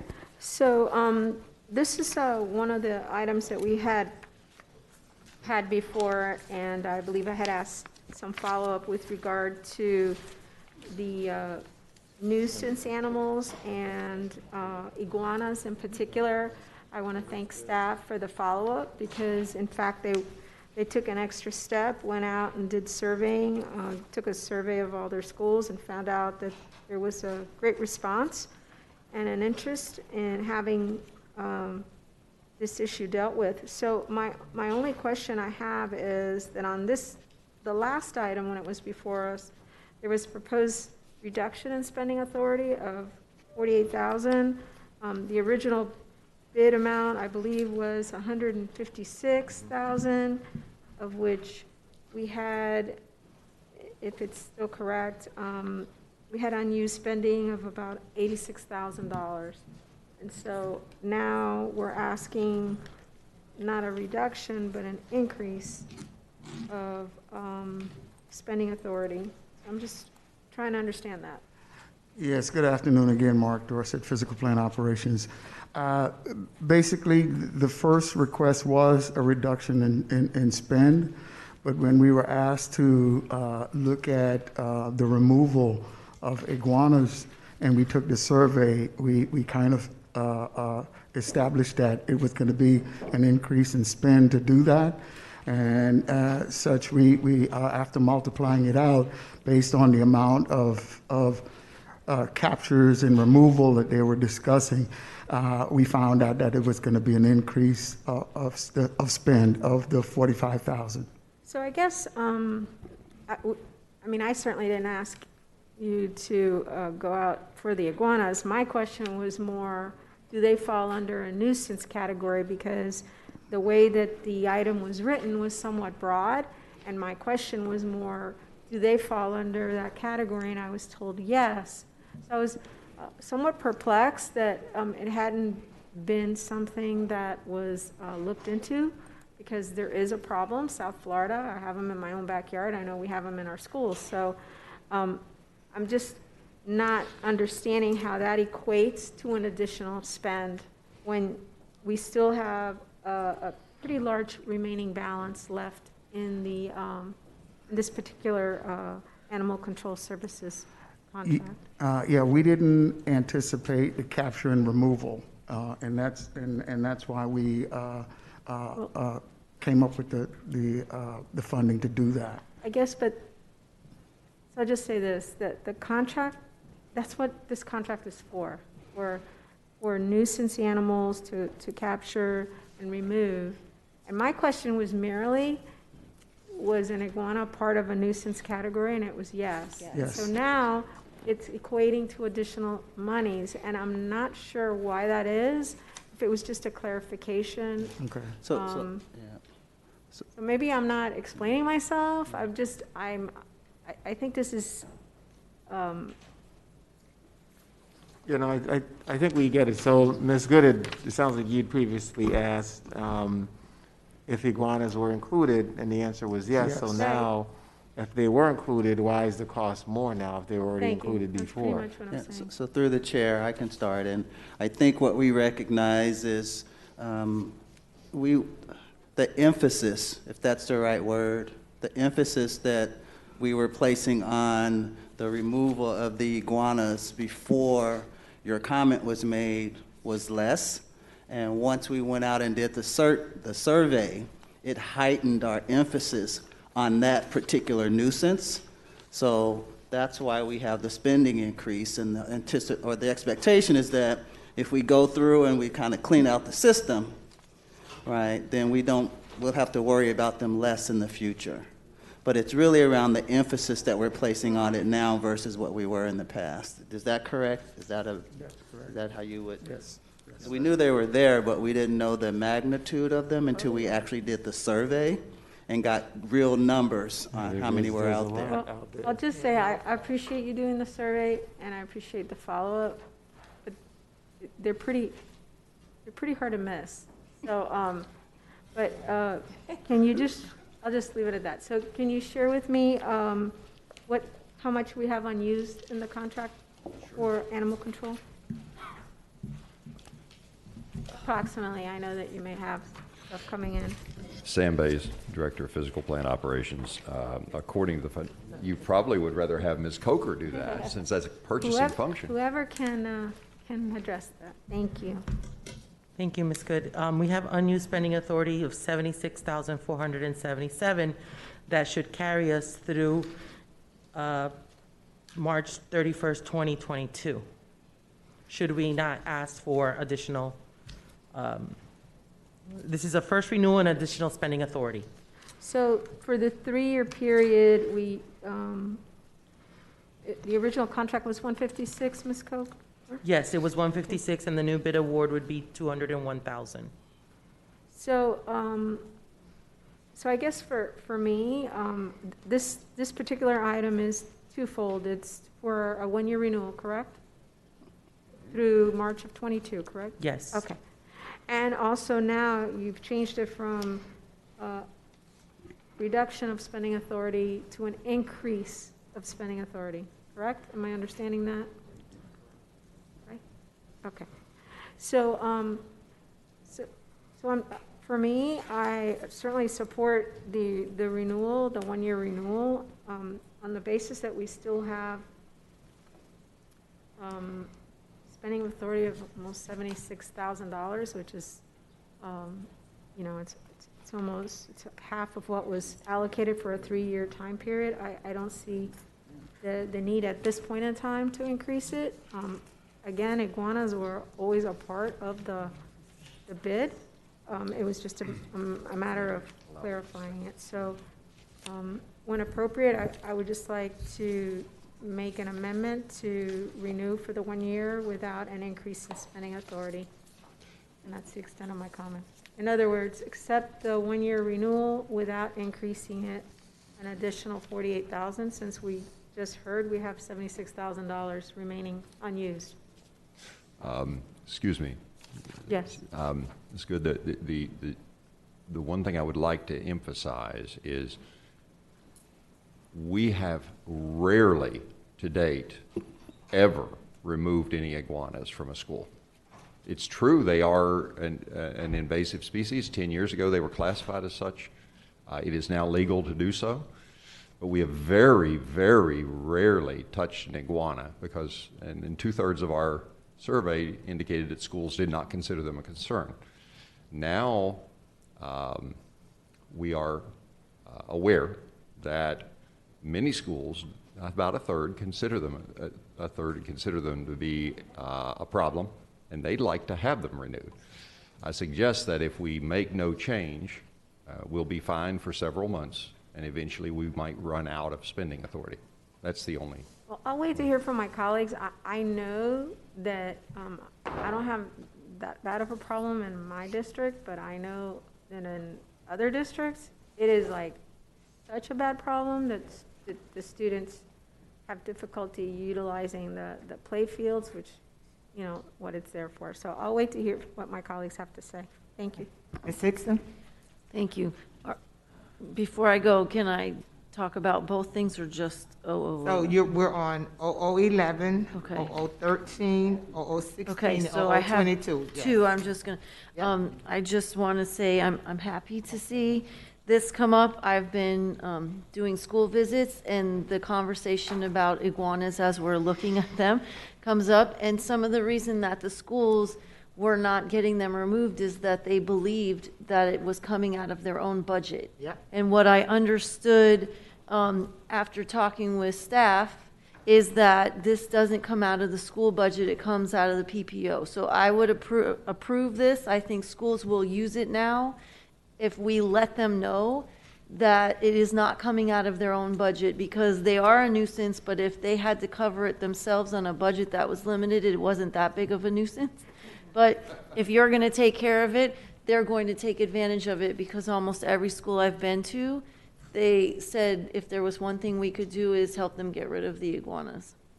So I think adding money is better, because now that schools know that you're going to be taking care of it, they'll take advantage of it. Oh, Did you want to speak on? Yes, Go ahead. I'm sorry. That's okay. The other thing that I just wanted to ask staff is on 0013 Edmentum. I understand that this is it's a district-wide contract that was based upon schools that said they were interested in Edmentum, but in the meantime, in having to do catch up and things for students, there are some schools who haven't used it in the past that are interested in using it. So I would like to know what the process is to allow those schools to be able to get Edmentum as well. Hello, Ms. Hickson, Gabriel Moja, Director of Secondary Learning. Thank you for your question. So the contract was written for the schools that currently are using it, and so we have a spend authority on that process. If other schools come into the fold that want to use it, we may have to come back to this board for an increased spending authority. If those schools add enough money to go above the spend authority that you guys may approve today. Okay, so but how do they just contact you? I've had a couple schools reach out about it, so that's why I'm asking. So this is a school-by-school purchase, so the schools would reach out to the vendor themselves to see what services they need and are interested in, and they would procure that service on their own, but through this contract. So through the board chair, Dan Gold, Chief Academic Officer, building on Mr. Bermoja's, we are aware of some correspondence that has come into board members and district offices concerning Edmentum. We are holding our responses, excuse me, pending today's vote. because depending on whether it passes or fails will determine our response to folks. If it passes, then the teachers will be directed to their school contact for them to take advantage of the licensing arrangements which the board would approve. Okay, thank you. Ms. Livingston. Thank you. I'll stick with Edmentum first. I know we received a staff response that was very helpful on that. But my question is, I had always understood that that was to ensure that students meet graduation requirements. It even says in the backup grades 11 and 12. Yet there are 9 elementary schools and 8 middle schools on that list. Why is that? So I can speak to the middle schools, and I have Dr. Mancini speak to the elementary schools. So it's not just for graduation requirements. Secondary schools use it for course recovery as well. So when students... But that's what we had purchased it for. I remember originally when we had switched from the one vendor to this one. Yeah, and so what some middle schools do is if students fail the first quarter or first semester, they may put them on an Edmentum pathway to make up that material that they didn't master. Right? So that's middle school. That's for middle school. And for high school, if students high school, I know. if students fail the first semester, they put them on Edmentum to do actually recover that course so they don't have an F and they get the credit. And that's I'm very familiar with. But what about elementary school? What would elementary schools be used for? So Edmentum is actually the umbrella company. Edmentum acquired other subsidiaries such as Study Island and other products. So Edmentum is the umbrella company that Study Island, Course Recovery, as well as the programs Hospital Homebound uses. So in bringing this forward, we had to bring Edmentum as the umbrella with all of those programs underneath it. And those programs that are underneath it, not the recovery ones, but the other ones, we don't have other programs that encompass that. I just want to make sure we're not for Hospital Homebound, because obviously you need that, but the other that you mentioned, we don't have something else that... There were very few elementary schools, and when we reviewed the product, we did not find duplication. This is one of those products for particular content areas only. So we do have other software out there that addresses a lot of reading and math, and this Study Island primarily looks at science and other things. So we did not feel that there was duplication in this. I wanted to ensure that. Thank you. And then my other item, which I am thrilled to hear about this, is the grant we have received with this agreement with the Children's Literacy Initiative Corporation, $1.68 million grant. And thank you, Dr. Canning, for sticking around. But to me, it's exciting to hear about what we're doing in the early phase education. Thank you, Ms. Richardson. Lori Canning, Executive Director for Early Learning Language Acquisition. And with this agreement, we are forming a partnership with Children's Literacy Initiative and Research for Action, where they will be implementing their curriculum, Blueprint 4.0. It's a pre-K curriculum in 80 of our pre-K classrooms, and then 80 as a control group, so they could do a full education and innovation research study. So it's part of a federal grant that they received. We're going to be focusing on our VPK, Broward County Public School classrooms, our pre-K ESE, specialized classrooms, and also community providers. So this is a partnership with our Early Learning Coalition, Broward County Public Schools, and Children's Literacy Initiative. Not only will they be implementing the curriculum, but also providing 22 hours of coaching for each teachers who will be involved in the partnership. So yes, we are very excited about it, and we look forward to see not just the results about how the children do, but the results of how the teachers respond as well. Thank you. And I think there couldn't be a better time to start that now with everything that children have been through, and we know the development of the brain from age 0 to 5. So I think the timing is perfect, and thank you for sharing that with us. You're welcome. Thank you.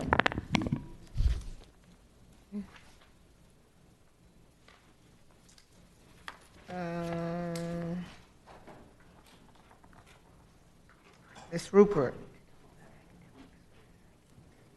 Yes, it was the one with the animals. I was going to mention that, you know, they're pretty easy to catch, and I think a two-pronged way to make sure that we rid ourselves of these nuisance animals is being cognizant of what is attracting them there. And, you know, bougainvillea, mangoes. And my own kid has a couple traps for people in the neighborhood, puts a mango in it, bam, overnight he catches it and makes dinner out of it. Not for me, I don't eat the iguana, but it is possible. And, you know, it's pretty easy to avoid bringing them if you have a bunch of things that are attracting them. So just wanted to share that. Thank you. And I'll just add, the iguanas are a problem, especially in communities where there's any type of bridge raising or cleaning away any trees or anything like that. That's when they really come out and get exposed. And I think in some of the schools, they've been dealing with them more because they die inside the wall compared to catching them outside and removing them. And it causes a major, major stench. And Ms. Hickson, I got some of the same comments you did about schools feeling that they have to pay for it out of their budget. So I'm glad to see that we're moving forward. And my final comment is on that grant. I've been saying for years about how I felt that we should be a part of research. So as we're doing that pilot program, I'm hoping that one of the universities will pick us up, some doctoral student that's listening right now that's looking for a project that they can use that data as a part of their research. It's just very important that we move to have some of the best practices and things that we're doing in the district be a part of the academia world and academic journals and those type of things. So I am extremely excited about that as well. And are there any, Ms. Good, back to you. Yes, I appreciate all the comments, so I won't address the issue of additional spending authority. I just did want to ask, though, that with regard to the iguanas themselves, if we could coordinate with school leadership just to make sure that, in fact, they are a nuisance, and then deal from there. You know, just not go into a massive sweep and spend the dollars. Just make sure that the schools, in fact, document that it is a nuisance. I think that would be the best way to go as a suggestion. So thank you, Madam Chair. And as you come in, Mr. Bays, if you could just answer for me, when we pay for the removal of them, is it based on size? No, ma'am. No, and I'm dead serious because some of those things are extremely, I mean, they're really, really huge. No, ma'am. We do not pay according to foot. Okay. So it's cheaper per foot, actually. Okay. Thank you. Ms. Good, what was it you would like us to emphasize to schools? No, I just, through the chair, if that's okay. Yeah, go ahead, It was Ms. just that instead of, I know sometimes the way things come across, I didn't want it to be a massive sweep, but reach out to the, you know, the schools that indicate they have an issue, make sure that they say it's a nuisance to them. You know, just because there's an iguana on site, the school may be okay with it, but on another site, there may be numerous ones, they feel it's a nuisance. So I would just say, I hope that we communicate with the school administration in regard to what's a problem. We'll work through Dr. Wanza's office. That will help us minimize the cost too. So, thank you. And thank you. You know, I'm a native here, and I grew up with lizards without a tail. So this whole iguana thing has evolved. We didn't have those before when I was growing up. We had lizards without a curled up tail. All in favor of items 0011, 0013, 0016, and 0022, please indicate by saying aye. Aye. Any opposed? Okay. May I have a motion and a second to move item R1 to the floor? So moved. Second? Been moved by Ms. Coyne, second by Ms. Rupert. Any public discussion on R1? Okay. I have Ms. Levinson. Yes, one quick question. Reading through this, I just want to ensure that we will have enough dollars from the proceeds from the sale to renovate TSSC and move the departments with no net loss. No. Mr. Sullivan needs a microphone. It's been a long day, John. Praise that.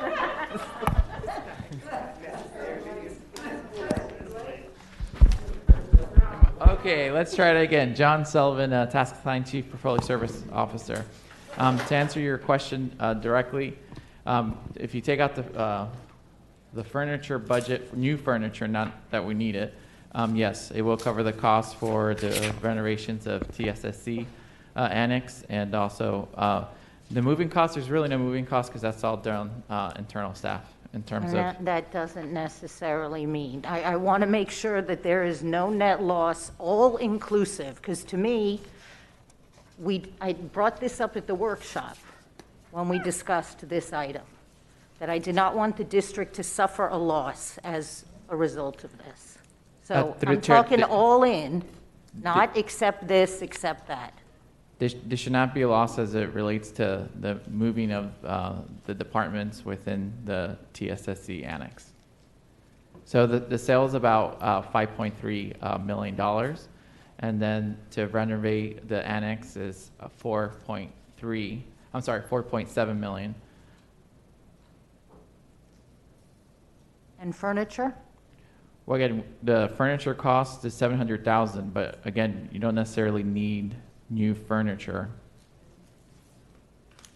Okay, I'm bringing this up because, again, we're not in the business to be giving. So when we sell land, we want to be a good partner, and that's why we discussed doing this. But, Mr. Unsi, I don't want to have any sort of loss on this. And if that's not the right price to sell it at, then we will need to sell it at a different price to cover the move. Yeah, I mean, I think the pricing is determined by some fair market value assessments that were completed. So, I mean, just the way around is we just capped the budget for TSSC. I mean, that's it. We've been through this before when we moved from the Sawgrass complex. We capped the budget, and it was what it was. So you're ensuring that we will cap the budget, Yeah, and we will there'll not be a have any kind budget. of loss. I'm directing Ms. Marte to make sure that they don't spend a dime over whatever the budget is from the proceeds, so we don't go into the red. Thank you.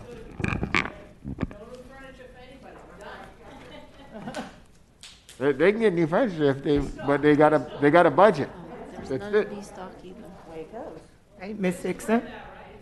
I just have a general question for when we sell land, what is that money available for? Okay. I'm going to text a friend, Ms. Marte. Through the chair, Ms. Hickson, there are statutory limitations, and that money can only be deposited in the capital account for capital improvements. It cannot be used for anything operational. So if you had to. Both the build-out or the improvements in TSSC and the related furniture are allowable capital expenditures. So it all stays within one's fund, and that money cannot be taken out of the capital fund for operations. And then capital fund, if a building needed to be renovated, that money could go towards that? Yes, yes. Okay. Or rebuilt? Thank you. All in favor of R1 indicate by saying aye. Aye. Any opposed? Thank you. May I have a motion and a second on S1? So move. Second. Been moved by Ms. Rupert and second by Ms. Corn. Any public discussion on S1? I have Ms. Alladale. Mr. Risky was a beloved member of the staff because of his hard work and kindness to all. He would come in at 4 a.m. to make certain that the campus was ready for the day. There was no one that outworked him and no one kinder. We are now living by the motto, work hard, be kind, in his honor. He will never be forgotten, and I hope that we name the cafeteria after him because this was the place that he interacted with students daily. They loved him, and we miss him. Thank you. Thank you, Ms. Rupert. Thank you, and that was a beautiful testimonial. I'm 100% with this, but I think that as a district, we need to do every little bit that can break the stigma of suicide and mental health issues. I'm 100% supporting this, but and this is up to the school and the students to do.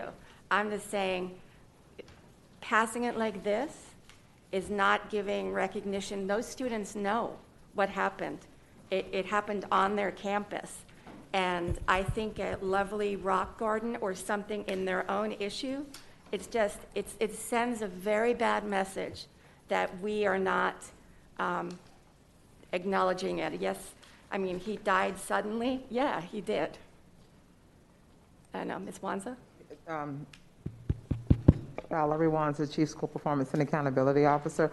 So first, let me start by saying I want to thank Mr. Runcie on behalf of the school community for allowing this item to go forward. Certainly want to thank Ms. Al-Hadaf for her kind remarks. And what I will say to you, Mrs. Rupert, is I will certainly share what you said, but the school community has asked to remember the life and the legacy that he has, as opposed to, and I'm not going to say as opposed to, I'm going to say instead of publishing and having the constant reminder of how he passed away. I will certainly take that back to the school community, but at the end of the day, it is incumbent upon them, and they are choosing to remember him in this way. But I certainly understand your feedback, and I will take that back to Dr. Kaplan and his community, and then they can do, how they wish to remember his legacy on the campus. I got it. And normally I wouldn't say anything, but it's the stigma associated is horrendous. But I appreciate it. I mean, I have no say when it comes to this. But thank you for just listening to me on this aspect, and I hope it brings a little bit of happiness to the students and staff at that school with the naming. Thank you. Okay, Ms. Corn? Just in terms of, we obviously have a policy around the naming of our facilities. I didn't see, just in the backup, I didn't see a reference to that.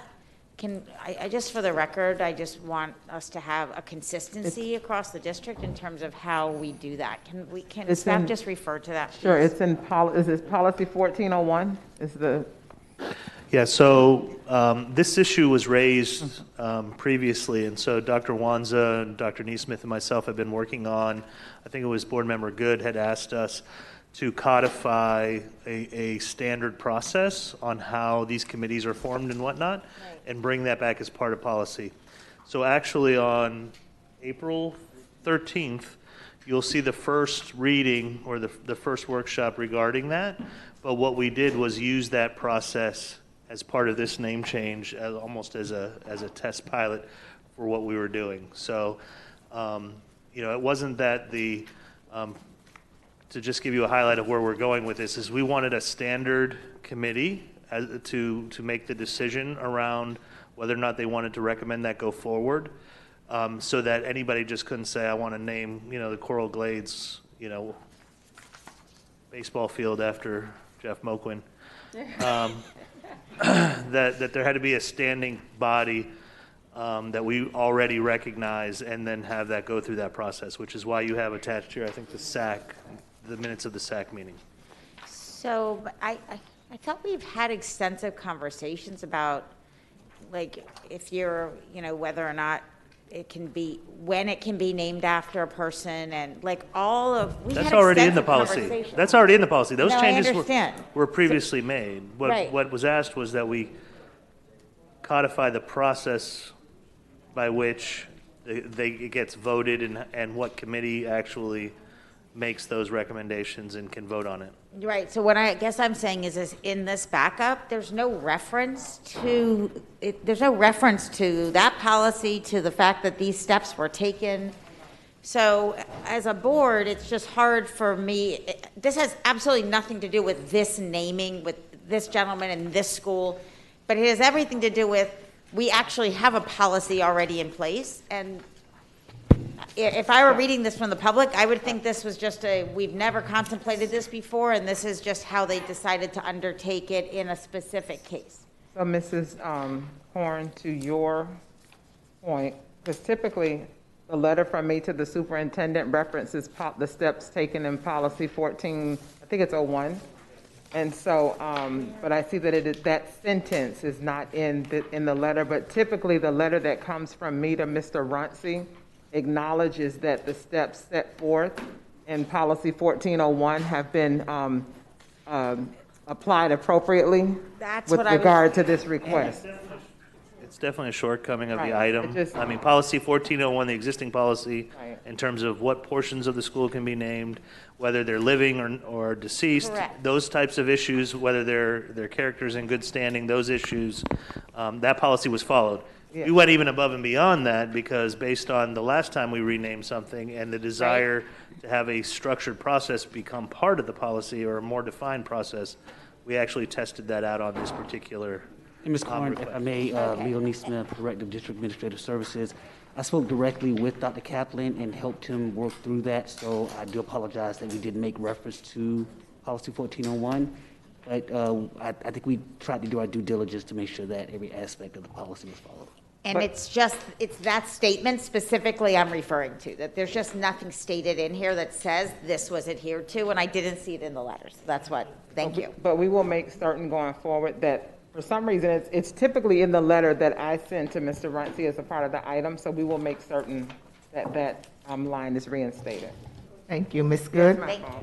Ms. Corn, through the chair, to your point, can the item just be modified to include that statement so that it's crystal clear that policy was followed? You know, certainly. So I will certainly work We're all with, supportive of naming the cafeteria after this gentleman, but I think it's, to Ms. Corn's point, just to make sure that it's crystal clear that the policy was followed. Is that I think I would possible? make a motion to add that to the executive summary or to what the letter, to direct staff to add that to the letter that the policy was filed. So I just wanted to bring it up, so Ms. Corn brought the issue. I'll allow her to bring up the issue. Thank you.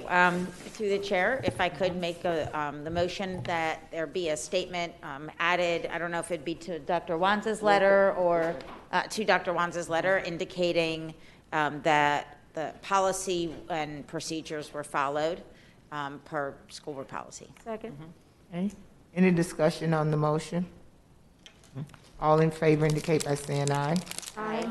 Any opposed? Okay. All in favor of item S1 indicate by saying aye. Aye. Any opposed? Okay. As amended, correct? As amended, I'm sorry. Any opposed? Okay, thank you. According to my records, that's all agenda items, but go ahead. I was just going to confirm for you, Madam Chair, that I reflect that the board has disposed of all the agenda items for today's meeting. Okay, but I need to ask Ms. Myrick a question. We had several speakers today that called people's names. And I didn't address it and deal with it at the time because I thought that it would further heighten the environment and probably get us to a point where we would almost be at a potential riot. It was just too much tension for me to try to stop them or deal with it today. But we continue to have this problem, and when somebody come and they speaking and they calling out somebody's name, and a lot of times the people are not here to defend themselves, we ask them not to do it, but they continue to do it. So I need the staff to help find some kind of recourse. We have to address that, because I don't care who you are, what you're saying. There were some people that did well. They talked about what they talked about. They never mentioned a person's name. But the minute you call anybody's name, you have a potential hostile situation no matter what you're saying. So if we're going to ask people not to call people's name from the mic and they do it, I have to have some kind of action that ends their opportunity to speak. But we have to do some policy. We have to take some kind of action, because it put me in a bad predicament today. I didn't have a recourse, but I didn't want to put us, in my opinion, in further jeopardy by beginning to go back and forth with them in an already hostile situation. So I didn't sleep on it. I just chose, for the sake of trying to keep order and peace in here today, and because we're living in such a crazy time, not to ignite it or take it to another level. But this is something that I'm asking Ms. Myrick for us to address, and I don't know if we have to add it to a policy or something, but it's just very unfair when people are not here, or even when they're here. Because if you hear your name, you're going to defend your name. Also with people hollering out in the meetings, it's very distracting. And we're living in a critical time. So when someone starts yelling out, I don't know if they're going to throw something next or what they're going to do. So I don't want a situation where security have to talk to somebody 4 or 5 times and they keep doing the same thing. We have to be able to take some kind of action. And then my final thing is I need to be assured, Mr. Katz, that when people are bringing in things, that we are searching them. And I'm so serious. If people are bringing in bags, coats, or whatever, are we searching them? I don't want this board to, or this staff, to just have a situation because we're not doing extra precautions. And I know it makes people uncomfortable, but if you're gonna bring items into the boardroom, you know, like that, are we searching those items? Mike? Okay, I think you can hear me. Can you hear me now? Can you hear me now? Yeah. Brian Katz, Chief Safety and Security Officer. Yes, so for all individuals who come into the board meeting who do not have a district badge, they're being searched. So Okay. if they're an employee or someone who has a district badge, we're not searching them. Well, if they're having items like coats and all the stuff that's not just a normal part of their dress, I think that we should pay attention. I mean, I can just be honest, you know, it can make you very uncomfortable. We can never be too safe, you know. I don't have a problem with getting my bag searched, whatever. They do it to me in the airport all the time. I just would prefer they allow a gentleman instead of a sister, but they won't do it. But we need to pay attention to that. And I'm so serious. I know it's been a long day, but I just felt that I needed to address this. And I apologize if I made a bad decision earlier for not addressing it, but I just thought that it would have created more intensity and heightened the moment. So that's why I chose to ask for some kind of recourse. And until we get it in a policy or we get it to something that we can take in action, we then just go back and forth. And we've been doing that for years, going back and forth. But it's not fair for someone to call out somebody's name, especially when they're not even here to defend themselves. Well, or their staff, and they have to just take the punches from somebody. Policy 1100A is coming back in April, and I'll relook at it. I know it's addressed in there, but I'll spend some time with Mr. Runze and Mr. Katz and see if there's a stronger thing that we can put in there. And it'll be pointed out to you, you know, in terms of a new color, but of what we are looking at. So, and then we can make some discussion at that point. Yeah, and we can talk about it and decide to vote it up or down, but we can give input at that time. But I just think it's important. Ms. Leonardi had her hand first, and then you, Ms. Quinn. Yeah, just real quick, I did want to be on the record about the situation at Rickards. It is a District 3 school, and I just want to reiterate how important it is that we are doing an external investigation. I'm pleased to hear that we are. I am pleased to hear that Superintendent Runze is meeting with the community tomorrow. And I just really want to emphasize the need for mental health resources for the staff and for the students there. So that's all. Thank you, Ms. Leonardi. Ms. Korn. Thank you. I just wanted to share, and I can make them available to Mr. Runce's office. There were about 200 buttons donated that say I'm vaccinated. And I will make them available to Mr. Runce just to help promote the fact that, you know, that there's a safe, you know, there's the safety measure in terms of people who are walking around who've been vaccinated. You can see they're healthy, and there's that encouragement for them to also be vaccinated. So, Mr. Runce, I'll share those with you. They were donated by Alice Lucia Jackson. So I just wanted to thank her, and I'll make them available, Mr. Runce. I don't have someone in my office, so I'll ask if someone can get them to you. Thank you. Thank you. Ms. Allardyce. Thank you. I just wanted to bring up that parents are really inquiring of, like, what next school year is going to look like, if it's going to be 100% face-to-face, is there going to be a virtual option? So I think the sooner, Mr. Runce, that we could talk about this as a board in the workshop. You know, I'm sure staff is already working on it, but we need to start having those conversations because parents are already making choices for their students, and the choices could be going to a charter or private school because they are the ones that are communicating and saying what next year is going to look like. Okay. So one is our schools are open now, and I encourage every parent who has a concern, send your child to school. It is absolutely my expectation based on where we're headed, being able to vaccinate everyone. The infection rates in the county, we know we've been monitoring those. Those are coming down. It would be my expectation and our planning, and I'm sure this is consistent with the State Department of Education and Commissioner as well, that we will open for full-time in the fall. Now, the only remaining question is, are we going to provide any type of flexibility in learning modality for students and families that want it? But we have to plan as if we're going to open up the next school year, and we'll still maintain, some safety measures as necessary, depending where we are.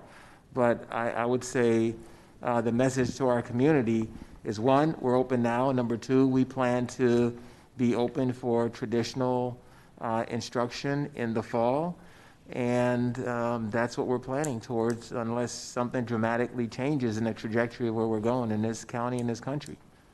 Okay, so Ms. Renzi, I just want to clarify. So what I heard you say is that we'll be 100% face-to-face without a virtual option like we are now. No, that's not what I said. Okay. So I'll repeat it again.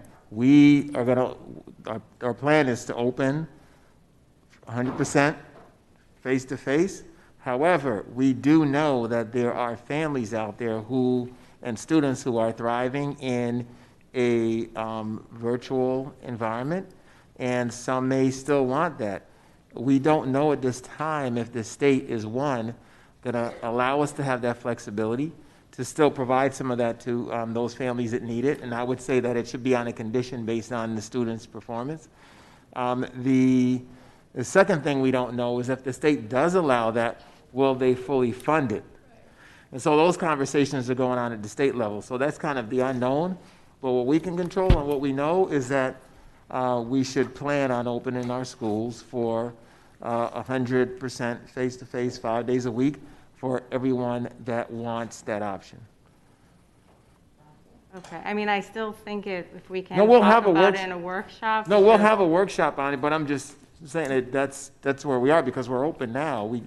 Right, 'cause the only maybe- direction for us to go in is to get as many kids back in our schools as possible. And maybe also we might need to make Broward Virtual School more robust. Okay, so let me just say this. Broward Virtual School is a totally separate school from the virtual option, so you can't enroll in Broward Virtual School and go to your neighborhood school, and the whole dynamics of Broward Virtual School is very different than what we've been providing on learning. So we wouldn't suggest that people choose that option. That's a very different experience. When do you think we would be able to bring this to a workshop so we can have a robust? Maybe April or May. I think we'd want to get a sense of what's going to happen relative to the funding that we're going to receive. And good news on that today. It's been passed, but how much of that $130 billion is actually going to flow down to districts like ours? We don't quite know that yet. And then, of course, the bigger question mark is, what direction are we going to get from the state? Based on what we know and how Florida certainly has been a leader in getting our schools open, I can't see us going in any direction other than opening our schools for 100% enrollment. That's what we need to plan on, and that's something we've been doing every year since we've been around. So, yeah, there'll need to be some slight adjustments to it, but we're going to plan for as normal and traditional a school year as possible. We all need it, and we know our kids need it, and the families in a big way. So that's the plan going forward, and we'll discuss it in some more detail. Absolutely before we get to the end of the school year. My guess is it's probably going to be sometime late April, early May, that we should get some direction from the state and where they're headed. So thank you for asking that. Ms. Levinson. I agree with my colleague about having the conversation. I think based on what Mr. Runcie just said about the virtual, it depends how the state will or will not be funding it, and whether we need to look at another option for those students so that they remain in our system. But I think the message our parents want to hear is that we are having classes that are 100% face-to-face learning. That's what I hear you say. That is correct. That is what we're planning for. And that's really what people are asking us. So Yeah. 100%, the classes are no longer hybrids or synchronous, 100% face-to-face, Right. like we traditionally Yeah, do. right. And then the virtual would be something we would That would be workshop something down the road. we'd have to figure out how we do that. So for example, if we certainly had some students at a local high school that wanted to do virtual and did well in that environment, that would be part of the planning process, and we'd have to figure out how to organize their schedules so we don't impact our teachers and students, because we know how challenging it is to try to do this hybrid format.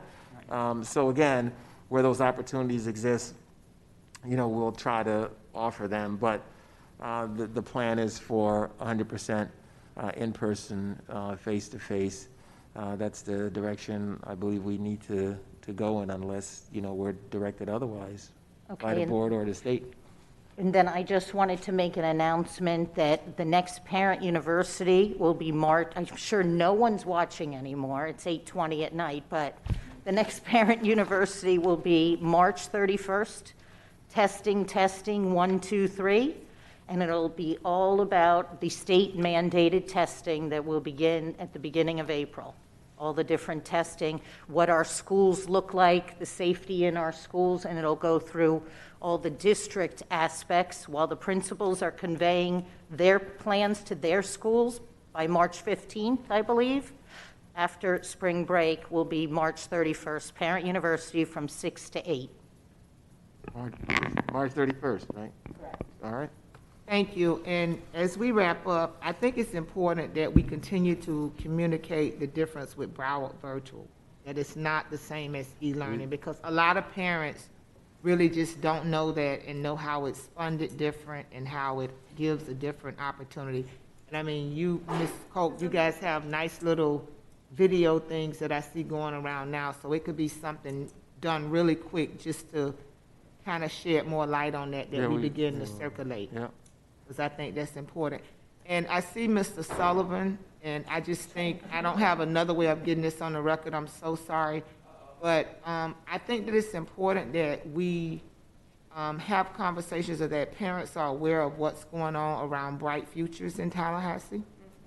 I mean, it could be very critical to students that are graduating this year. So if you can, Mr. Sullivan, just really quick talk about that particular, how the changes are being recommended. He was so close. Since you're here, I mean, I can read it, but since you're here, I just think that it's important for parents to be aware of it, because it's a significant change. Yes, thanks for the question. And I've been going around the different advisories to communicate this as well. We did one today, and I did one yesterday. The good news is that bill in particular was scheduled to be heard in committee this week in the Senate. It was temporarily postponed, which normally, not guaranteed, but normally means the bill's in trouble. So we hope that bill doesn't pass, but basically it ties Bright Futures to programs that lead to direct employment. So, no humanities, no arts. So obviously we wouldn't want that for our students. But the good news in that, again, it was temporarily postponed in the Senate early this week, which more likely means the bill's in trouble. So we'll have to see and watch, but I'll make sure to keep that the community and the stakeholders updated on that bill as it progresses. Thank you, Mr. Sullivan. Finally, I met with all of the committee chairs around policy 1.7 about the virtual meeting and should they meet, and they're going to follow back up for us to meet again, because in a 2-hour discussion, we learned a lot. It was a very good discussion. There's not a one-size-fits-all. So the committees are going to kind of go back and come back with some recommendations to make to us that we have, try to get some options that will in turn work for all the groups. It may be multiple options, but the multiple options might work for the various groups. It just was no way of just coming up with anything blanket to propose to the board. What worked for some groups didn't work for others, but it was a very, very good, informative 2-hour discussion. So I'm waiting for them to follow up, and then we'll meet again, and then we'll come back to you with what we've learned from them or what they're recommending. Ms. Rupert, you had something you were splashing, or were you just putting that away? Huh? I thought you had a piece of paper. Were you showing me something, or you? No. Actually, I was going to tell you that if you look at the screen, it almost looks like it's pink where it's supposed to be brown. No, Beacon doing that on purpose. I They think trying so. to make me happy, making it pink and green. Thank you. Any other comments? Thank you guys for a wonderful meeting today. Thank you, staff. This meeting is adjourned. Mr. Russell, you got signatures. Oh. What? And I gotta talk